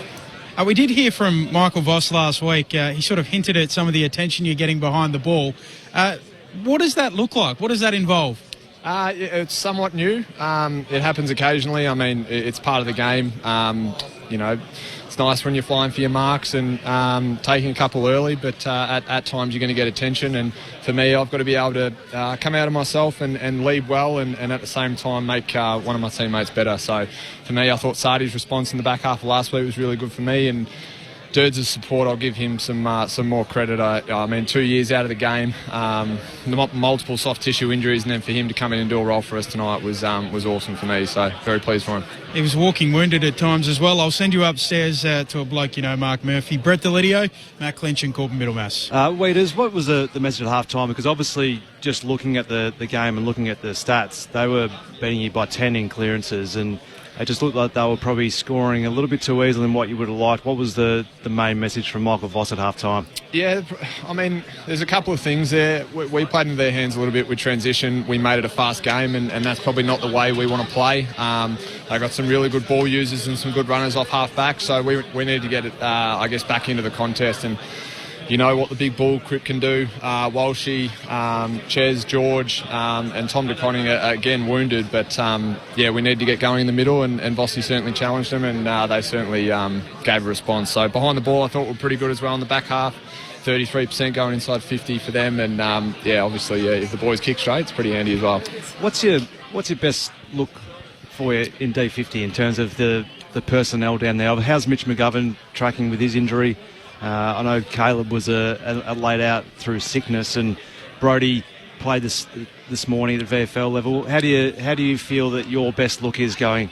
In your back line? Yeah, no, it's a good question, and probably in recent weeks there's been a bit of a rotation and not a lot of continuity, but I guess it's whoever's going to compete for their spots. We're probably in a position now more than ever. We've got some competition for spots, and I think Sam Durden was excellent tonight. Brodie's been unbelievable, and when Gov is healthy and Marchie, they're very good footballers. So in a way, it's a positive that we've got those guys in reserves, and hopefully we can get healthy towards the back end of the year, and we'll see what we can do. Jacob, good win tonight. I'm interested if things aren't going as planned, probably, or as well as you'd like defensively. Do you put that down to as a back six, or more your midfield not offering enough defensively, or is it just a whole team thing? What are your thoughts on it? Yeah, no, again, it's a combination of a few things, and it's no secret that we're probably not happy with the way we've been going. I mean, if you look at that little patch where we had 4 or 5 wins in a row, we're keeping teams to 70 points. Pretty easy stat to look at, and when you get 100 points scored against you, you're going to lose more often than not. So for us, there's a few stoppages we need to get going on. D50 stoppages, we're last in the league. which is certainly front of mind. I think we're a lot better tonight. And again, today's game is it's a very fast brand of football. Defenders are playing assertive and coming off, so we need some pressure up the field, and I thought the middies gave it to us for the majority of the game. Yeah, you've got a 5-day break coming up. Obviously, everyone wants to keep winning to stay in that top 4 chance. A few boys that were banged up out there tonight, do you think there'll be a few changes, or just really, really light week and try and get yourselves ready to go again? Yeah, I think the latter, to be honest. We, Andrew Russell's been terrific for us over the last 4 or 5 years. I think, the boys will get straight into recovery, and it's handy that it's in Melbourne this time. I think we had Port off a 5-day in Adelaide earlier on in the year, so return serve, and they're coming off a decent game as well, so it'll be a good contest. Carlton defender Jacob Wiedering is with us on ABC Sport. Jacob, it's Matt Clinch here. Just trying to work out Adam Chera's role this afternoon. He seemed to play sort of more across half-back and had the 10 intercept possessions. Is that sort of a role that you're looking to explore as to whether he might be able to do that from time to time? Yeah, again, I think that sort of came down to selection and a little bit of health and injuries for us going into the game. We thought we needed that extra mid in George to come in and play, and I thought Adam was one of the main drivers in the third quarter. I'm not sure how many intercept possessions he had, but his ball use is terrific. He is very assertive and knows when to come forward and put pressure on, and he's a terrific smooth player. So one of those things, it's nice to have a bit of flexibility, and he certainly did his role. And we were just talking before you came on air about how crazy this 2024 season is. A couple of weeks ago, you looked like the clear competitor, the challenger, the Sydney on top of the ladder. You lose 2 on the trot and you bounce back in a gritty win against the Kangas this afternoon. How do you feel like it is week to week at the moment? Is it just fronting up and trying to deliver your best and bank the 4 points and really not being able to look any further than a week ahead? Yeah, no, I think it's a cliche response. You really got to take it 1 week at a time. We certainly learned a lesson 2 years ago when we were 8-2 at the bye and didn't make finals. So for a lot of the senior group, that's certainly still front of mind. And you got to give credit to North Melbourne, like I said before, regardless of who you're playing. I think we've got West Coast over there, Port obviously next week, Collingwood, Hawthorn. So we've got some real challenges up ahead, and we'll certainly take week by week. Jacob, rest up well. We'll see you on Friday night. Good luck the rest of the way. Cheers, guys. Thanks for having me. Jacob Wiedering, the champion fullback from the Carlton Footy Club. The Blues home by 19 points. They hold on to second spot on the premiership table. This is Sunday Footy on ABC Sport. Corbin Middlemass, Matt Clinch, Brett Delidio and Mark Murphy in the box. Ben Cameron wandering around downstairs, and the Sunday slate is complete. So Carlton by 19 over North, Fremantle by 50 over Melbourne, and Brisbane by 2 over Sydney. Off the SMS, 0437 774 774. Michael from Warrnambool. How many times does it have to happen before Carlton get penalised for leaving a clearly concussed player on the ground? Deliberate act, leaving Harry out there till the final 30 seconds. I'll get some. This has been your hot topic. You think the way in which the AFL are adjudicating the dangerous tackle doesn't align with the way in which they're adjudicating concussions that take place during the match, and whether the club doctors are coming out and saying to the players, righto, come off the field, HIA assessment, if you don't pass that, you cannot continue on. Yeah, it doesn't make sense to me that it's such a hard-line approach for players laying tackles, and yet every lawsuit that we've seen so far has been around the way concussions are handled, not so much sustaining a concussion. So it's not, hey, I was part of this industry that left me with a concussion. It was, I got a concussion and I don't feel like it was handled as well as what it could have been. This will purely rest on whether he did eventually have a concussion test or not. If he had a concussion test and passed it, I'm kind of with you guys. I kind of feel a bit like, well, he's done the 15 minutes. He did the SCAT-6 test, which is the more detailed concussion test, which is what I would argue you probably should do more often than not, rather than the quick little check with the doctor. I've just asked Ben to get some clarification from that downstairs as to what the process was around Harry Mackay, but I mean, we're here, we're calling the game, there's things moving all the time, so maybe we don't have as good a view on it as what other people do with multiple replays at home, but we know Mackay finished the game and came back on the ground, so we'll get some clarity for you on that. Michael off the SMS. Mikey in Bendigo. Don't barrack for either team, but the umpiring helped Carlton get across the line tonight. Thanks, Mikey from Pete and Ballarat. A dyed-in-the-wall North Melbourne fan and member here. This is exciting against a top 4 team, Murph and Brett. What do we see for the next year or two in these Roos? That's from Pete. Yeah, I think you'd have to walk away pretty pleased, wouldn't you? I mean, the biggest thing and the biggest improvement will come in those missed opportunities with just missing the fundamental handball or the kick that just missed, or shots on goal and giving away. Colby McKercher slipping over 30 metres out from goal. Those little things that they'll get tidied up. But I think that passage of play that sticks in my mind is that one where nearly all of them are involved, going through the middle of the ground and then just a little chip kick, Paul Curtis, and bangs it through. That's the sort of stuff that you see. There's just class everywhere, right? And the ability to actually have, like Colby McKerch is drafted as an inside mid who can get it 35 times. But now, like Sheasel did last year, plays off half-back, he's that deliverer. We've seen Sheasel then elevate now. He's inside and he's given you 34 and 2 or something today. Just that's the sort of class they've got, LDU, in spades. I just really enjoy coming to watch him play and the way he goes about it, because he attacks the game, he plays with speed, and more often than not, things come off when he goes at the game. But you couldn't fault how they went about it today. It was just a little bit of polish that probably let them down, and you can see the growth there, absolutely. I think when you look at the way in which they've performed since the round 12 bye, I think they had the bye since then, other than the Sydney's been the outlier, they've been in every game up to their eyes. Yep. So I think they've been really strong since the bye. Had one bad game against Sydney, and there's a lot of teams who've had a bad game against Sydney this year.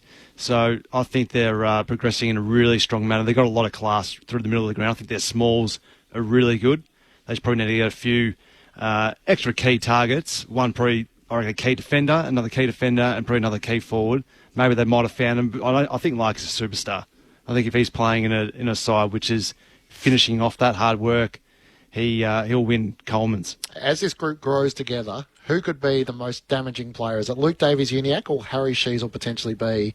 Could he be the Nick Dacos comparison for North Melbourne? Can he be the star for the Roos? I think, look, in terms of overall getting the footy and the polish with it, Sheasel's probably got it over Davies-Uniacke, but his ability to break away from stoppage, probably a bit like your old teammate in Juddy, his ability to be inside then outside. Clean, but then looks at him and he's like, and away he goes like the Roadrunner on Coyote. I think the best thing is they're very different players, I think. And I think that Sheasel's they complement each other, goal sense, he'll be a goal-kicking midfielder, which is really hard to find. I think he's certainly got that ability, and LDU's just work around the clearances is first class. The challenge, of course, is to keep them together. Yeah, absolutely. Carlton Say Mackay did a concussion test and was all clear. He got a whack to the nose. So that was the explanation out of the Blues. I'm sure it'll be a hot-button issue leading into the week, but Carlton Say Mackay did a concussion test and was all good. Got a whack to the nose is the wording coming out of the Carlton rooms. And that's the hard ones for us as commentators. Like Nick Malarkey got one right to the nose in the middle of the ground. The umpire missed it. Yeah. Non-officiating umpire paid the free kick. He doesn't have a concussion test. Harry Mackay does. So that's where Laura Kane rightfully says the AFL check these processes. If they're not followed, that's where they will fine clubs for not going through the proper HIA assessments. But as fans at the ground, it just opens it to all sorts of confusion. But is that where we're at now? Like you got one on the beak and you have to go off and get a test? I think it was more the way that he looked sort of laid out and dazed that he sort of got up and was looking. So was he asked to come off, or did he bring himself off? That's what we don't know. Yeah. But I don't reckon we noticed it. I didn't notice it. Yeah, so it obviously looks completely different on a television set compared to you sitting here at the game and pack forms, bunch of players go down, a couple of guys get up, other people stroll off into other areas. So it'll be one that we'll watch. But that is the latest word coming out of the Carlton rooms. Just on North, before we move away from them and talk about the other games today and what it means in the broader context of the competition, what do they get at the draft? So clearly they're going to get another high pick. What do they need, do you think, to add to their list, given what they've already got with the young talent at their disposal? It's a good question, and I'm reasonably across this year's draft, and there's no real standout in terms of, they're not probably going to have pick one, I don't think, at this point in time. So, they're anywhere from 2, 3, 4 onwards, and it's a really even draft. I don't think there's one player that stands out well and truly above the next 5 players almost. So, it's going to be whatever they need. I couldn't tell you, because they're blessed with guys that can play inside and outside. They drafted Dersma last year, who's that half forward who can kick goals. And then they got another, a big key in Will Dawson, who's a 200 centimetre, who's played some key back stuff, but he's also played some key forward. Is it more midfielders in next year's draft? Wow. I mean, you can always have more midfielders that can... Oh, is there more? Will they be the top 5 players as always? Yeah, mostly mids, yeah. There's the keys come probably a little bit later, so... Which is probably not what North need. Do they need more midfield class? Yeah. Every club probably needs more midfield class. You can always... The key pillars feel like a key defender or a key forward. Yeah. But then again, if they're not standout key position players and you've got pick 2, you're taking the best player. Yeah. No matter what it is, yeah. I think. So the Bobby Knight line, the former coach and college sports in the US. Yep. When I think the Portland Trailblazers had pick 2. And he said, who would you take? And Portland, and Bobby Knight replied and said, Michael Jordan. And Portland replied, well, we need a centre. And Bobby Knight responded saying, well, draft Jordan, play him at centre. Maybe that's what you need to do. Just get the best player that's available on the board at one particular time. They've had a couple. Like Will Phillips, I think, was pick 3. He's out of contract at season's end. So it'll be interesting to see with a couple of these list management challenges as to how North negotiate it. Yep. And then it's also interesting to see what happens in a trade sense and what they can bring in and whatever, to complement these young boys coming through. I think that's where they need to be heading in terms of, can we bring in someone that can show the way a little bit, But, I mean, you've also got to be coming from looking at those senior players. Are you willing to go to North to then be that? You've almost got to be in your last couple of years of your contract or your career. Didn't mind the idea of playing Teakle forward, just to try and stretch Carlton's defence. He's sort of serviceable. Sherry's clearly the number 1 ruckman, so you're really just giving him a chop out whenever they want to break. But Comben forward looks to work with Larkey. Then it's just about trying to provide maybe a bit more stability, which, as you said, Dawson's a key defender, so maybe he's the future. Well, then you'd think Dursman's going to be that link player for them in time, and hopefully that's pretty soon. I mean, he came on and looked pretty handy. I'm not sure where he's at the moment. Playing whether or not he's playing twos or in goals, it, but I think he's a perfect sort of lead-up link player that they're after. Carlton by 19 points after trailing by 17 early in the third quarter. So put their foot down from that point on, the Blues, as they kicked, 9 goals to 4 thereafter and flipped a 17-point deficit into a 19-point victory. Now, the votes in the ABC Footballer of the Year in front of 40,014. Mark Murphy's got them. Oh, geez, that's coming out of nowhere. I did them last week, so... We did them together, didn't we? No, I don't think we did. Do you want me to buy you a handful of minutes? I can do that. Yes, please. We'll come back to the votes. Do you want me to give you the D's run? They're 10th at the moment. They've got the Giants at the MCG, Bulldogs at Docklands, Port Adelaide at the MCG, Gold Coast at Carrara, Collingwood at the MCG. Wow. Outside the 8, needing to win. Yeah. The only good thing about that is if they need to be taking the place of one of those teams. So 8-point games. At least you're playing the teams that you're trying to take their spot. But Maxi Gawn back will be massive for them. Given what was this clearances 24-3 at halftime today. Yeah. There's no gimmies, is there? There's no gimmies. Just on that game, so Fremantle by 50 points, just to wrap it all up for you. In the end, big numbers for Caleb Sarong, 36 disposals and 1 goal. Andy Brayshaw had 41 touches and 4 goals each for Sonny Walters and Jai Amos. The Dockers, 11.5 wins. They're back in the top 4. They currently sit 4th tonight, and Melbourne, as Clinchy mentioned, 10 and 8. They are outside of the 8. So the 2 games they played this year, Fremantle won the first by 92. They win the second by 50. So big wins over the D's in both fixtures this year. The Dockers. And the other news floating around social media is Harrison Petty signed a 2-year contract extension to remain at the Demons till 2027. Wow. After the Crows asked the question at the end of last season. Yeah. That is big news. Absolutely. I'd say he's on the waiting list for a golf club and all sorts of things. So a change of heart, just sticking around in Melbourne. Simon Goodwin did his post-match press conference a short time ago. Here's a little of how the Melbourne boss saw it at full time. We haven't got a ruckman that'll win hit-outs when Max doesn't play. And clearly today they were unbelievable around the ball, in the stoppage clearance game. And as I said, I thought our ability to win the ball and get pressure on the ball was just average and led to them getting to the outside quite quickly. So that was the game in a nutshell. There was a lot more to the game than just hit-outs. Our midfield's ability to win the ball, defend contest areas with the right method, stop allowing the ball to get to the outside, they're things that we'll look at. It's something that's been really strong in our game. We got beaten in contest by 40. Win too many games losing contest by 40, and it's been one of the strongest things in our game for the last 5 weeks, has been our contest game. So, no, it wasn't just the hit-outs. It was a combination of all that within our game, and we'll own it, we'll lean into it, and we'll come back better next week. And it is GWS next week, as Clinchy mentioned, Saturday night at the Melbourne Cricket Ground for the D's. So that's the losing. The winning for Fremantle is good. They bounced back from coughing up that game against the Hawks. They were in a winning position, conceded the last 3 goals last week, straight back in the winners list and back in the top 4. He's their coach, Justin Longmuir, a short time ago. Yeah, I thought that first half was as good a footy as we've played. We understood, the injuries they've got and I suppose the holes that are in their team, but we've come up against that in the past and haven't got it done. And hit-outs and ruck dominance don't always transfer to field position and clearance wins. So we had some plans in place. We wanted to play a certain way, and I thought the players executed it in that first half as well as we have all year in some aspects. So, we didn't get reward for effort, but in terms of process, I think that was a really good outline of the way we want to play our footy. Fremantle by 50 points over Melbourne. Here at Docklands, it was Carlton by 19 over North.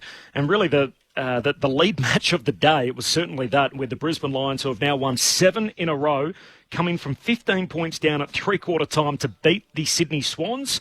The Swans now losing 3 of their last 4 games. They've lost only 4 games all year, the Swans, by a combined margin of 10. So not all by less than 10, a combined margin across those 4 losses of 10 points. Again, they're on the wrong side of a razor-thin result today. Brisbane by 2.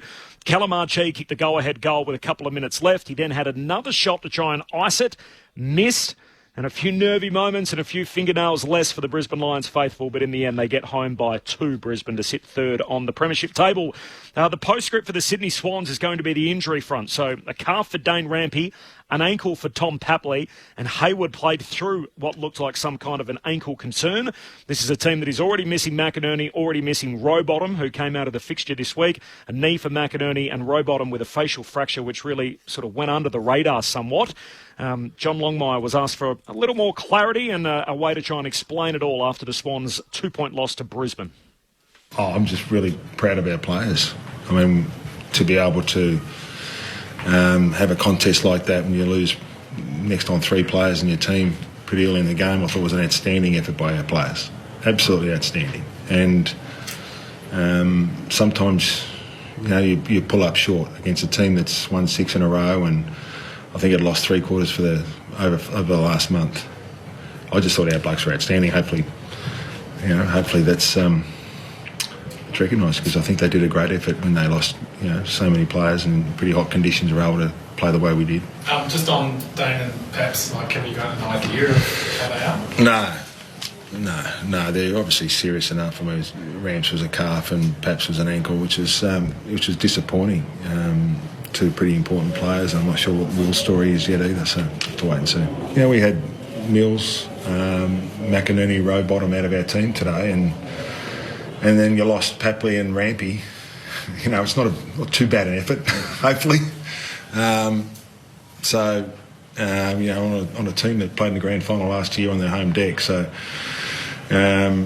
we had to give Adams and Parker 2 jobs probably that they're not normally used to, and they were able to do a pretty good job. He's a very good player, Lockie, and they've got a good midfield, so for those blokes to come in and play a role for us as a team was really good. John Longmire in defeat today. Brisbane by 2 points over the Sydney Swans. The Swans still 2 games clear on top. That gap closes with Carlton winning, and the Brisbane Lions are in the top 4, so they're third at the end of the weekend after their victory today at the Gabba. So the Lions by 2 over the Swans, the Dockers by 50 over Melbourne, and here it was Carlton by 19 over North. This is Sunday Footy on ABC Sport. Corbin Middlemass, Matt Clinch, Brett Delidio and Mark Murphy has the votes in the ABC Footballer of the Year. My one vote, Corbin, goes to the Carlton skipper in Paddy Cripps, Lids. Yep. He's had the 29 today. Yep. He's started after half-time really well, didn't he? He did. He was instrumental with George Hewitt and Sam Walsh in that third quarter. He had the 9 score involvements, 7 tackles and the 9 clearances. Another very solid game from the Carlton skipper. North Melbourne ruckman, Tristan Sherry, gets my 2 votes. Corbin put him down.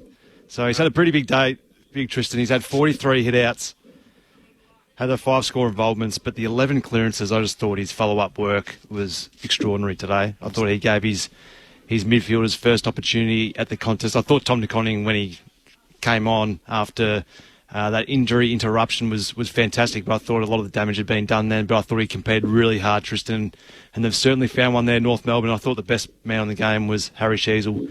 Had the 35 disposals and kicked 2 very handy goals, Clinchy. Bang, the 3 and the 2 go to a losing side. Yep. I like it. 3 for Sheasel, 2 for Sherry, 1 for Cripps, the votes in the ABC Footballer of the Year. We will put them up against the coaches tomorrow. And we do love doing that. Yep. And I got it wrong, mate. Who do you trust more, the coaches or the umpires? I trust you. Or us. Or us, sorry. I'm talking about the Brownlow and the coaches award. That's the right answer. But we do lean on the coaches, don't we? That have to divvy up their votes, but you guys do an excellent job, and more often than not, as you tell me Most of the time, we're on the money. We missed, Toby, we didn't give him the 3 last week. Okay. That went to Witters. And Tom Green didn't get one vote from the coaches, and we gave him one. I think that was because I wasn't there. I think Lids gave him that one. Yeah, I just wanted to get the Greens in. Yeah, so anyway. 3 for Sheasel, 2 for Sherry, 1 for Cripps. The votes in the ABC Footballer of the Year from Mark Murphy. Carlton by 19 points. Just the MRO news from today. So there was a lot of focus on Braden Maynard's fend-off, which was an elbow to the throat, or to the jaw, really, of Jack Ginnivan. Maynard was fined for striking, so came back as careless, low and high, despite the fact he had the footy, so he's been fined for that. And the other headline is that Zach Butters has been fined twice. Once for rough conduct on James Trezise in the first quarter, and another time for making unnecessary contact with an umpire, so that was in the third quarter. What that means, though, is that Zach Butters now has the honour of being the most fined player in AFL history. He will have paid $36,250 in fines, which makes him number one at 23 years of age. He's paid more money in fines than any player in history. Yeah, money's hard to make. You don't want to be just giving up for misdemeanours. Well, I saw the AFLPA whinging during the week about the amount of money that's been raised in fines, and they were trying to get that taken down. I imagine the response from the AFL would be, well, you're being fined because you don't want to miss games, which is why the fine system came in. So either change the behaviour or you'll keep losing cash. Do we know where it goes? It's meant to go to the concussion fund, isn't it? That was my understanding. I heard it went to the past players fund, basically, and that's okay. Yeah, keep finding them. So inter-season trips. Money back for the AFL. I think so. Money back into the game. Round 20 starts on Friday night. Carlton and Port Adelaide here at Docklands. On Saturday afternoon, North Melbourne and Geelong in Hobart at the same time. Gold Coast and Brisbane. Juicy Q clash. Saturday twilight is St Kilda Essendon back at Docklands. Saturday night, a pair of games, Melbourne and GWS, while Fremantle will play West Coast in the Derby. And then on Sunday, the early fixture is Collingwood-Richmond. That's the 1:10 Eastern game at the MCG. The 3:20 slot Eastern time is Sydney and the Western Bulldogs, and then Adelaide and Hawthorn to complete the round over in South Australia next week. That'll do us. The music's playing. Thanks to you, Mark Murphy. Good on you, Corbin. Thanks, Lids. Pleasure. Thanks to Matt Clinch. Thanks to Ben Cameron downstairs, to Stu Hollywood-Baker at the controls, and to Craig Davis back at base. We're done. Sunday of round 19 and the round complete. The Lions by 2 over the Swans, the Dockers by 50 over Melbourne, and here it was the Blues by 19 over North. Good night. Hello, Richard Fidley here. If you enjoy the kind of compelling life stories you hear on Conversations... There's a crocodile lurking. And this bomb went off in my head. Don't cry, why are you crying? Why not try the new I Was Actually There podcast? Gripping stories told by people who witnessed history with in-depth interviews from the ABC iView series. The darkness of underground is just black. I've got someone hiding in my car. I don't know what I'm going to do. You know your life is never going to be the same again. Hear your history firsthand with the ABC Listen app. ABC Sport, your home of rugby. We are going to ask our next guest which Scott brother he prefers, whether he likes it or not. Because, Bridge, it's time for our new segment, Meet the Boss. And kicking it off is